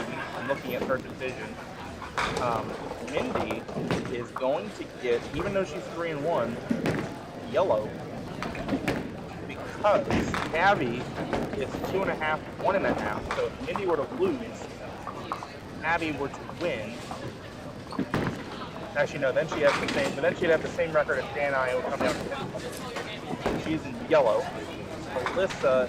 That means Alyssa is going to be red.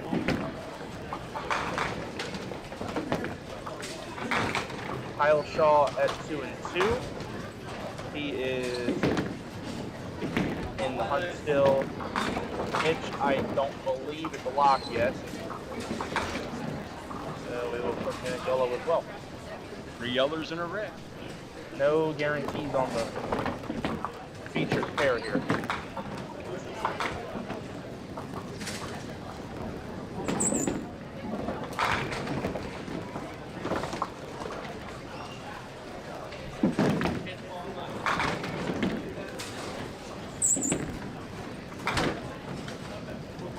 Only pinfall. Yeah, DPBA, what does WNBA is only pinfall. Oh, look at that strike from Kyle.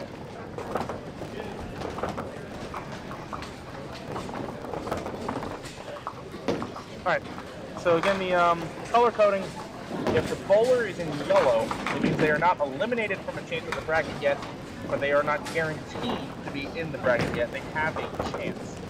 Through mathematics or some way or another, they have a chance. This is a win and in game for Mitch Davies. Kyle Shaw needs to win with a big-ish game. Oh my! Try it. That shot didn't get it to go. Oh my!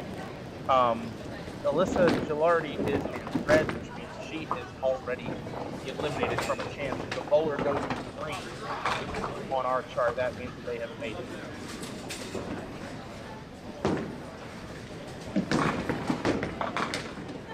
I also believe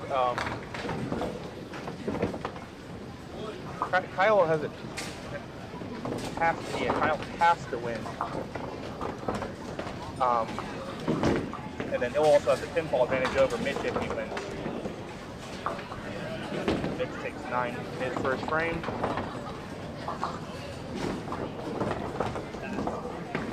He's in good shape. 3-1, 599. The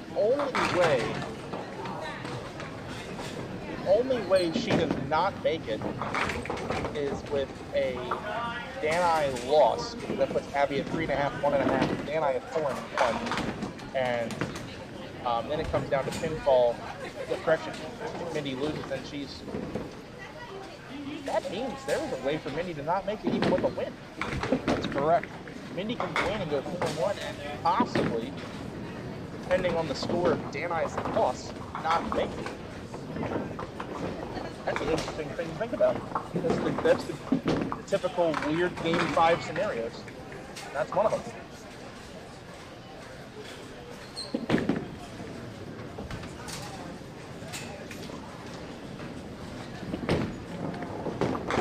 Mindy in the second. Beautiful ball. Take another look at that picture-in-picture replay.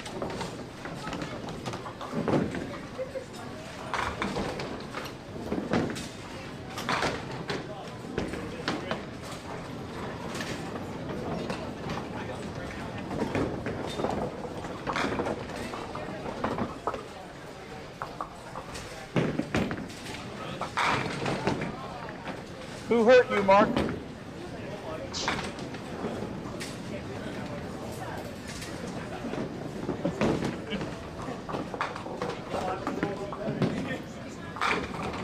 Mitch looked a little bit off balance on that one, but he made it work. Got it in the right direction. Watch his footwork. A little confused there, but Glad he pulled. ball definitely made it to the right spot. Kyle looking for a double. Kyle going for star number 4 today. As you can see, 3 stars on the back of his DPBA shirt. Does not get the double, leaves the 6.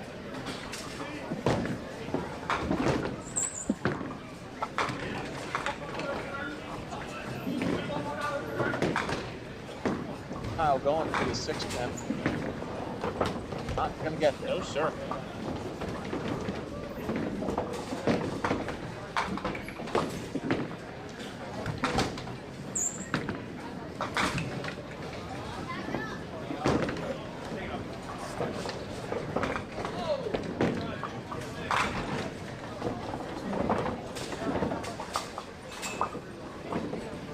After bowling today, it's a bowling funeral. Bob Subak. Yeah, that's a pretty great one we lost there. Yep, that's the guy that taught me how to do the lane inspections. I didn't know him as well as others, but obviously very jovial guy, very nice guy. Bob had personality of no one else in this game, and he always seemed right. I don't know how you do that without pills, but he always seemed happy. Great. So yeah, so his viewing is beginning at 1, going till about 4. And I will be showing up in shorts and a hoodie, and I think Bob can appreciate it. Look at that spare from Melissa. Is that not a spare? It's a spare? Yeah, my bad. It's all right. David makes the scoreboard stuff look easy. It's more than meets the eye. Mindy right through. Mindy's Brunswick Fireballs chocolate. She throws? Fireballs. Interesting. As they used to be. Pretty sure they still are. Look out. 3 count on the strike. Hey guys.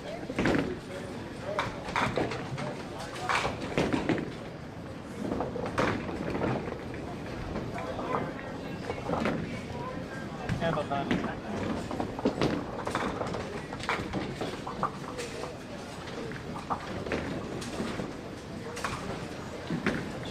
That's 9 out. Looks like.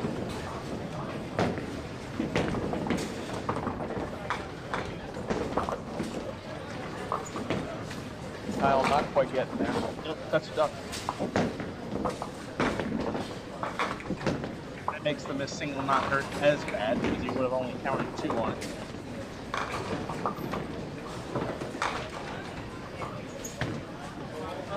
Look out, Kyle in the hole.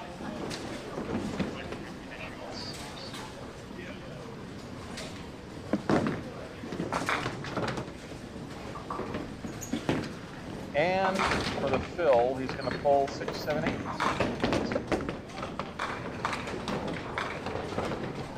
Just going for a double here.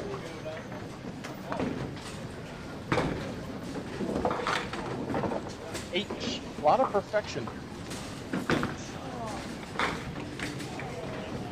Through the middle for 5. They are. Oh, come on. We'll take another look at that second ball. That was a great attempt. A clean slide. Didn't get the kick off the wall and get the 3 out. Collects 10. Sorry. Mitch. Scoops. Scoops. Scoop-a-doo. Scoop-a-doo.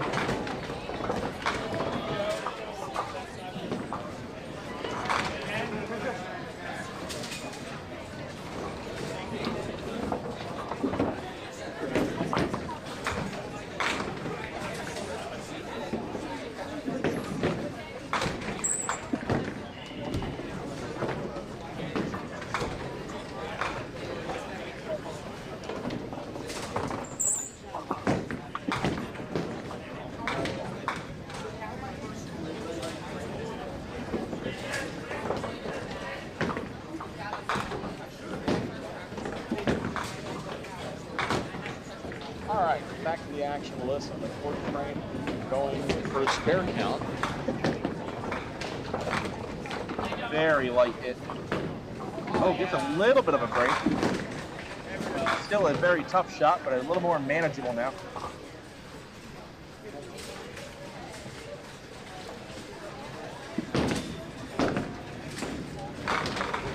It's a tough one to make in this one. Yep, gotta try to take that 4-pin off the wall. And Alyssa, new to the game, but she does what we all do when we try to shoot that shot. You just pick the 8.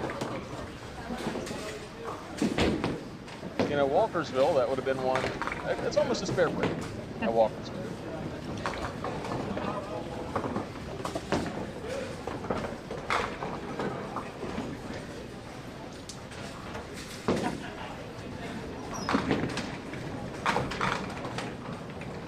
Wow. Almost the opposite. 5-9-10 from Indy. Alyssa has a 2-pin lead ever. 34-32. 6 on and 8 out. 42. Indy giving it a run, just off to the left. I feel like Bob Euchre tried the corner in this.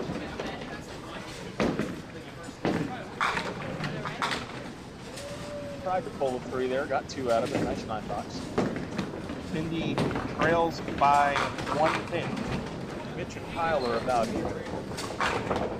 One of them would like to change that as soon as possible, and that's the beginning of it. Mitch with a strike.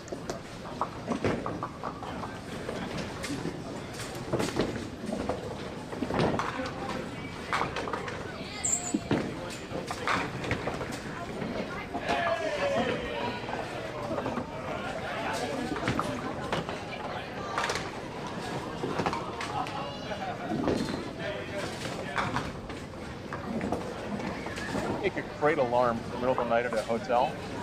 Ah? Yeah. My gosh, is the building on fire? You walk out slow? Don't take elevator? Oh, Mark Davis with his strike on lane 11. Let's watch his bad luck turn into good luck as Kyle's getting ready to throw. That was a pretty one. No, that was a pretty. Kyle. That was a nosedive hit. That urethane ball putting those pins to work.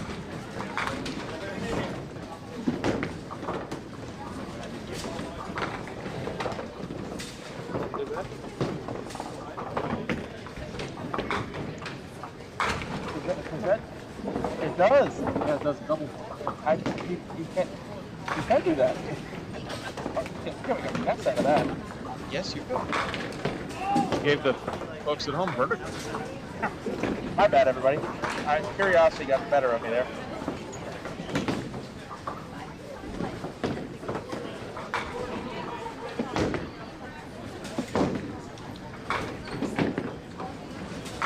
We could probably get pilots. Yeah, you think? Let's leave in the corner.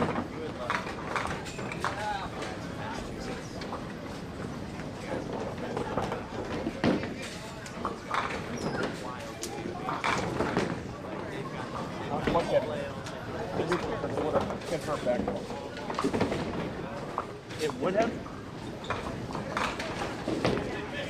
I think it would have been rough.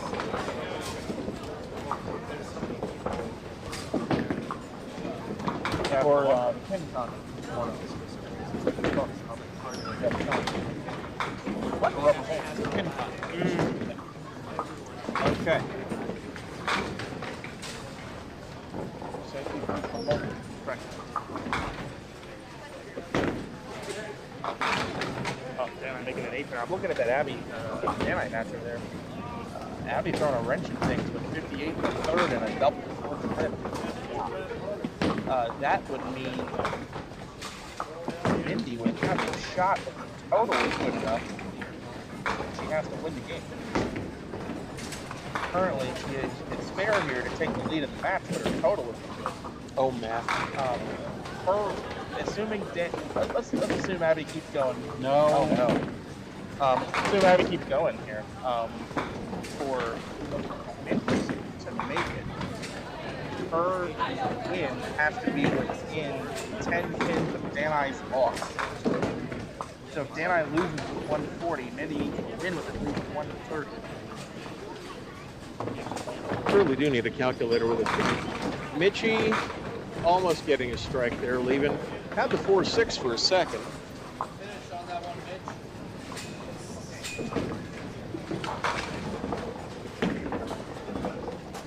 Mindy finished with 10. Another open plate customer. There were signs on the door. There were signs. Ah, Mitch blowing by. Not what you wanted to do right here. Yeah, I tell you wrong, I don't know if there's a path. Oh, there's a narrow path for Mitch making it in with a loss. A very narrow path, though. No, sorry. The path is actually, it's not great. The total isn't great.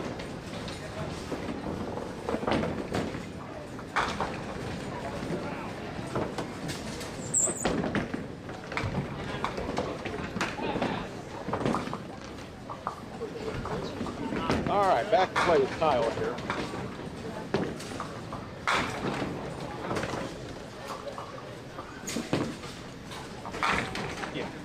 All right, Kyle with a 5-10. No, I wasn't watching. The double? I saw your 9-10 call.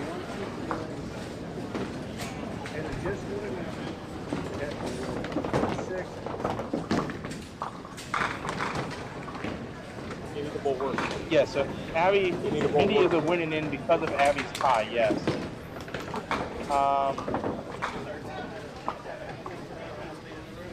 No, not necessarily. Not necessarily, Raina, because if Danai loses, she goes 4-1. Oh, no, you're right. You're right. You're right. My bad. So Mindy is in fact a winning. I'm forgetting that even if Abby wins, she can't get a record higher than this. Okay. What about? I had. Kyle frame behind. No. Hey, Kyle. Your score? Thank you. It's very confusing. Kyle had a spare. All right, we were all watching other things, folks. Sorry about that. Nick was looking at the calculator in his head. Very, very small calculator, very big head. So if 3 donuts plus 2 donuts, 5. let's see. If one chalupa ate another chalupa. It's now a chalupa supreme. Okay.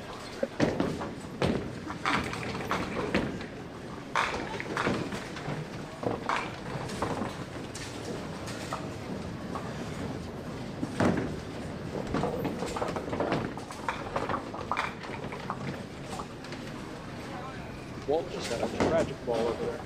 Hanging on 7. That's not staying up.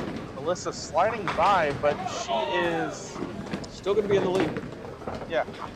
Oh, I'm sorry. Nick must be totally pointing out that I totally missed the fact that Kyle slid the 5-10 to the spare. So yeah, we were watching a different channel there, Nick. I was myself on commercial break. Listen, this 5 games of double-spaced match play is 200 frames, and that's the lowest it ever is for us when we do 5 games of match play.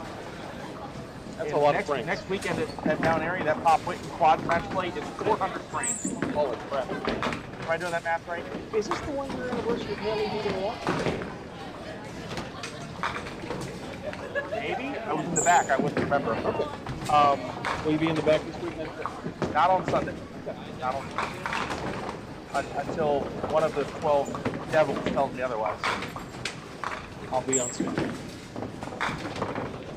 I haven't made a cut since Christ was a corporal.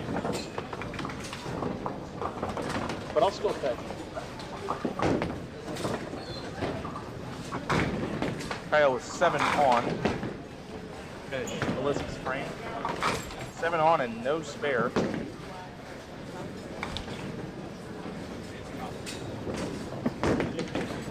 Pretty imperative for Mick to do something here.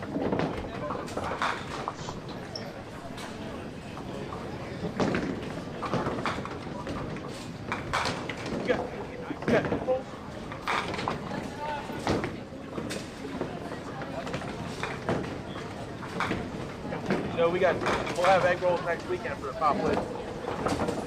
Chicken bacon ranch. Just want to let you know it's Hand Sunday, and Nick is planning out the menu for Mount Airy next weekend. No. It's chicken bacon ranch, mozzarella cheese, ranch seasoning. Doesn't he sound passionate about that? 2 in an order. They're like $7.95. They come with a house-made Chipotle ranch.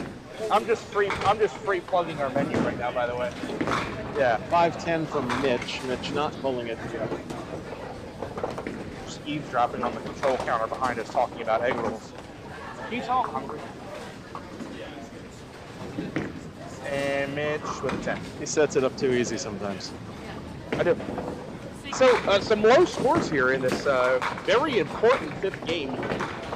Alyssa Gilardi ahead by 3 pins, 62 to 59. How often do you see Mindy with 59 in the 6th? Yeah, that's not a terrible with a strike. I've seen her with 59 in the 2nd before.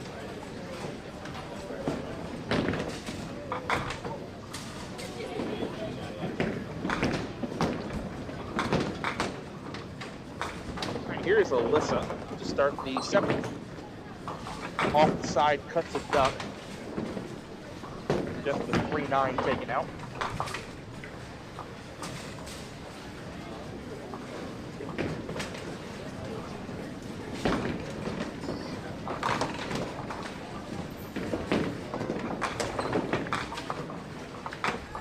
Uh-oh. And now we have the worst 3rd ball in duck pin bowling. It's the 1, 4, 5, 6, 7, 10. The par on this shot is 7. There are a lot of ways to get 5 or less. All right, what do you make of this? Uh-oh. That's a 4.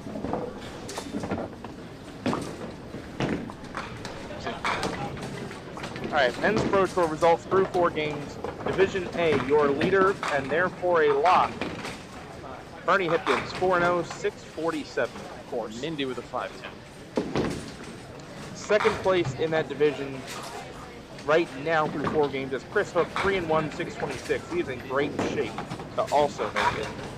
Division B, Your leader, Andrew Buckingham, 3-1, 592. Mitch Davies, 3-1, 554. But Kyle Shaw, that 2-2, 590, is also playing for a chance. Mindy with a 9. In Division C. Your leader and a lock, John Biederman, 4-0, 669. Your second place in that division, which is also basically a lock, is Greg Grazia, 3-1, 685.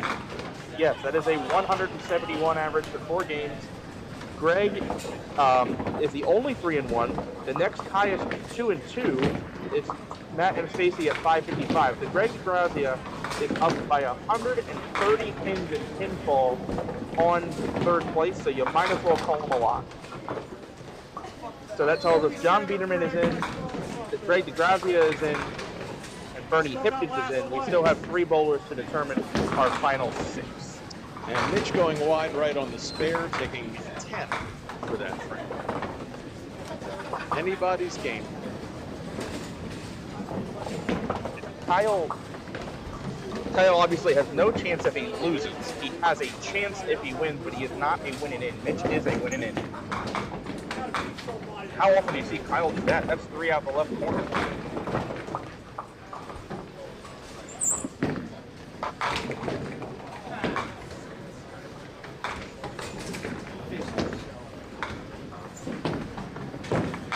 All right, Kyle with the Youth League shot. A spare's a spare. Colby's number 1 again. What did Colby call? 9-10 slide.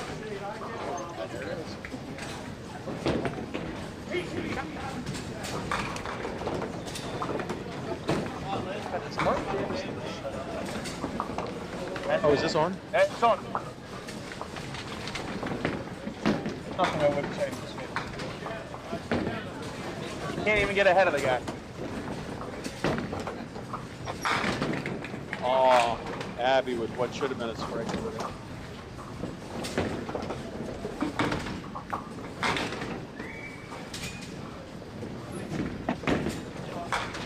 Oh, just short of the bell. Short. I thought you wanted to let it spin.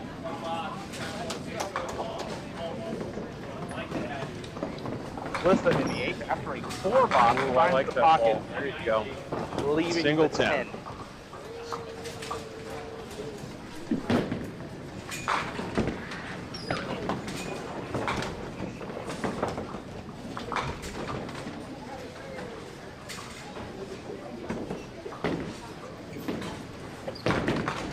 I like that one. That's a pretty good shot.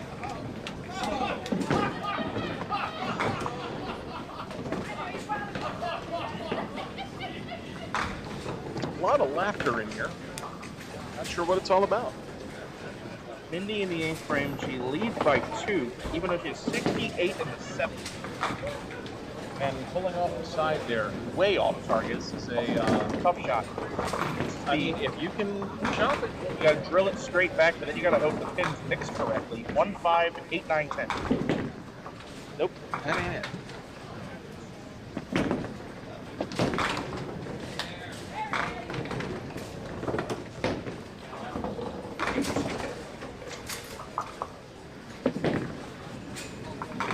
Oh, what a 10. at 10.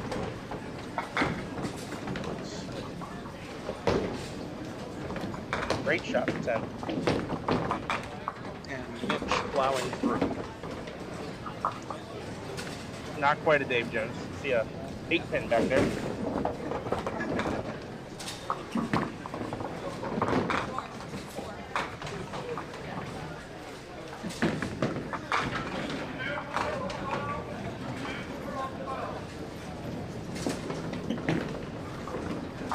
Mitch with 10. Mitch trailing in the match by 7 pins and a hit. In a game that he would like to win. Doesn't necessarily have to win it, but he would like to. Wow, Mark Davis with his first double of the day. He had been striking every other frame. It looked like. Nah, not actually, but it almost looked like it.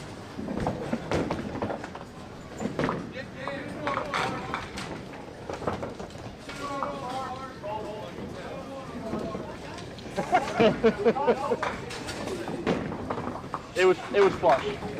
It was a seed.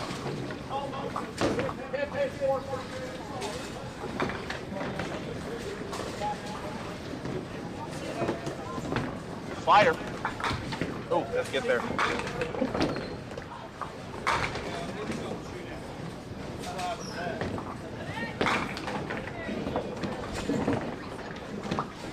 One mark game up top. Kyle and Finch. Very tight game with Mindy and Alyssa This is as a well. game that it's looking more and more like Mindy is just off a little bit. yeah, and the worst part is, well, actually, he has to win anyway, right? Because if Abby wins, Dana's only 4-1. If we were to lose, she's 2.5, 1.5. Mindy was 3-2. Yeah, so Mindy has to win this game. She's got an 8 box. Is that right? 8 box? 8 box. Wild. Wildly low scoring game. Here's Alyssa's fill. She could really bury her here. And leaves Not yet. straight. Leaves 2-1. With a 10 box, Alyssa leads by 7 with a frame to go. I still can't believe Alyssa, that 10th frame last time she was on camera, game 3. The fact that she went for that 5-7, she's going for this. Too full.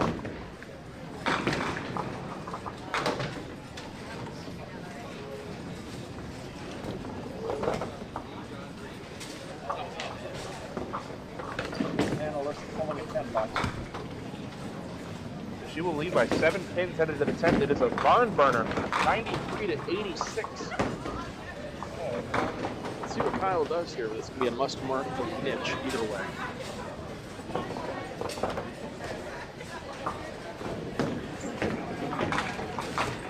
Oh dear.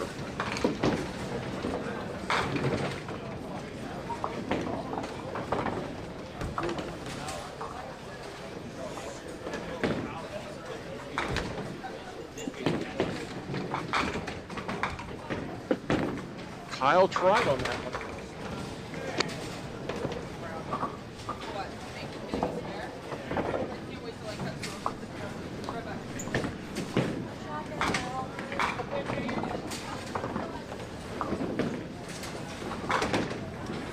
All mathematics.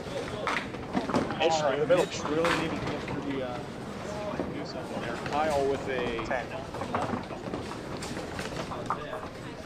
And Mitch needs every one of these pins. He needs to try to make it.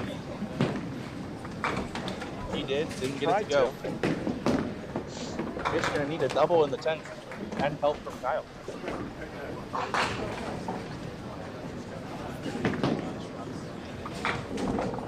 That wouldn't have gotten it either. All right. 121 to 106. Kyle Shaw leads by 15 pins. Mindy and Alyssa here. I mean, these people have majored up to 13 games in 2 days here for all these people. Andrew, by the way, Buckingham, 142 game over Walt Brooks, 124. Andrew Buckingham will be in the final 6. How about that? That puts Kyle in good shape. If he can win here, Kyle is in. Alyssa with a monster ball there. Making this would get her to potentially 113. Mindy can max out at 116.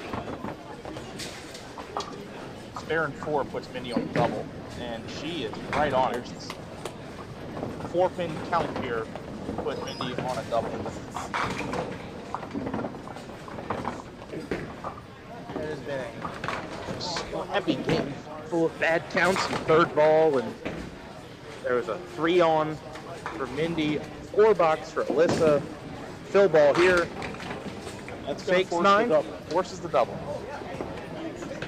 Forces the first ball must be a strike, the second ball must be a strike, the third ball must be at least a 7.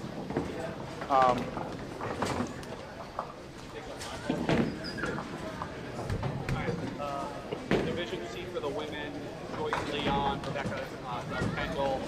For the Ned, Yeah. John Peterman,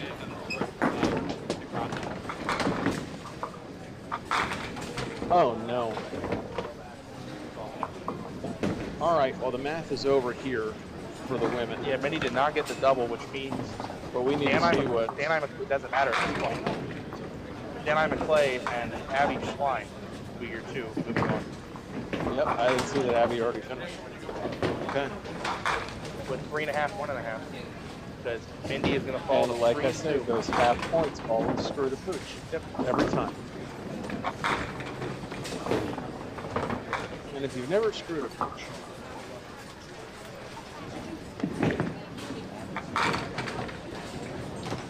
Final score, Melissa 112 to Mindy 105. Mitchie needs a strike. He did not get it. Math is over here as well. Kyle just needs pins now. Kyle's going to go to 3 and 2 with a high total. And his total is going to be higher than Mitch's. So Mitch Davies is going to go to right here. Yep. And Kyle Shaw is going green. And Mindy over here is going to go... Mindy is going to go to red.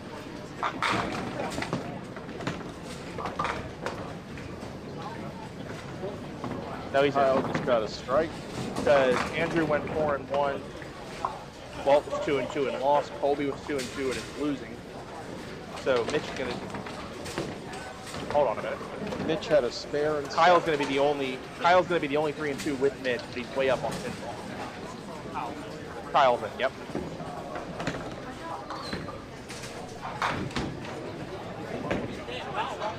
There's a spare and 6 for Mitch. 122. And Kyle going for a skill ball here. Mark Davis throwing the pride ball on the side, actually going for his one win, potentially. Run it up, man him! No loop. Kyle Shaw also running up the score. Kyle with a double.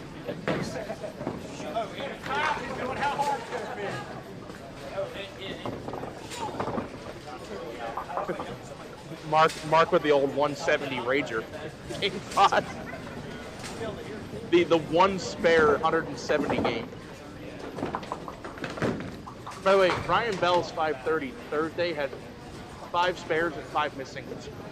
Sounds about right. Keep on strike. Yeah, Mark, attaboy. Endless catch, keep going. 172. Is that 173 with 1 spare? And 7 strikes.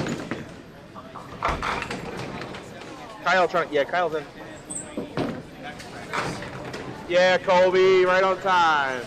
Hey, Mark, we're allowing re-entries. Do you want to bowl the next shift?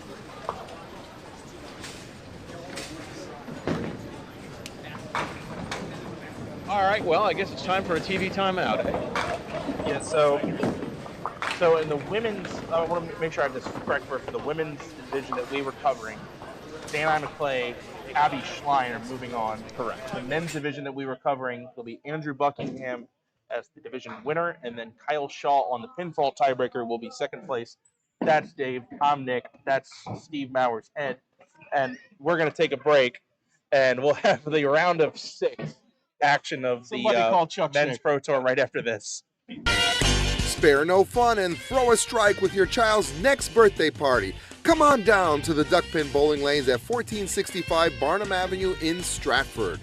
Our courteous and attentive staff will take care of the details so you can party with the kids. In the Rock and Glow Room, lights and music will give the birthday boys and girls memories that'll last a lifetime. Adults will enjoy our lounge and break a sweat knocking down some pins. Call to reserve your lane now.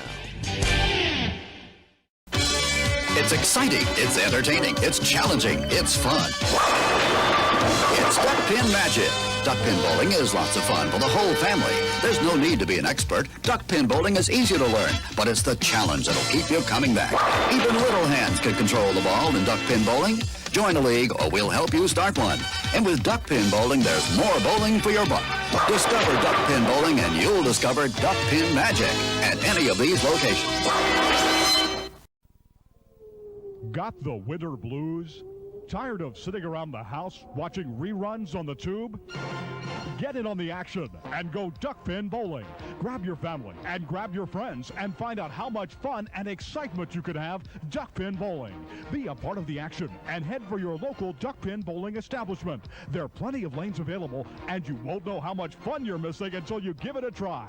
Duck pin bowling, the cure for the winter blues. It's exciting, it's entertaining, it's challenging, it's fun. It's Duck Pin Magic. Duck pin bowling is lots of fun for the whole family. There's no need to be an expert. Duck pin bowling is easy to learn, but it's the challenge that'll keep you coming back. Even little hands can control the ball in duck pin bowling. Join a league or we'll help you start one. And with duck pin bowling, there's more bowling for your buck. Discover duck pin bowling and you'll discover duck pin magic at any of these locations.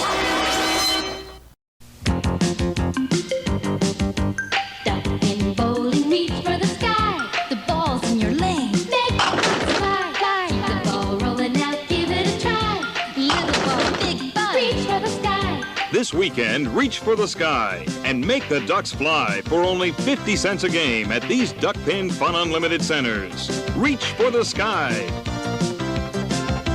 Duck pin bowling, reach for the sky. My oh my.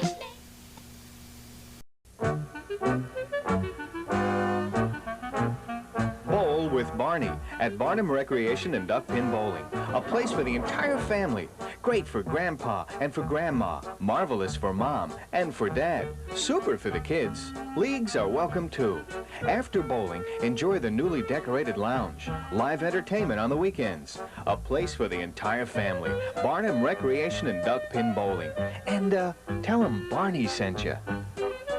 It's exciting, it's entertaining, it's challenging, it's fun. It's Duck Pin Magic.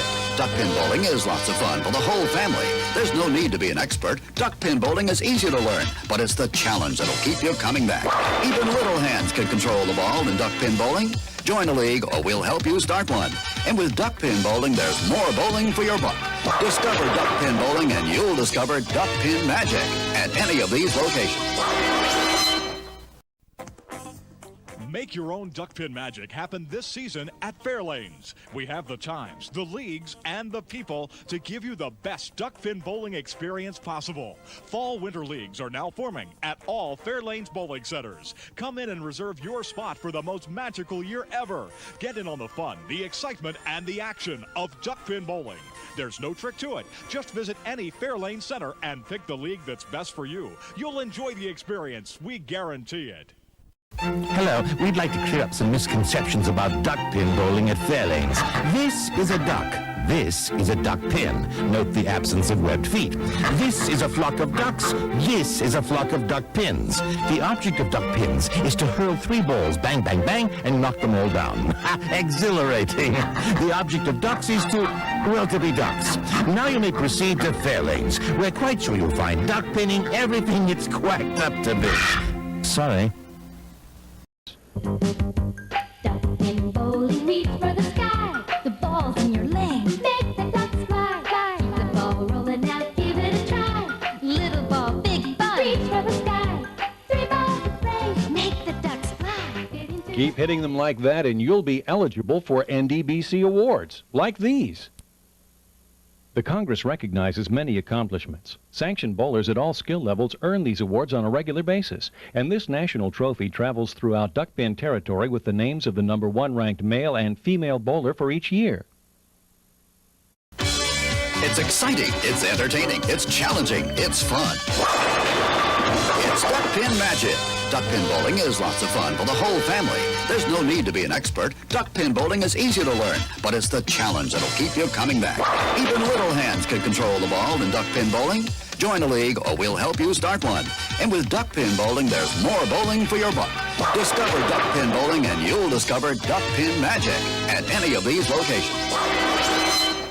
Hello, we'd like to clear up some misconceptions about duck pin bowling at Fairlanes. This is a duck. This is a duck pin. Note the absence of webbed feet. This is a flock of ducks. This is a flock of duck pins. The object of duck pins is to hurl 3 balls, bang, bang, bang, and knock them all down. Exhilarating. The object of ducks is to, well, to be ducks. Now you may proceed to Fairlanes. We're quite sure you'll find duck pinning everything it's quacked up to be. Sorry. It's exciting, it's entertaining, it's challenging, it's fun. It's Duck Pin Magic. Duck pin bowling is lots of fun for the whole family. There's no need to be an expert. Duck pin bowling is easy to learn, but it's the challenge that'll keep you coming back. Even little hands can control the ball in duck pin bowling.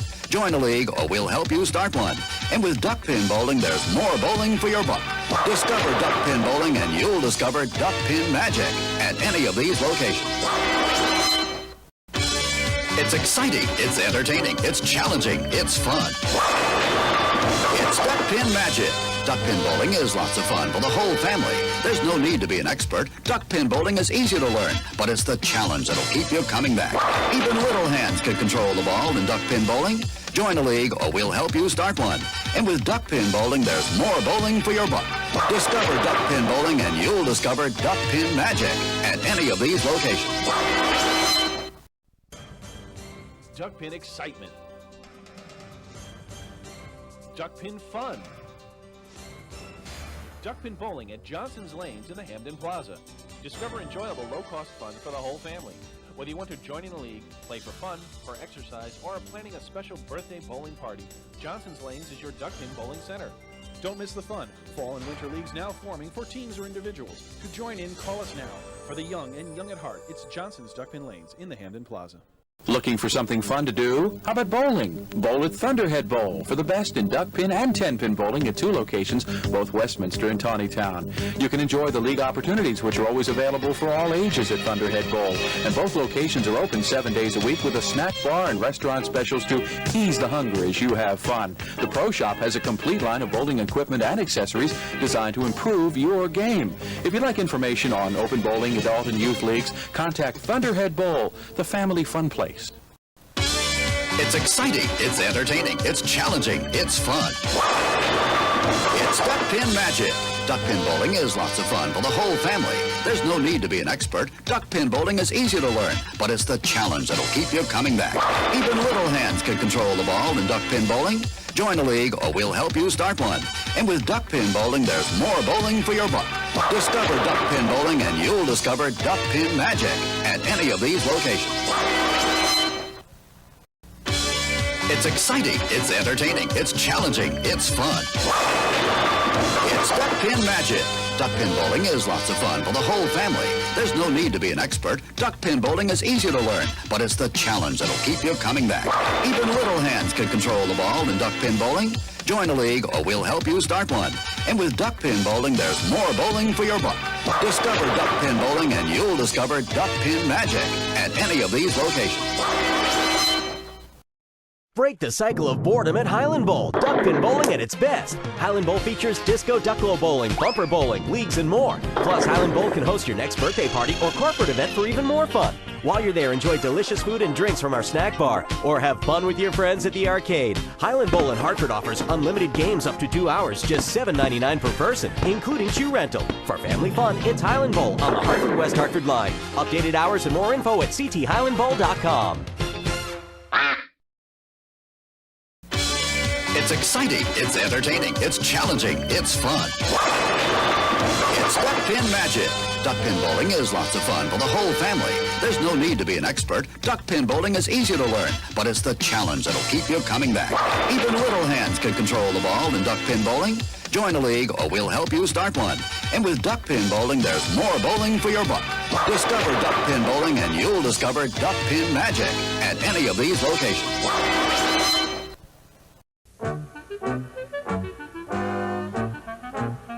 Bowl with Barney at Barnum Recreation and Duck Pin Bowling. A place for the entire family. Great for Grandpa and for Grandma. Marvelous for Mom and for Dad. Super for the kids. Leagues are welcome too. After bowling, enjoy the newly decorated lounge. Live entertainment on the weekends. A place for the entire family. Barnum Recreation and Duck Pin Bowling. And tell them Barney sent you. It's exciting, it's entertaining, it's challenging, it's fun. It's Duck Pin Magic. Duck pin bowling is lots of fun for the whole family. There's no need to be an expert. Duck pin bowling is easy to learn, but it's the challenge that'll keep you coming back. Even little hands can control the ball in duck pin bowling. Join a league or we'll help you start one. And with duck pin bowling, there's more bowling for your buck. Discover duck pin bowling and you'll discover duck pin magic at any of these locations.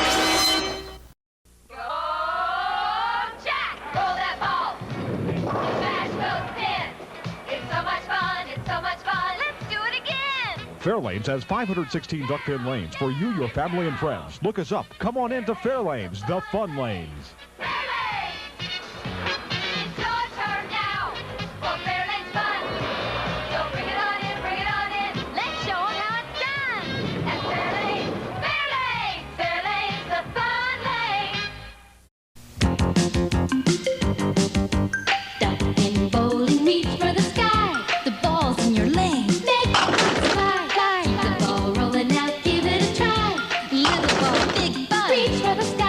This weekend, reach for the sky and make the ducks fly for only 50 cents a game at these Duck Pin Fun Unlimited centers. Reach for the sky.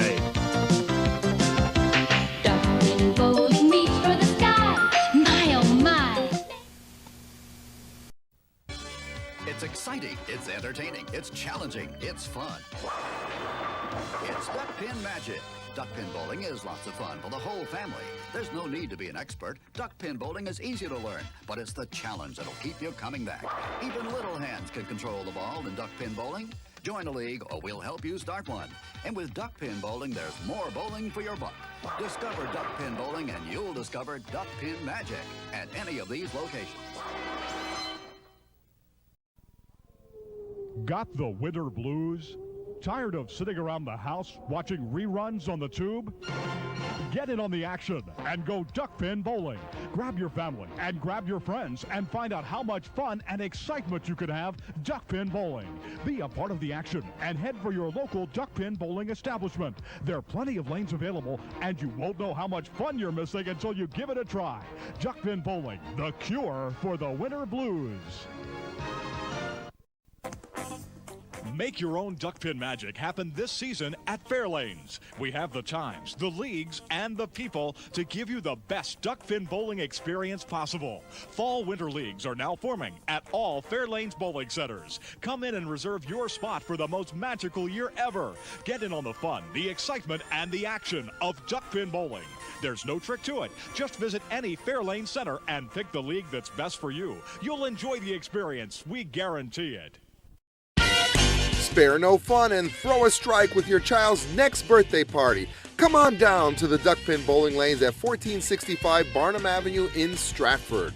Our courteous and attentive staff will take care of the details so you can party with the kids. In the Rock and Glow Room, lights and music will give the birthday boys and girls memories that'll last a lifetime. Adults will enjoy our lounge and break a sweat knocking down some pins. Call to reserve your lane now. It's exciting, it's entertaining, it's challenging, it's fun. It's Duck Pin Magic. Duck pin bowling is lots of fun for the whole family. There's no need to be an expert. Duck pin bowling is easy to learn, but it's the challenge that'll keep you coming back. Even little hands can control the ball in duck pin bowling. Join a league or we'll help you start one. And with duck pin bowling, there's more bowling for your buck. Discover duck pin bowling and you'll discover duck pin magic at any of these locations.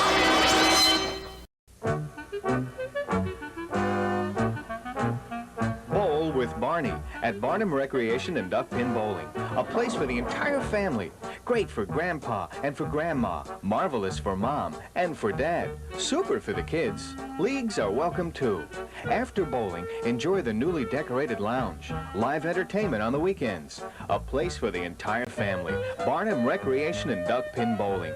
And tell them Barney sent you. It's exciting, it's entertaining, it's challenging, it's fun. It's Duck Pin Magic. Duck pin bowling is lots of fun for the whole family. There's no need to be an expert. Duck pin bowling is easy to learn, but it's the challenge that'll keep you coming back. Even little hands can control the ball in duck pin bowling. Join a league or we'll help you start one.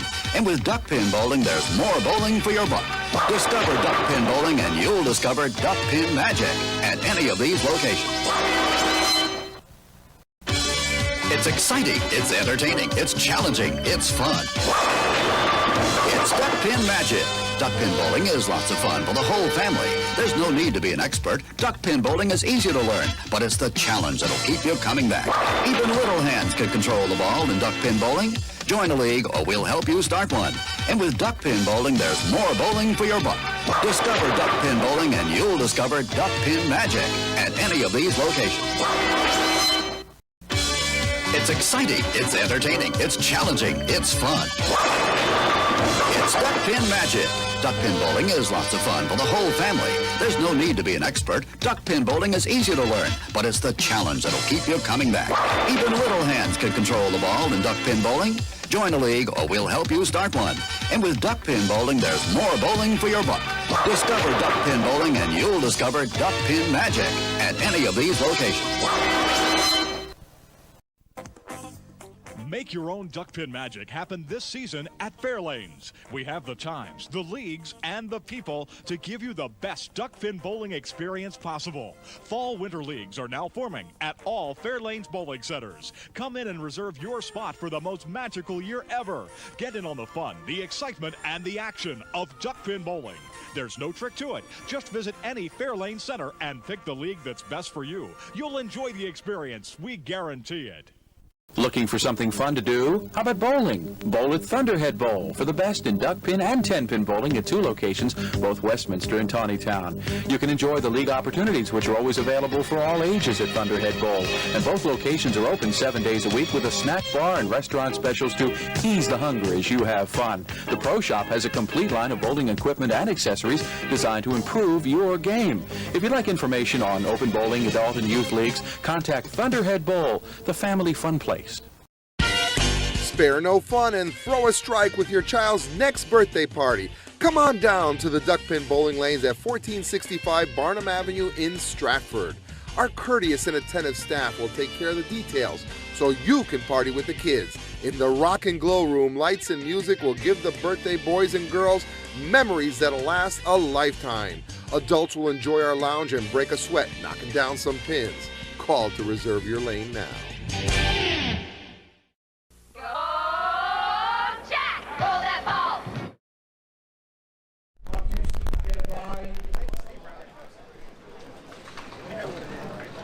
Number 1 seed, John Peterman, 5-0, 827. Second seed, Bernie Hipkins, 5-0, 797. Those two have a bye. Lanes 21 and 22 will be one, so you guys can go practice.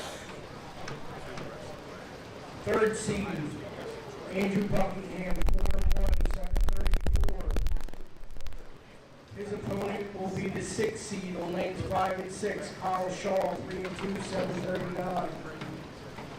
4th seed, Greg DeGrazia, 4-1, 830. Versus the 5th seed on lanes 1 and 2, Chris Hook, 3-2, 763. Higher seed, the choice.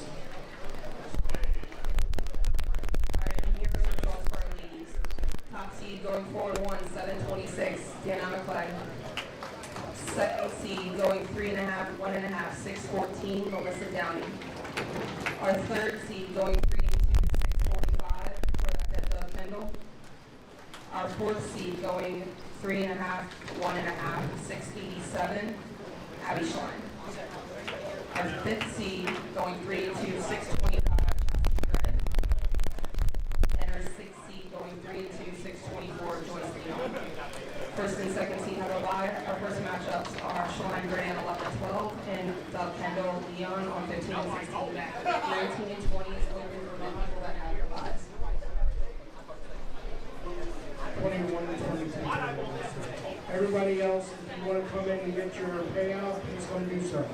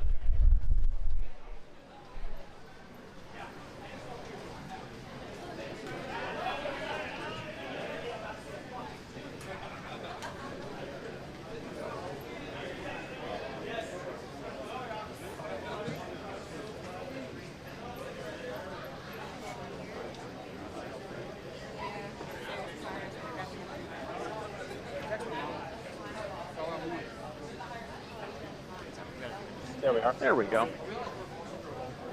Hi, everybody.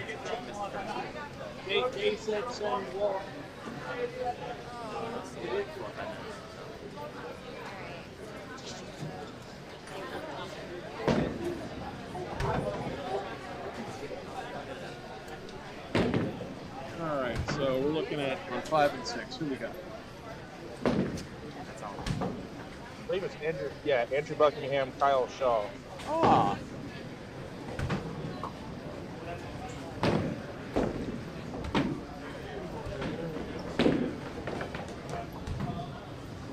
Whoa.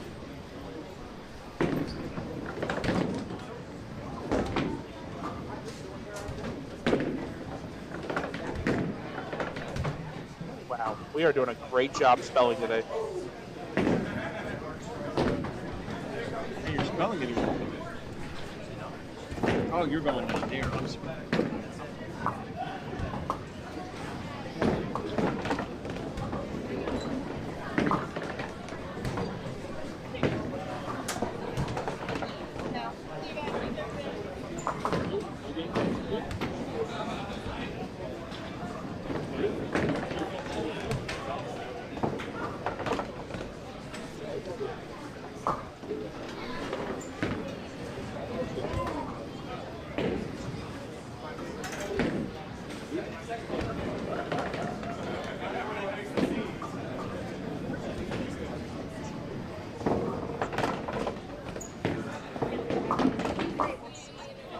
Oh, wow.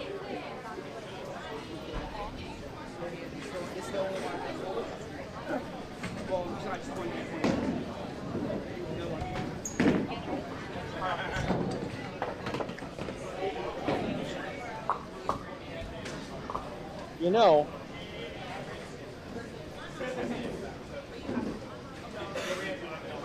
We can get this for a second.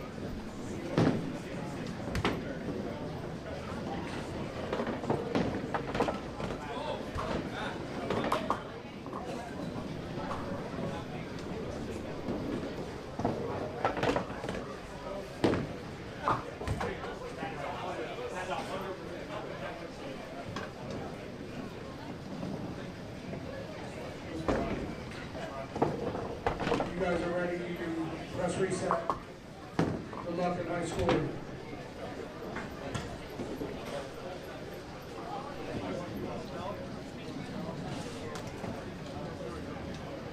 Now we play bowling.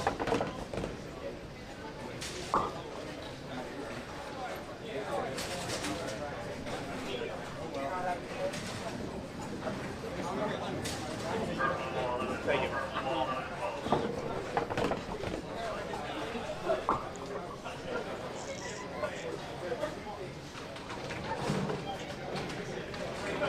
Do a quick replay check, just make sure replay looks all right. That'll work. See the pins. Works for me.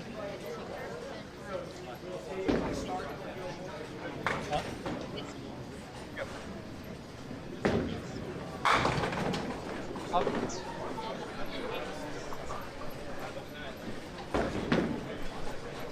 Marvelous.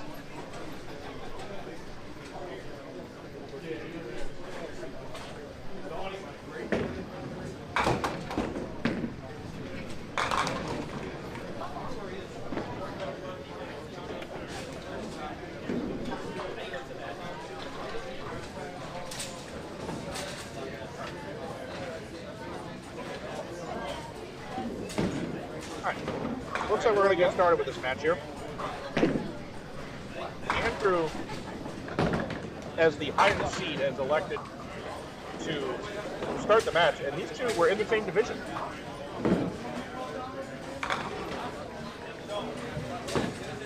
Andrew will be leading it off on lane number 5, as he had the choice of starting lane and starting order. And he wanted to go first because he will finish last on lane 6.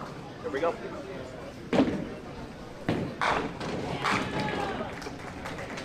And I don't know what took that 7-pin, but something sure as did.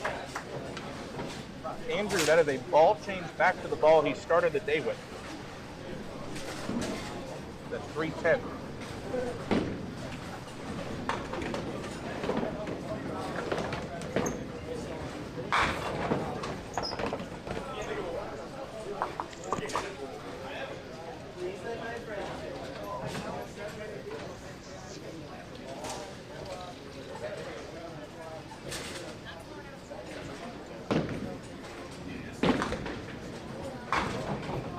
Chastity almost with a back door double on the side, which you can barely see in lane 11. Kyle, hello, has a pocket 7-9 to start. See that for Kyle Shaw.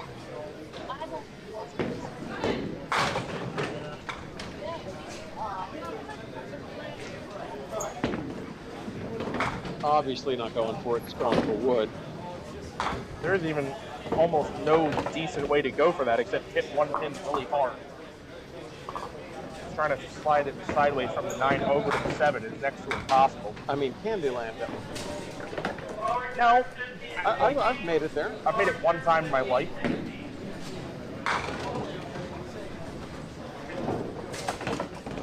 Was it a candy?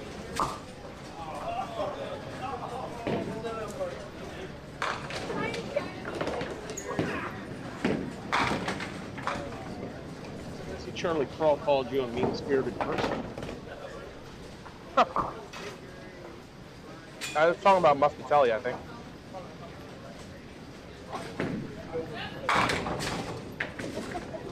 All right, Kyle leaving the front. Yep, 1-2. Good adjustment, a better 2-pinner. Then And 7-9. on Oh, no. 1.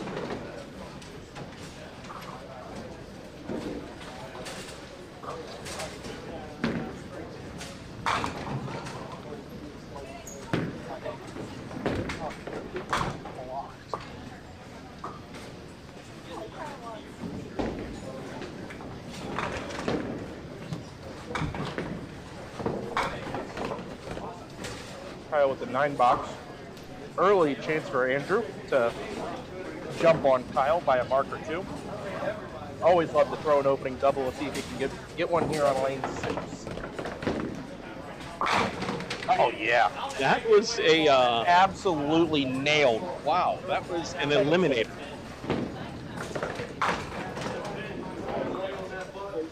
I think that head pin got hit so hard it's rolling back up Maryland 29 towards Columbia. Gotta be careful with them all. Gotta be careful. But that ball has definitely left the shopping. That pin left the shopping center. That was a crush. Opening double for Andrew. We'll put that in now. He moves to lane 5 for the 3rd frame, looking to make it 3. Bowls well with that ball. I have to reevaluate how much. Definitely a good ball change to switch back. Here we go for the triple. Not quite getting there. 5-10. No need to stop the process.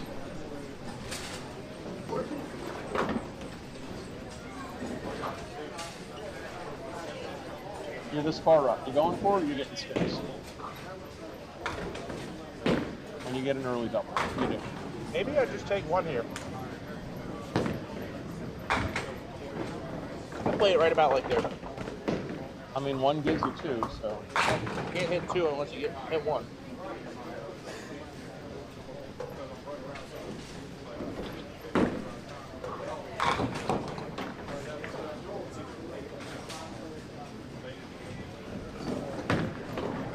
And that's the way you get a 10 bucks.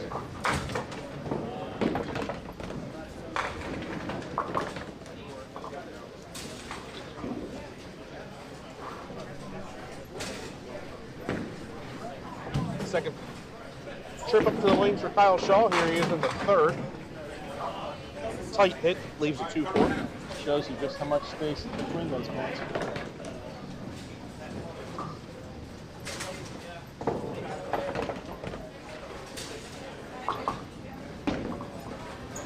Kyle for the spare left target, open frame. Andrew with a commanding lead at this point. Kyle needs to do a little something.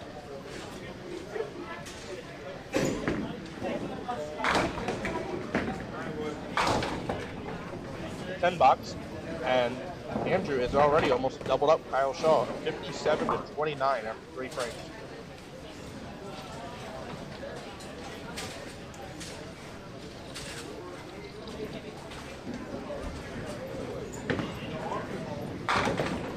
Kyle wide right.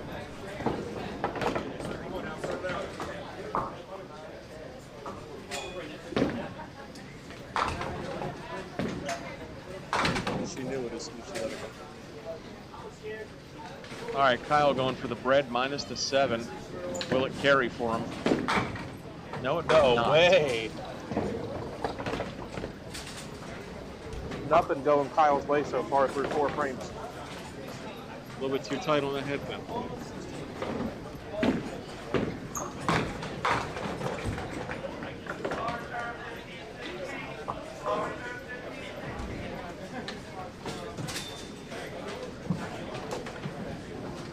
I believe that.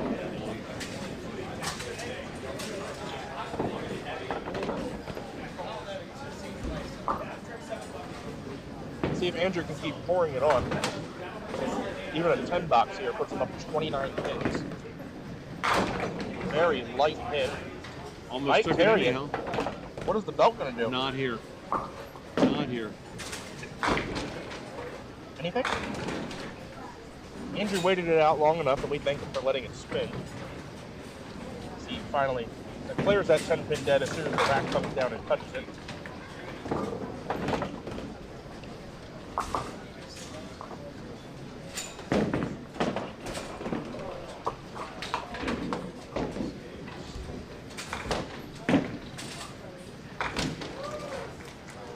Andrew going to go for the 10 pin spare here. Would put him up 29 pins and a hit for 4 frames. And that's on it. No! Skidded to the right. Well, there's never a good time to miss a single pin. That was it. Those things have the way to come back and bite you in the ass. Yeah, but I wouldn't test your luck with that again.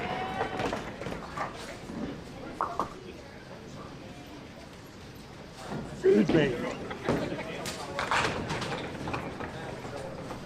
It's all part of the job.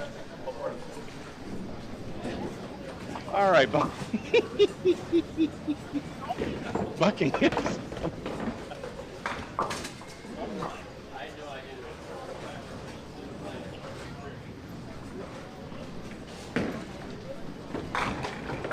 Oh, Jesus. 5th frame for Andrew. He's up comfortably. That got a lot easier. Takes out the 7-8 there to leave the inverted 2-pinner. Since I have a second, we'll watch it again. That bouncing pin action across the back of the deck. It did help. Leaves him with an easier shot.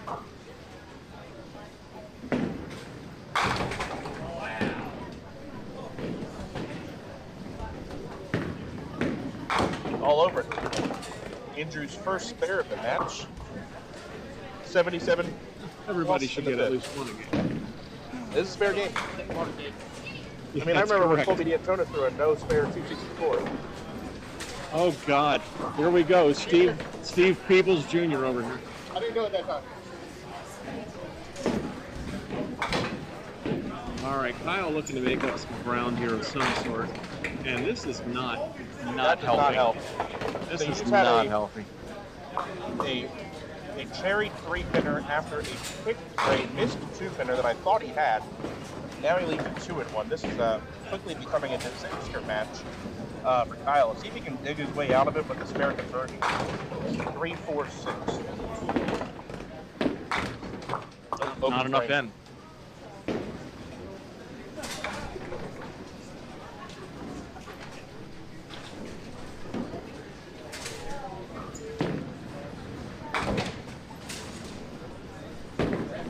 open. 48.5 for Kyle Shaw. And if you look to the right side of your screen, you'll see the women on 11 and 12. And you'll see the other men's group on 1 and 2.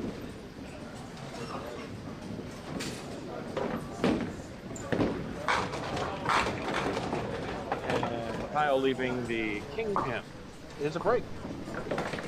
Single 5.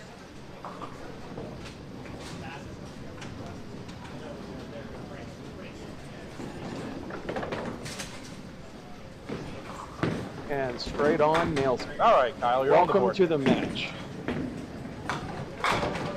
We'll say, if Kyle can keep getting breaks, or he finds his ability to carry on the first ball, Kyle firing off a 100 back tap is nothing that hurt him. Absolutely. What we occasionally refer to as a century.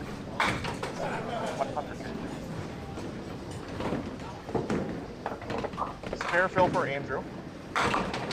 Comes in light and carries anyway. Carries it out. That ball didn't look good going in, but it hit like it was good. Let's take a look at it again. Yeah, it really splashed him out. 97 plus to 58 plus.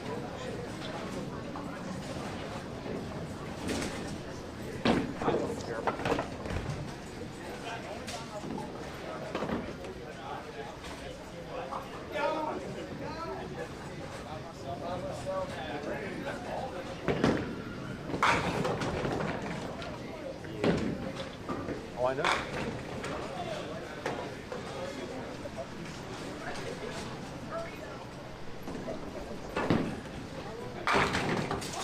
Nailed Andrew pulling another. That deserves the emergency replay system. You call ball game now. Andrew with a second strike here. That's a double for him.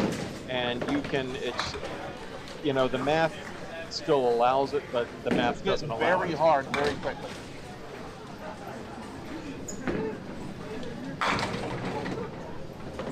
And he's not laying down. If that ball can't carry, I mean, that ain't good. I mean, Kyle is going to be down 40 in a count in the 6th. And he's down a count in the 7th if he spares. Well, there's your rip. All right.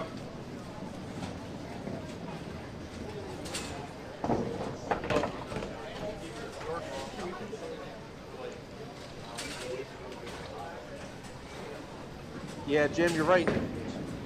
Those of you that are on Facebook that can't see it, Jim Willibridge saying, this game shows us the good and bad breaks in this game. And he gets a break there, he leaves a 10 pin. Wow. But it shows you, I mean, there's been a couple swings here in this game that carried in Andrew's favor, or Kyle with one little missed spare and then a bad break on a spare right after that. And those errors, if you will, or those breaks compound, and that's how you get quickly you get a runaway match with like this, even with Kyle going 9 spare in the 7th and 8th. You almost feel like it's not even a game.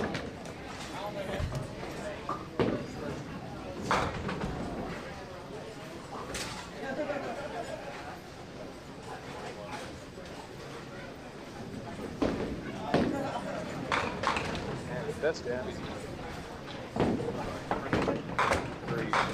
130. Buckingham with the 1-2-8. 7 count on the double. Puts him up 47 pins in the 6th frame.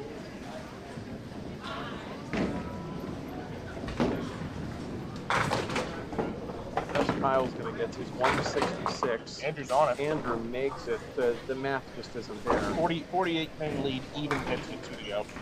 Yeah, depending on if he strikes on this ball, the math is good. Kyle's max is 166 with the 4-bagger out. That means Andrew just needs count. Right. So, unfortunately, although we like the exciting games on TV, we have run into a little bit of a runaway here.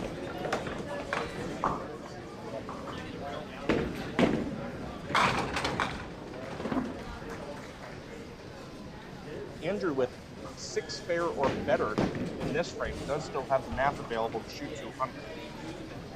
Oh, that's right. We are on a Since it's a potential runaway, 200 watch. Since it's a runaway, I'll throw that out. Don't have to worry about that, do we? Carry? Oh, yes, yeah, we do. It will. Yes, we do. Well, here we go. hold all tickets, even though the game is decided. We will still have something to play for here in the 10th frame, as Andrew Buckingham is going to have a shot at a 200 game. He will just need one strike in the start of the 10th frame. His max is 214. He has already, now for sure, eliminated Kyle Shaw. Unfortunately, Kyle, a couple errors early on in the game and happened to be bowling the wrong person At the wrong time. And in the hole, please put it somewhere else, Kyle. Let's hope he does. Who was trying? I was trying. Well, as the kids say, accurate AF. 40 all. Yeah. I mean, you see, if that ball doesn't carry for Kyle, then nothing was going to carry this game. That ball was slammed in there. Watch it again. I mean, he clocks the pocket. He's a solid 10. Yeah, his ball's just not cooperating with him. He gets the spare there. Get a possible 120. Andrew, again, a possible 214, so we're not going to be in Norm Gifford territory. So I guess we're going to have Bernie versus somebody on 7 and 8 here. Through the middle to 5, Kyle Shaw, 115. And the handshake there, and it is now down to Andrew. He can strike out to win the game by 99 pins. He needs to strike on this ball to have a shot at a 200 game.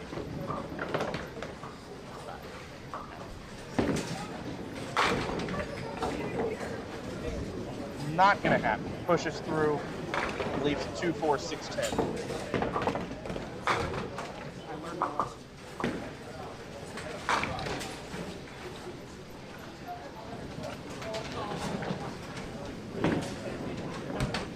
Andrew throws that one out in the weeds. Andrew will be in the high 170s or 180 with conversions.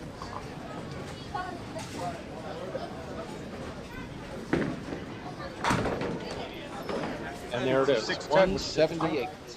Andrew Buckingham by 63 pins over Kyle Shaw. Don't go anywhere, folks. We are going to take a very short break. We have the semifinal round coming up. Bernie Hipkins and John Biederman had a bye. They're going to get a minute or two to warm up. We will be covering the John Biederman versus whoever they put him against in a moment. Stay with us. Got the winter blues? Tired of sitting around the house watching reruns on the tube? Get in on the action and go duck pin bowling. Grab your family and grab your friends and find out how much fun and excitement you can have duck pin bowling. Be a part of the action and head for your local duck pin bowling establishment. There are plenty of lanes available and you won't know how much fun you're missing until you give it a try. Duck pin bowling, the cure for the winter blues. It's exciting, it's entertaining, it's challenging, it's fun. It's Duck Pin Magic. Duck pin bowling is lots of fun for the whole family. There's no need to be an expert. Duck pin bowling is easy to learn, but it's the challenge that'll keep you coming back. Even little hands can control the ball in duck pin bowling. Join a league or we'll help you start one. And with duck pin bowling, there's more bowling for your buck. Discover duck pin bowling and you'll discover duck pin magic at any of these locations. Duck pin bowling, reach for the sky. The ball's in your lane. Make the ducks fly. Keep the ball rolling out, give it a try. Little ball, big ball, reach for the sky. 3 balls to play, make the ducks fly. Keep hitting them like that and you'll be eligible for NDBC awards, like these. The Congress recognizes many accomplishments.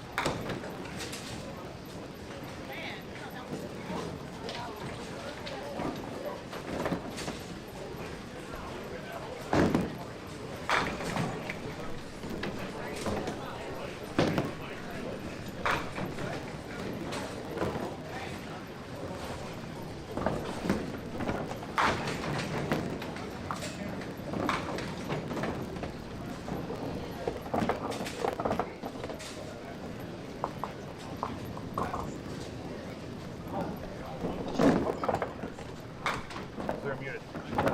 Well, now we're not. Thanks for nobody telling us in the YouTube That we're comments. muted. That was very good. Never mind, they did. Randy Parlow did tell us we were muted. All right, we're now unmuted. John Biederman has a 10 box. You should have heard some of the shit we were saying. Oh, it was so great. We were laughing the whole time. Just kidding. No, we weren't. It was very sterile. 20-19, which is a very exciting score in duck pin bowling when it's in the first frame. Not as much when it's in the second frame.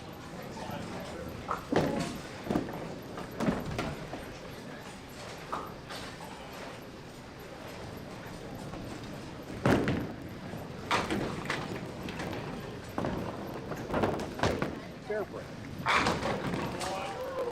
Lane 9 not cooperating with anybody if you're watching on the right side of the screen for the women. That's Danielle, the pole is 5'7".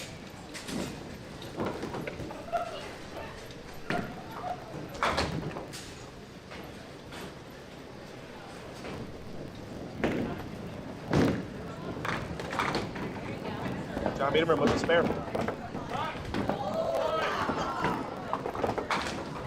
Wow. 30 plus through 3 for John Biederman. That's our first mark of the match. Mike should be back on now, so that everybody can hear us. Hi, everybody. Greg Grazia stepping up in the bottom of the third frame. He's on lane 8.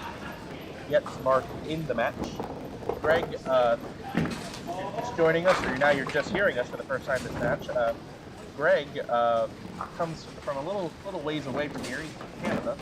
And John Biederman, right down the road from me in my hometown of Houston.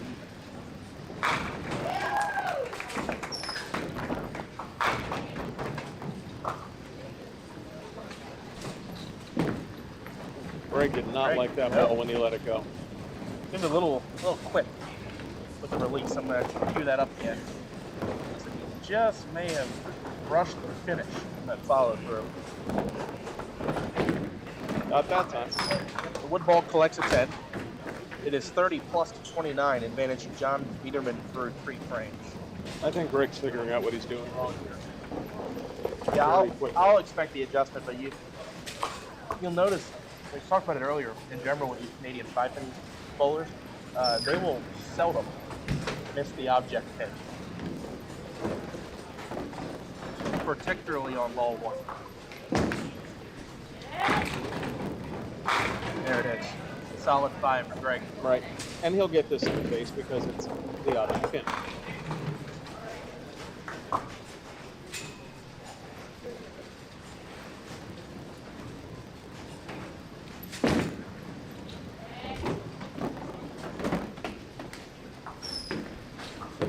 Greg at the 5 pin, and he is all There's over. no doubt about that.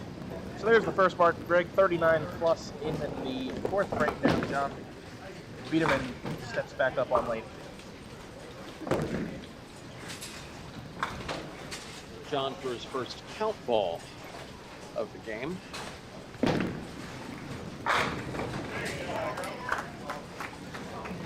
There's John in the 4th, spare to Phil. And tight, and he had it. the wood until he got the bouncy cubica plate. It's synthetic. You can't call it a plate. It's a plate. It'll always be a plate. Steels are plates. Anyway. You've never eaten off a plastic plate? Yeah. See? Bougie Chinette. Costco bulk pack of Chinette. Get it for yeah. Maybe that's for our next box. We'll get Chinette. That could happen. How many Chinette executives are watching this? Oh. Alright. 50 plus to 39 plus in the 4th. Here's John going for the double. Very light hit, and he leaves the nets. You can see that ball trailing away to the left as it hit the head pin. We just saw it shoot. Yep. 3-5, 7-10. You actually shoot this as if the 7 pin is not even there. Unless you try to play it off the wall, and then you get robbed. Oh boy, angel of death when you speak. But that bad break there, if you will, is showing you why you don't typically shoot that off the wall. Or why I don't try to. All right, good 9 count for John and a 10 box. It'll be a 69.5 for John. Greg with a strike in the 5th frame would be down 10 up a hit, which would more or less even the game.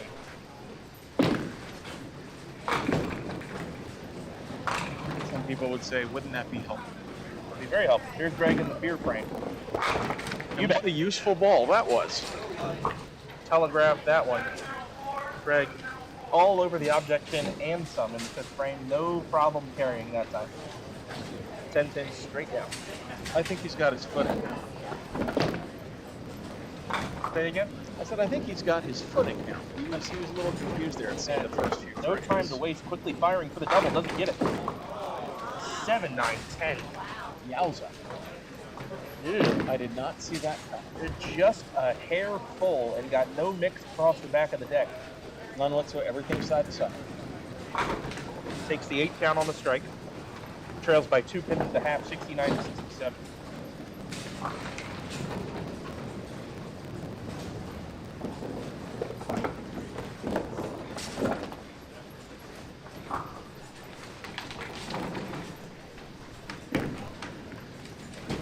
Eight box. 75, 6-pin game. Through the 6th.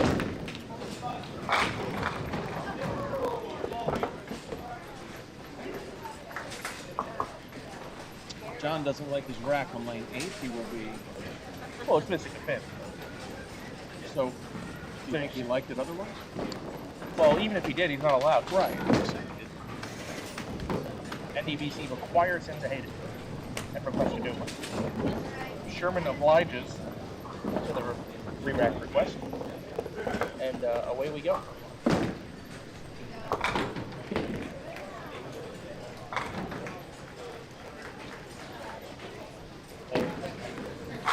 Never mind. And John right in the middle. Yep. I'm pushing through. He'll hold a couple pins here and have a narrow lead over Greg DeGrazia.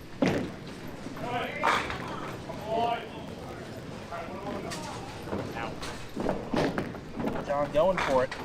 Just a little too much of the 2-pin open frame. When he was bowling with us last night, he did make that at least once.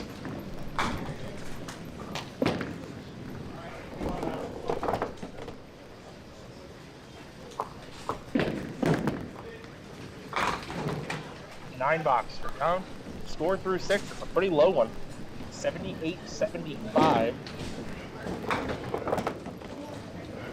John Biederman leads by just 3 pins. There are no hits along the board. Both bowlers on it open.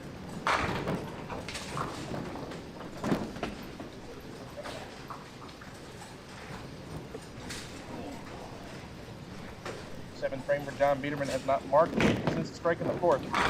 That ball took a weird Looking bounce. to change it. Works for his favor. Watch this weird bounce here, folks. Found the seam and somehow splashed him out to carry the 7th pin last. Puts up a strike in the 7th, and now Greg's got a match mark here. He's got just a match.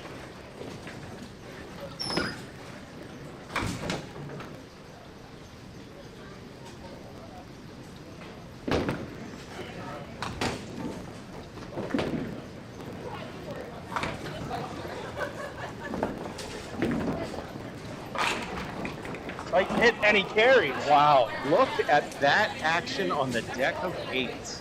Well, that is 2 times in this game the 2-1 that's carried for a strike.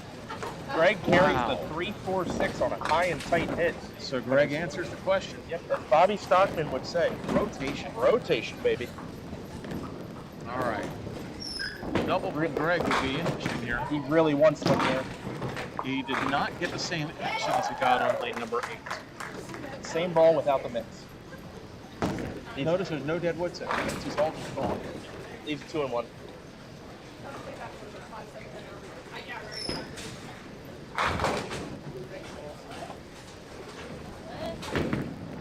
And he makes it. He makes it. That is insanely clutch there to shoot that clean. Oh, Canada. They did play that before bowling today, but we're not allowed to play those things due to copyright issues. And we did it yesterday for some reason between shows. Yeah, why not? Just everything as old as new again. The double. John Biederman nails the pocket, gets 6 the fast 8. 6. sideways. No. 6'10". It looked like it was sideways.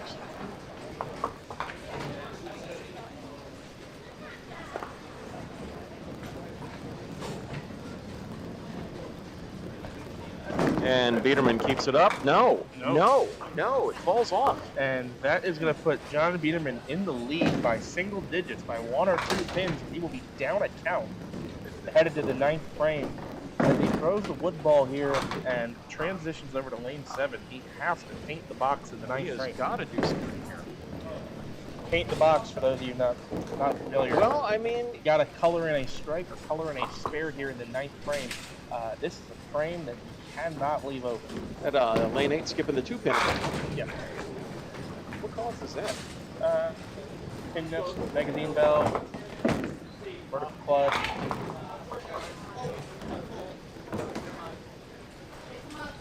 And Biederman's going to come through, hit the middle. Solid 10-pin messenger. There it goes. There it is. That's what he needed to color the box. Slow motion messenger across the deck. Just tips that 10-pin out of there. Now, if you're Greg, now you're looking and going, man, what the hell? I'm doing everything right. And not only does he put up a mark, he puts up a strike, which means he has the opportunity to double 9th and 10th. It makes it a lot harder for Greg to shut out John Biederman or put him on some significant pressure, like a double strike. See how Greg responds. 9th frame. Through the middle for That was not the response we were looking for. He did not phrase it in the form of a question.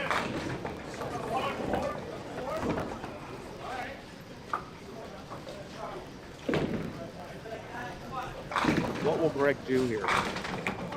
Oh my, we almost had some play. He used that active back cushion here at White Oak. Try to fly that 3-pin out. Doesn't quite get there.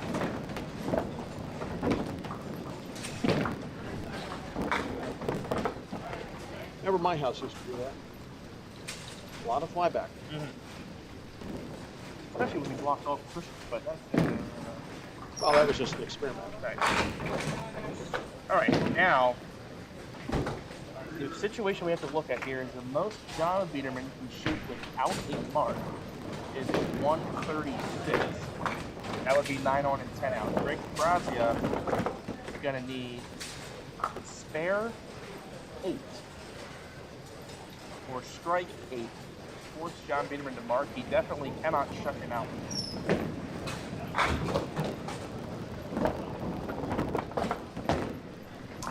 First ball delivered.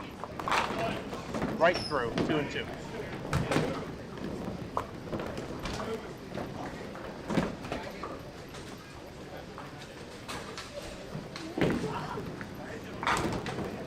And Greg not successful on that conversion. John Biederman is going to need to keep his toes behind the line and put the ball in a pocket to win this semifinal and bowl for the star. Greg does not want to do it Twinkle Toes Freddy. Finished with 129, 2 middle rips in the last 2 frames. Could be the deciding factor.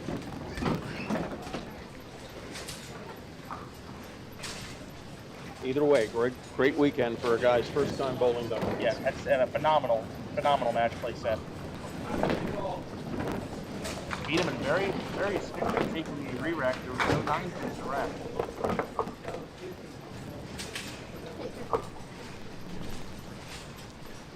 By the way, had that been protested after the fact, use of video replay would be allowed to, on the spot, to determine if the re-rack was required. John, going to put this game to rest. Here, I'll see if Colby's right. I'm going to fill in 9 on 9 out for 135. See if John makes me right.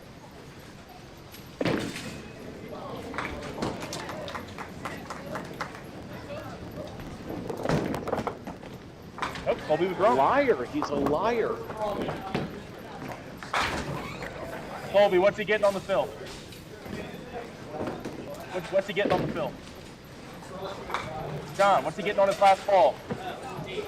Who's Phil? John Biederman. Colby says he's going to get 145. It'll be an 8 Phil? drop. Phil Connors? And it's a 9 drop. And John Biederman is going to win the match, 146 to 129. John Biederman will be going for his first star against what looks to be Andrew Buckingham, who is up comfortably over Bernie Hipkins. That championship match will happen on lanes 9 and 10, just to our right.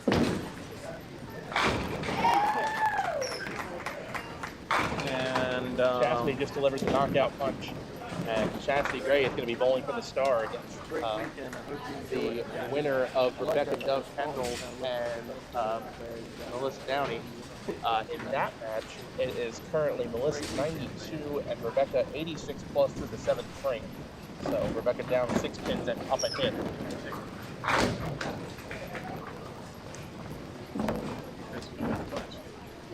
If Andrew wins this match against Bernie, which it looks like he will, we are going to be guaranteed a first-time winner on the Men's Pro Tour. John Biederman has yet to win a star on the Men's Tour, as is the case for Andrew.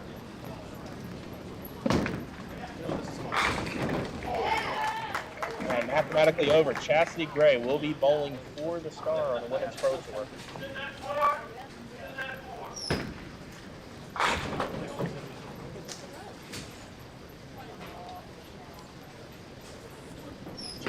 Two there.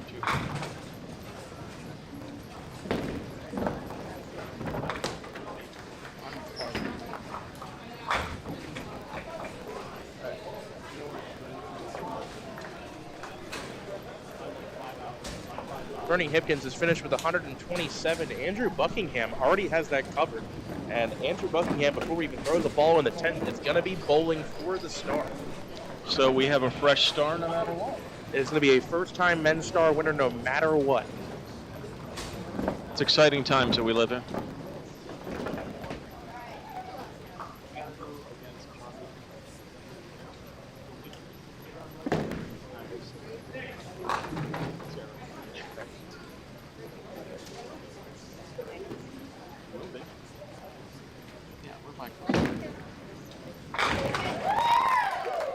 And Chastity finishing out with a triple.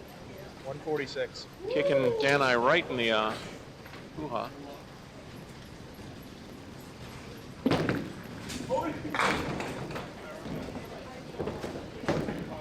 Oh, yeah.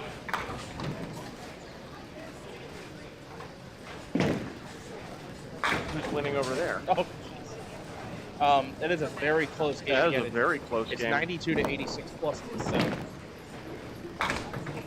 Or no, I'm sorry, I'm wrong. 96 plus. No. 86 plus to 102 in the 8th. Excuse me, I was wrong. It's 102 in the 8th for Melissa. 86 plus in the 8th for Rebecca. Melissa needs to make this. That was for her third ball, so she leaves the 9th frame open. We're not going to go on a break. We're going to stay with it here. Kind of radio this in. So Chastity will be taking on the winner of that match down there. That's the only match left, which David, Becky or Melissa. David is actually covering, but we'll kind of phone it in. And you can hear Donnie Dove for Rebecca. So that headed to the 10th frame is going to be Rebecca Dove 106, 116. 116 plus, right? Nope, 106 plus. Is it? Yes. I misspoke earlier. 106 plus in the 9th for Rebecca. 110 for Melissa. No mark. So Rebecca down 4 pins up a strike.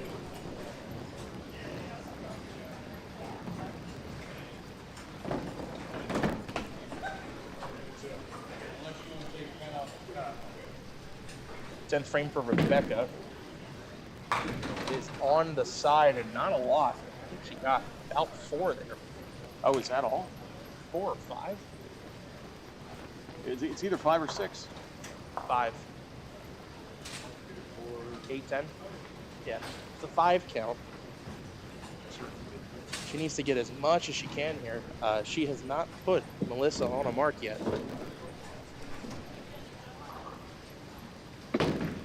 Oh, it's way left. Oh, dear. It's a 7 count.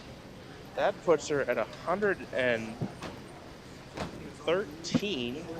So 100. She's at 120. She needs 1 pin to force Melissa to mark.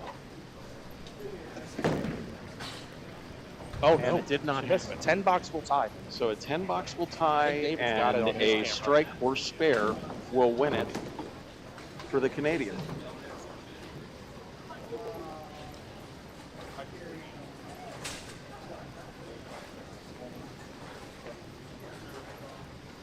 Yeah, so Rebecca has finished with 120, 10 to tie, mark to win. And the action says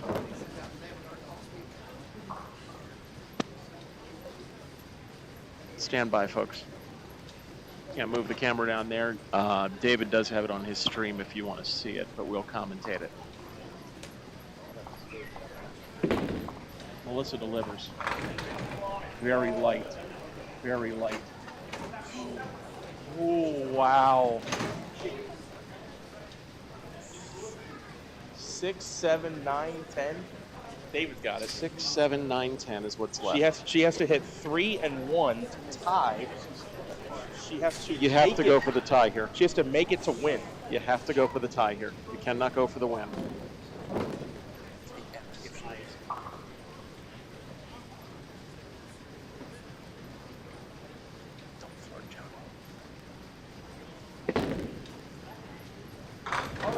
She got the 3.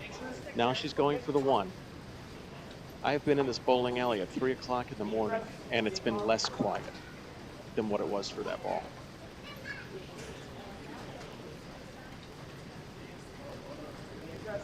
This is for the money right here. This is for the tie, this 10 pin right now. 7 pin, I'm sorry. 7 pin gives her a 10.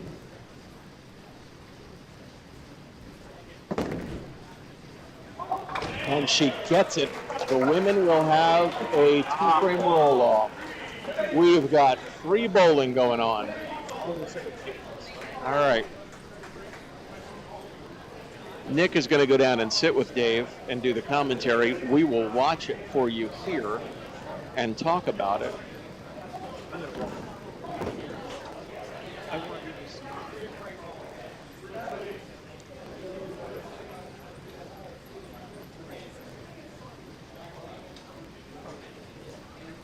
All right, free bowling time.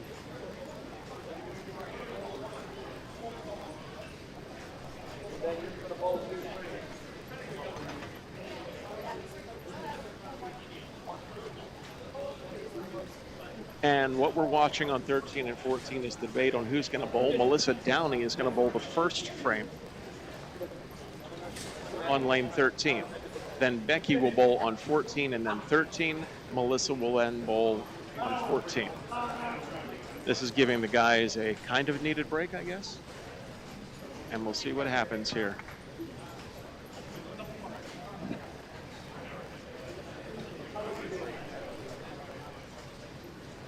And here's Melissa coming with her first ball.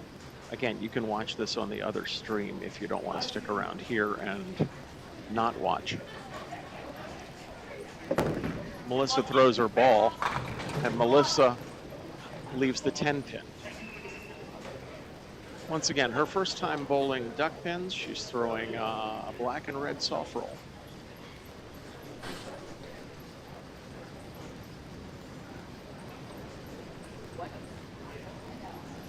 Melissa's taking her time and going now for the 10 pin.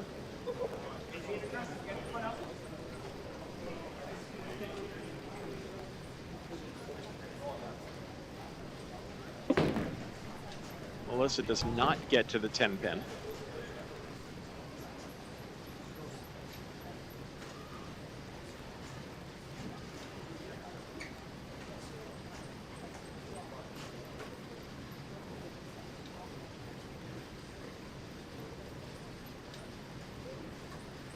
The women's final, by the way, will be on 15 and 16. Again, that's on its own stream.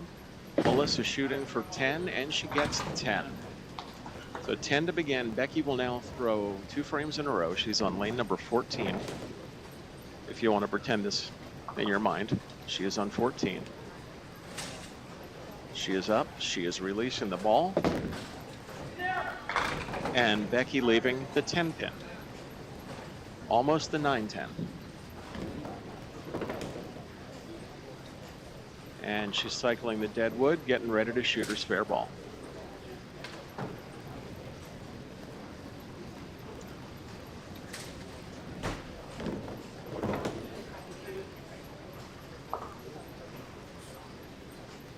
And Becky going for the 10 pin. The ball stays up. It hits the 10 pin. And she stays behind the foul line. That's a good thing. She's going to go for her count on lane 13.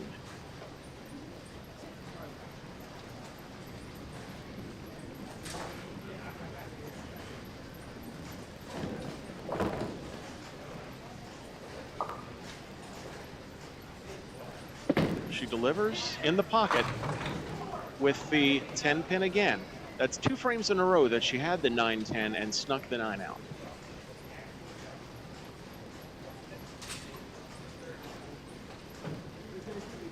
So she makes this 10 pin and then gets a good count. It would force Melissa onto a triple.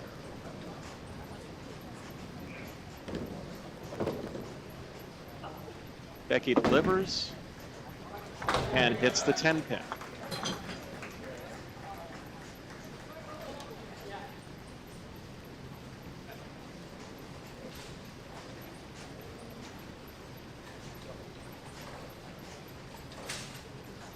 Becky with proud father here, and Uncle Scott. Becky delivers into the pocket again. A little light, but taking everything but the 10 pin. So that's going to give her 38. Melissa needs a double and 1.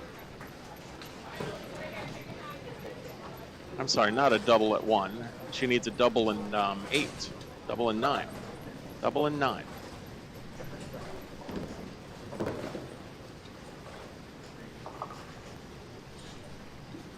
Double and 9 is a win. Double and 8 is a tie. First 2 balls out of her hand must be strikes.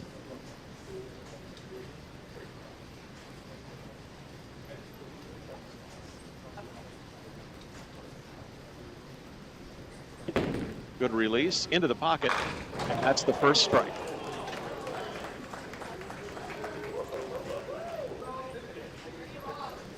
Strike number 1. Pin setter's resetting and she's regrouping.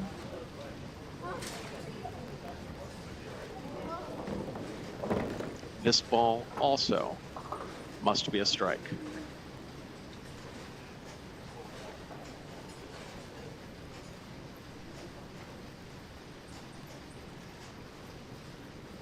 And she's getting ready to deliver.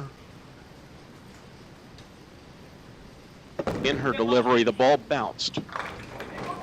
And she leaves the 9-10. That game is ended. And our final match is going to be Chastity Gray against Becky. And then your men's match is going to be John Biederman and Andrew Buckingham. That was exciting, huh?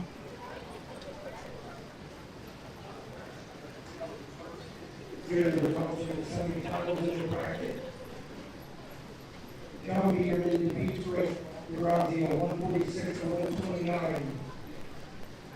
Andrew Buckingham defeats Ray Hipkins 166 and 127. We'll move to 9 and 10 World Championship match. And as you watch the camera move, It's only, $2,000 worth of equipment on top of that.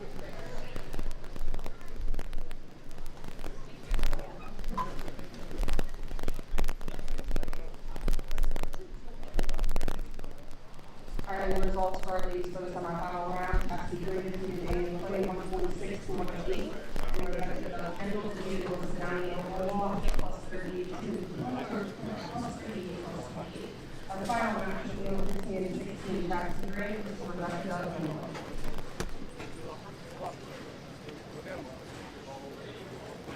all right, Nick's gonna bone me in my arm.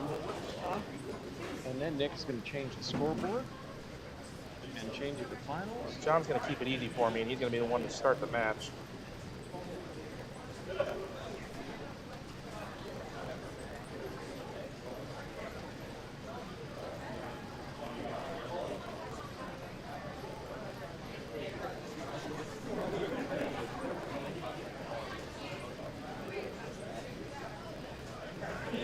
All right, we are underway here from the championship pair lanes, 9 and 10 at White Oak. John Biederman, Andrew Buckingham, and John Biederman's going to get it started with a bang. Biederman already.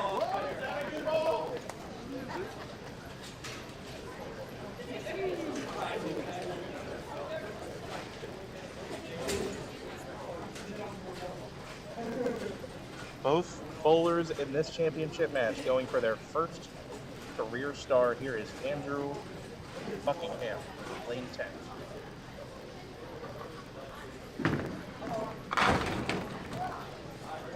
It's a nice way to Andrew watch leads the the 10. 5.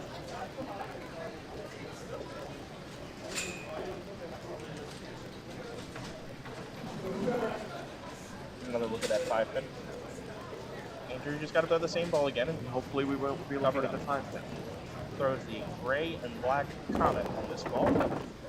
His trusty spare ball, and he's got it. And he makes it. 10 to 10.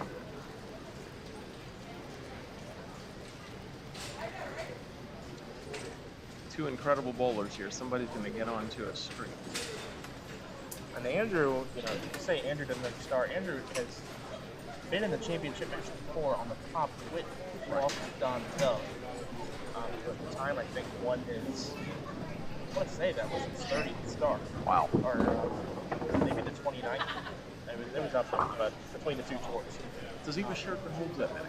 No, but he has his men's pro tour shirt on, which carries 20. Amazing. All right, Andrew Buckingham, here we go. Spare fill for Andrew, lane 9. Phil. Tight hit for the 210. We'll take another look at it while he clears deadwood. And in the box, just not a lot of weird carry. That ball, if that ball was about a half inch to the right, it would have nailed the pocket. Absolutely. But 210 split, Andrew might try to bully this off the push. I don't see why you wouldn't at this point of the game. Slide it! Oh, I don't think that was going to slide. not quite thin enough.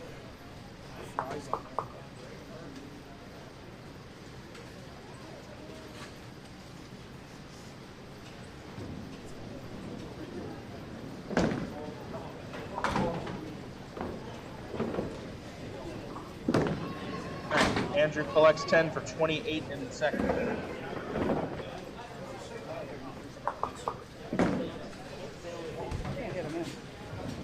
All right, John Biederman looking for some sunshine. John going for the opening double. Andrew threw an opening double in his quarterfinal match. And that's 5-9.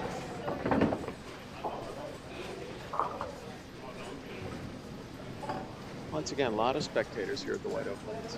Yeah, there's a decent crowd assembled.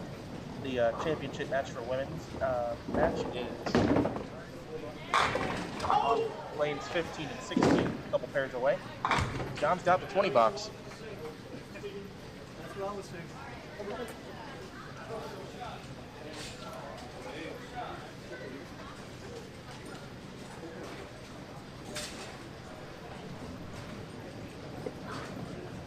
All right, John Biederman on the third frame, ready to go. Spare fill. Light hit. But taken? Great break. Did he take them all? 3 pin left. Leaves the 3.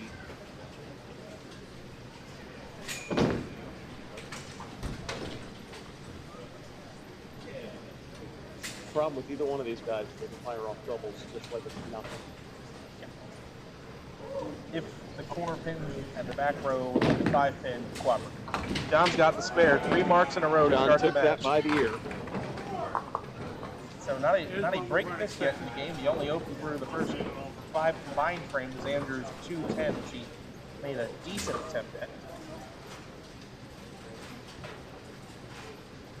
Andrew back to lane 10 for the third frame.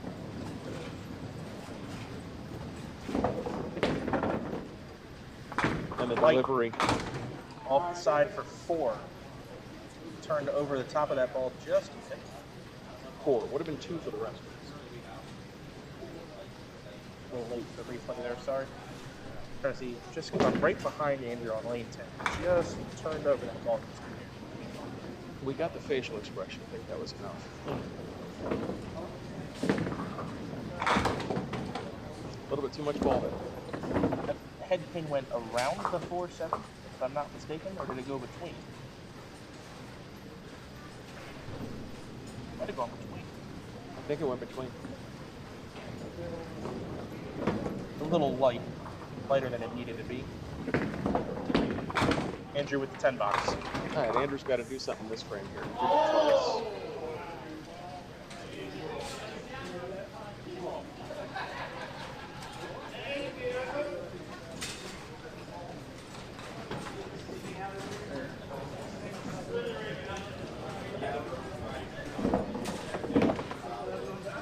Andrew moves to lane number 9 now for his 4th frame, trailing by 11 pins and a hit. And he's still throwing the heavy ball.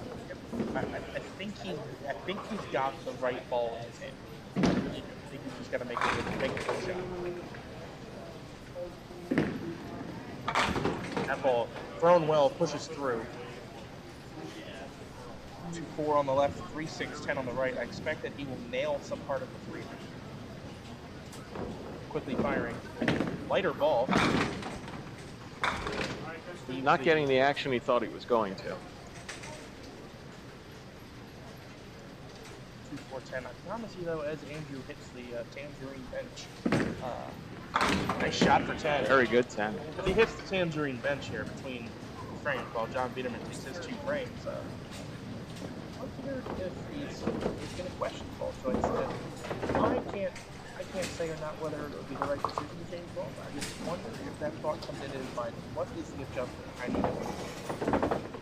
need? Spare fill for John. I don't know whether I'm going to try anything at this point. I've seen what's gotten me through today. Even though he made changes earlier.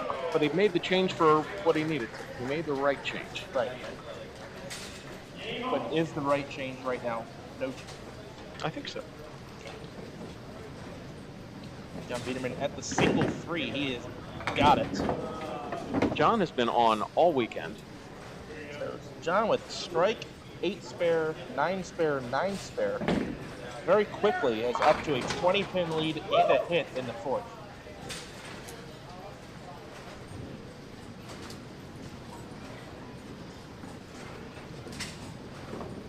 All right, let's count for Biederman. Lane number 9. Count ball. Through the middle to That's 5. the first one that John's done that to. The first chink in the armor. I don't think you can say that. There will not be a first-time star winner, by the way, on the women's broadcast. Both of those bowlers have stars. That is correct. There will be a first-time winner on the men's pro tour today. It'll either be John or Andrew. This is John's first open of the game. It comes in the 5th.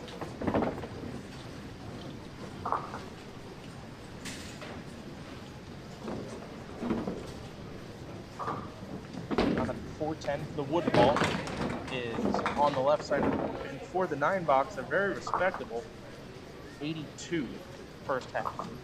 Andrew looking to flip the switch right now. Yeah, a strike or 2 would be helpful. Throwing the same balls.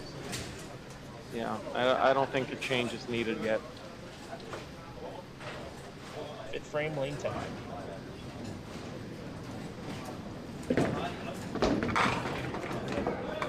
Mixes well on a light hit and leaves the 2-pin.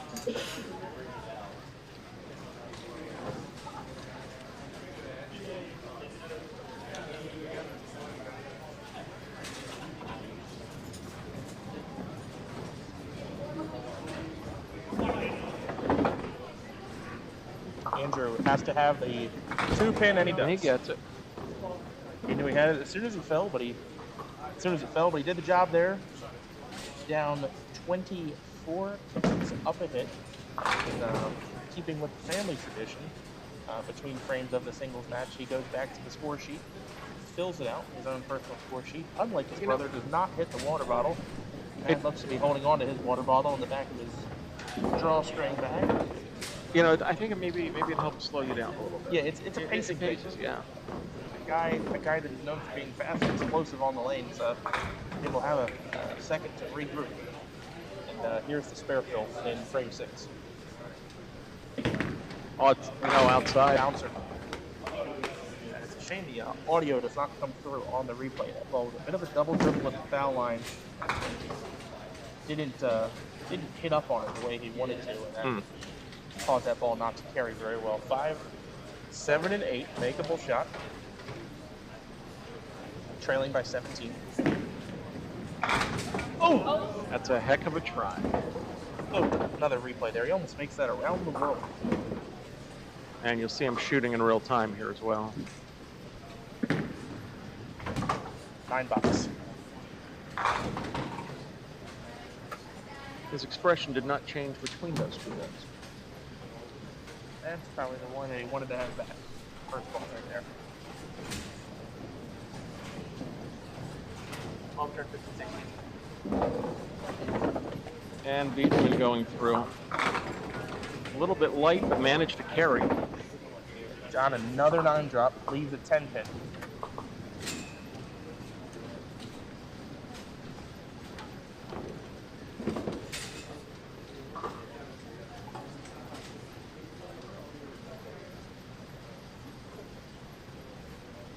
John, at the 10 pin, he is on it. 100%.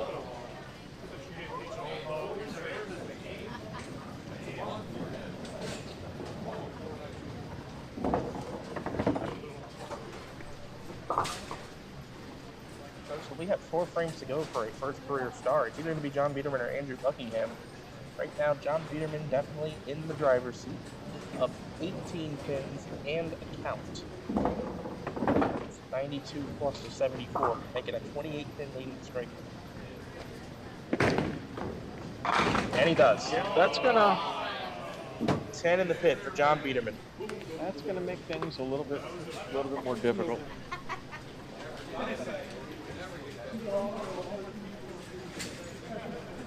Boom goes the dynamite. Andrew has got to probably start selling out for the strike ball now. I don't know that his spares will.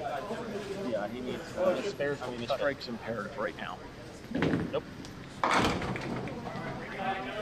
139 is a spare break. You're young. This is nerves. 100%. And that is one of the hardest things in this scenario to avoid. Being nervous is letting the adrenaline getting better and view and pressing. Even though you're in a press scenario here. Oh, that might help ease the nerves a bit.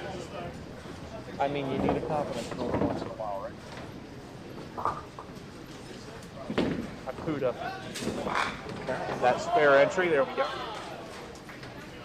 So that might just help him. That helps you mentally. Breathe for a second. Yeah. Now, gotta have a full frame. This frame cannot go over. No. No, and it really needs to have an early color. 8 frame, spare frame. A little extra time here. Is it worth the wait? Oh! He didn't think that was happening with the expression on his face. Absolutely nailed 9 in the pit. Leaves the 7. 93 in the 7. Control your emotions here. Make a good spare shot.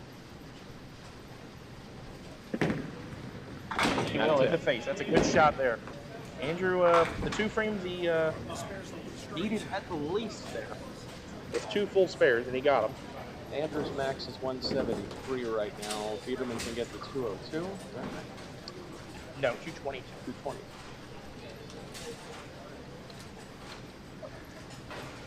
Strike fill, a lot can happen here. It's in there. Another single been for John. He's been all around the pocket the entire game, besides the middle rip in the pit. Can't help he's not using those new balls I sold. Well, apparently he doesn't need them. Apparently if he wins this tournament, he's got only ball money. He does. 7-10 for John. Walk this cross lane, throwing some comets. He's got it.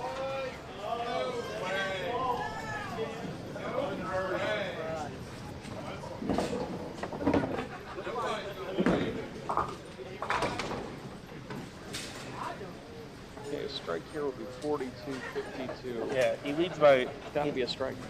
It's a max of 202. John Gonna have to be a strike Grant.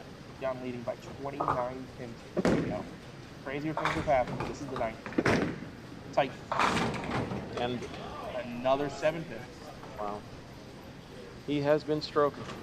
He's plugged away the whole game again. He's only missed the pocket in the 5th frame when he blew the head pin out to 5. He has been on head pin every first ball of the match.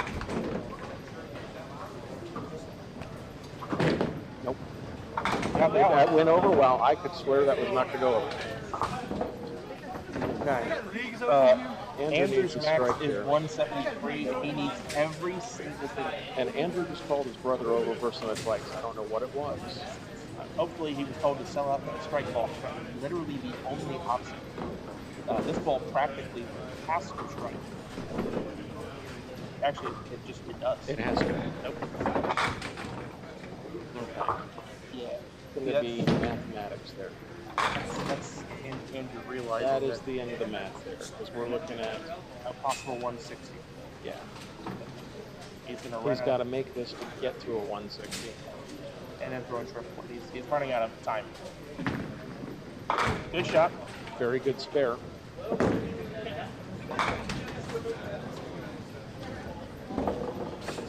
He needs a triple, and Peterman would need to fill 10, including a mark. He wanted 8 out for the win. If Andrew triples. Just tell him to be down at that big catastrophic 10. See, that's where my hands are going. Yeah, has to strike right here.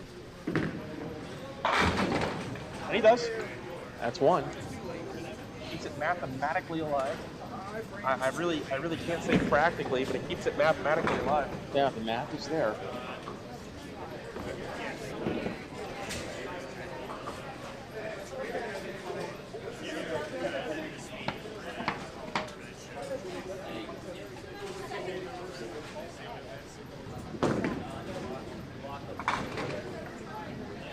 Andrew waiting for that ball to come back. I don't believe it.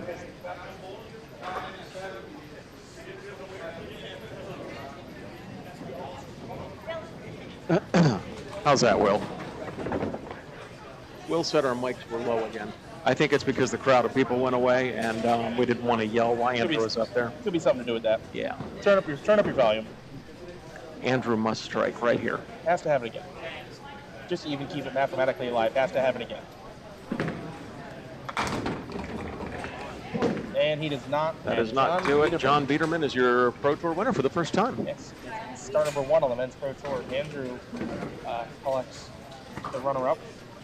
Check. Buckingham does not win on the men's side. The Dove could still win on the women's side. We're going to find out what happens there in a moment. But Andrew finishes with 148, and Biederman mathematically already there. He gets a victory lap.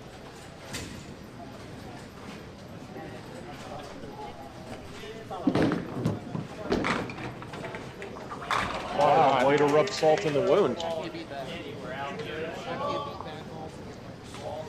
Pins were falling John's way this game, but to his credit, all 10 first balls have been on the head pin. Hasn't missed it.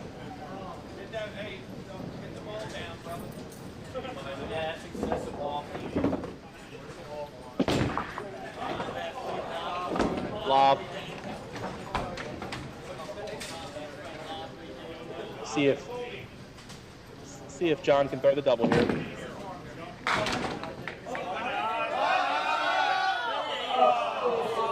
You suck.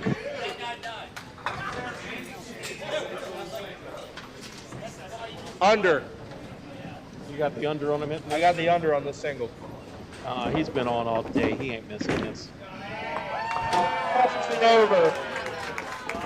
John Biederman defeats Andrew Buckingham 181 to 148 to win his first career men's Pro Tour start.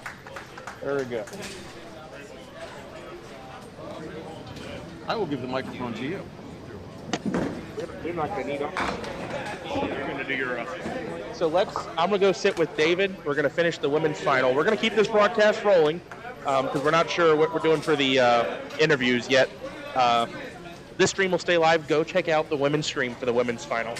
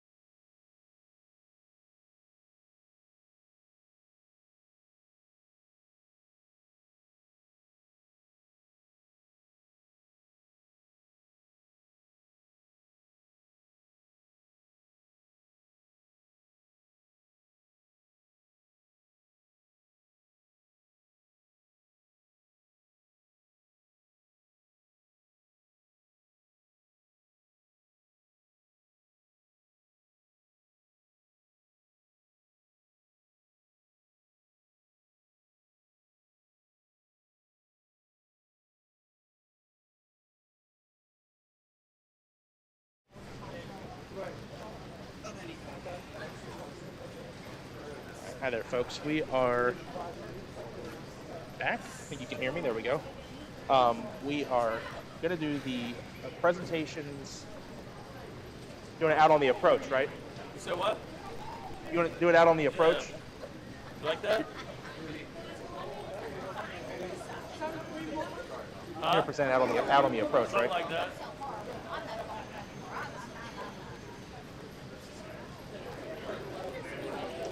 We ready? Okay.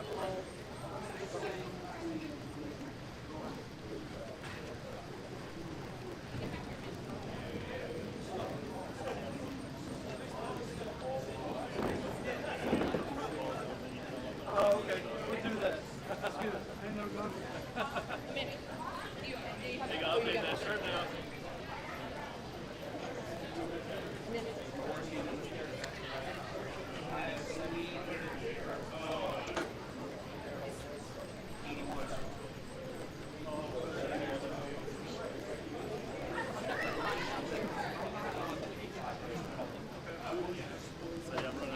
I know, that's why I was like, I'll put it there.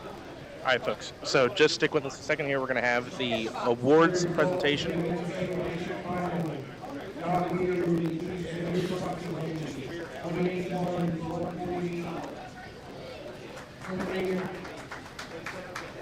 Second place winning $1,000, Andrew Buckingham.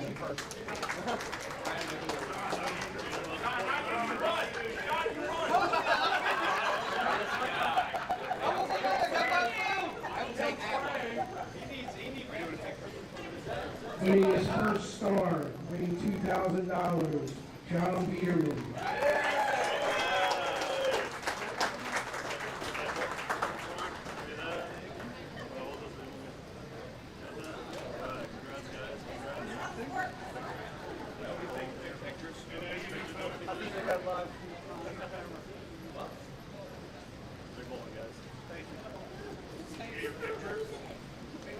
Stay there. Oh, take your time. All right, and for our women, we have Rebecca Dubkin on the feet chastity grade 151 to 114. Who's going up there with us?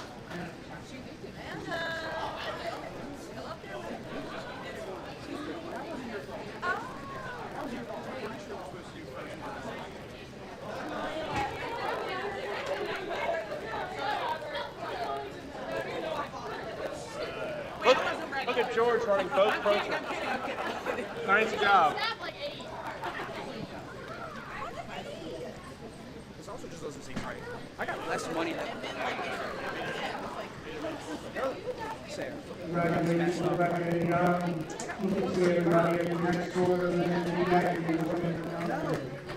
Southside.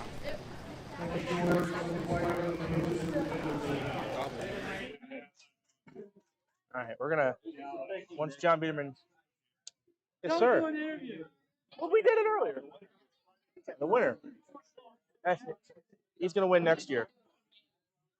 All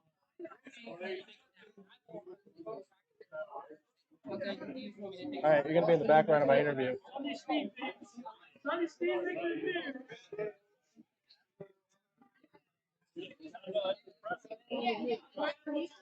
That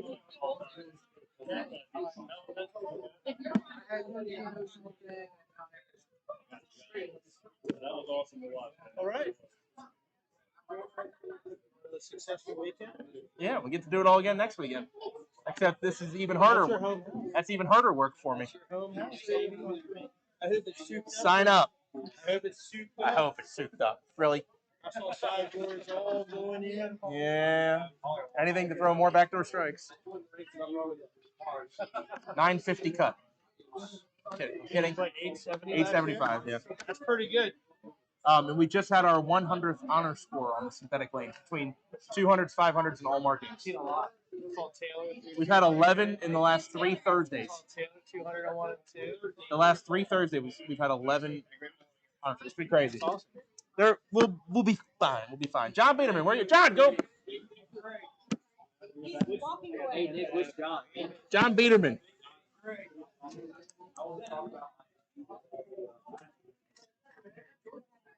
your insurance card, drunk. Was John going to the bathroom or something? I don't know where he's going, guys. Most of this is just for us to tape and put on later anyway. Most of you aren't even watching this live, but we're gonna have an interview once I find out where the heck John Biederman was from.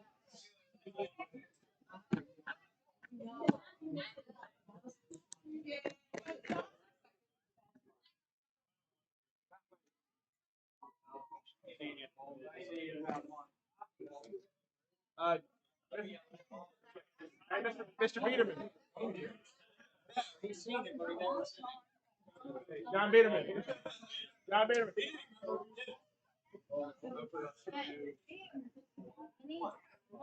Gotta do your interview. Huh? You gotta come do your interview.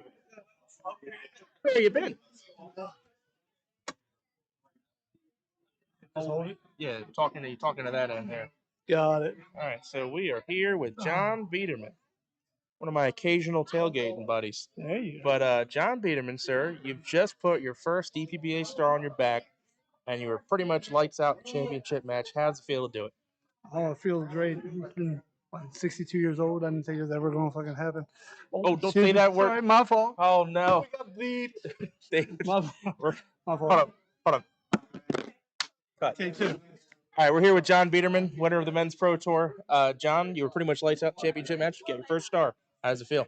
Oh, it feels awesome. Been 62 years. I didn't think it was ever going to happen, but it feels really good. All right, so in that championship match in particular, you're bowling in a full synthetic house, synthetic lanes. You like to get the ball out. Notice you didn't miss the head pin the entire match. You were in the pocket the whole game. What is it about White Oak that you tend to match up well with? This is only the second time I bowled here since they redid the lanes, but this weekend it all clicked for me. This lanes are great all weekend. The pins are flying. Just a great weekend. More of a silly question, but obviously I'm proud of you being the local that I am. What does it mean to you to be able to bring home a star to Pasadena? Oh, it's great. It's been probably Walt was in Pasadena for a while. He's moved out of Pasadena, but it feels good to do it. All right, so Pasadena well represented today. There you go. I guess I give the final question to you. Any shout outs you want to make? Any people you'd like to thank? Looking at that camera right there. Yeah, I just want to thank everybody that cheered me on today. Everybody's called. Mark Parker, you've been a big help today. Thank you, brother. And just thanks everybody that was here. Great. On camera handshake. Congratulations, John Biederman, Pro Tour winner. If anybody finds my phone, please return it. John, congrats. Thank you.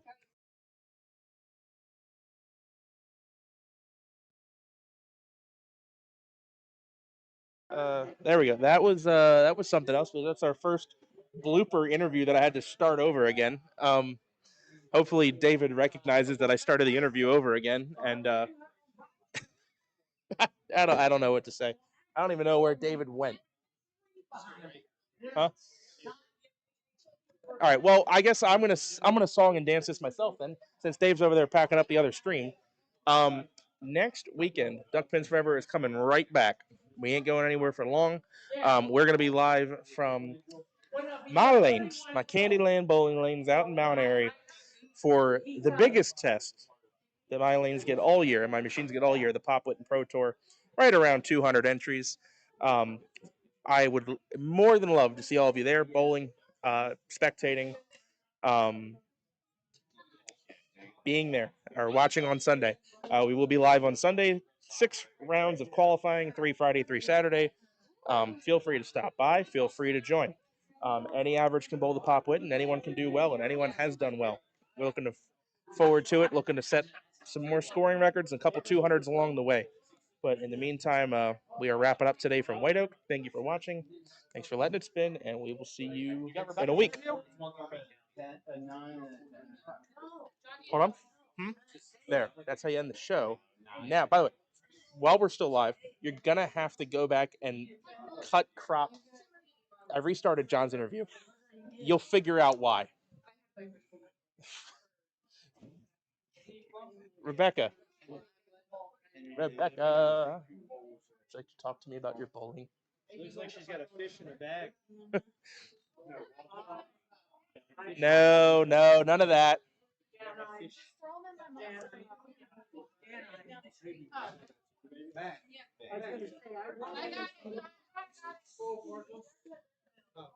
I was gonna say, I'm here.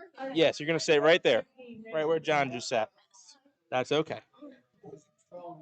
If we need to, we'll put a giant Duck Pins Forever logo right on the screen. Perfect. That sounds All great. right, so we're here with Rebecca. I'm gonna actually start recording this.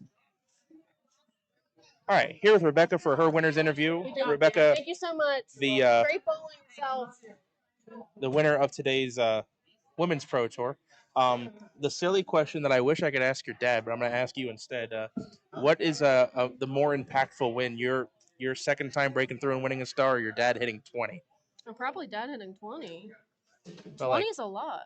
but I wonder, like, if I asked him, like, Oh, if you asked him? I can't even imagine. Like, this has got to be the You coolest can thing. come ask him. No. No. He wins enough. I talked to him He enough. wins enough.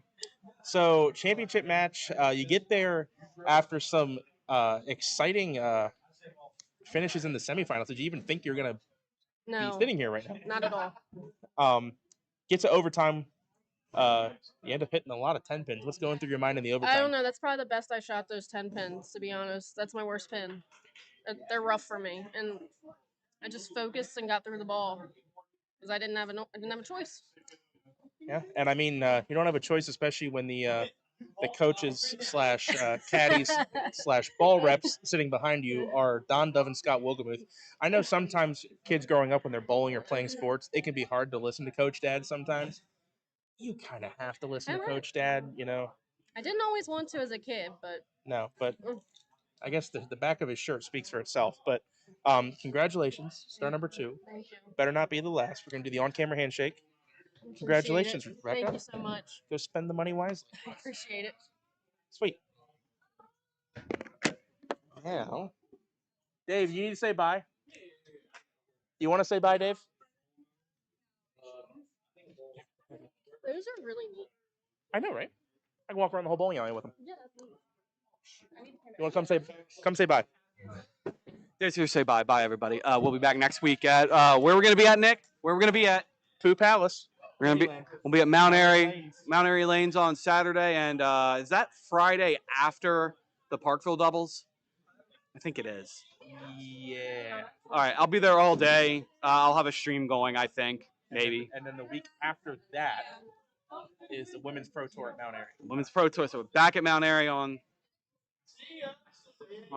Sunday. The summer of Parkville and the light summer of Mount Airy. Oh, we're not done with Parkville yet either. Still got the Youth Classic, doubles, Pro Tour. Parkville White Oak. Pro Tour. Parkville White Oak's 50-50. I like. That's the if David makes it clause. That's the if David makes it clause. All right, folks. That's it. We're signing out here. We'll see you all next week. Bye, everyone. Oh, sorry about the bandwidth issues. Not much I could do. Sorry about John Biederman saying an F-bomb. I don't know what I expected.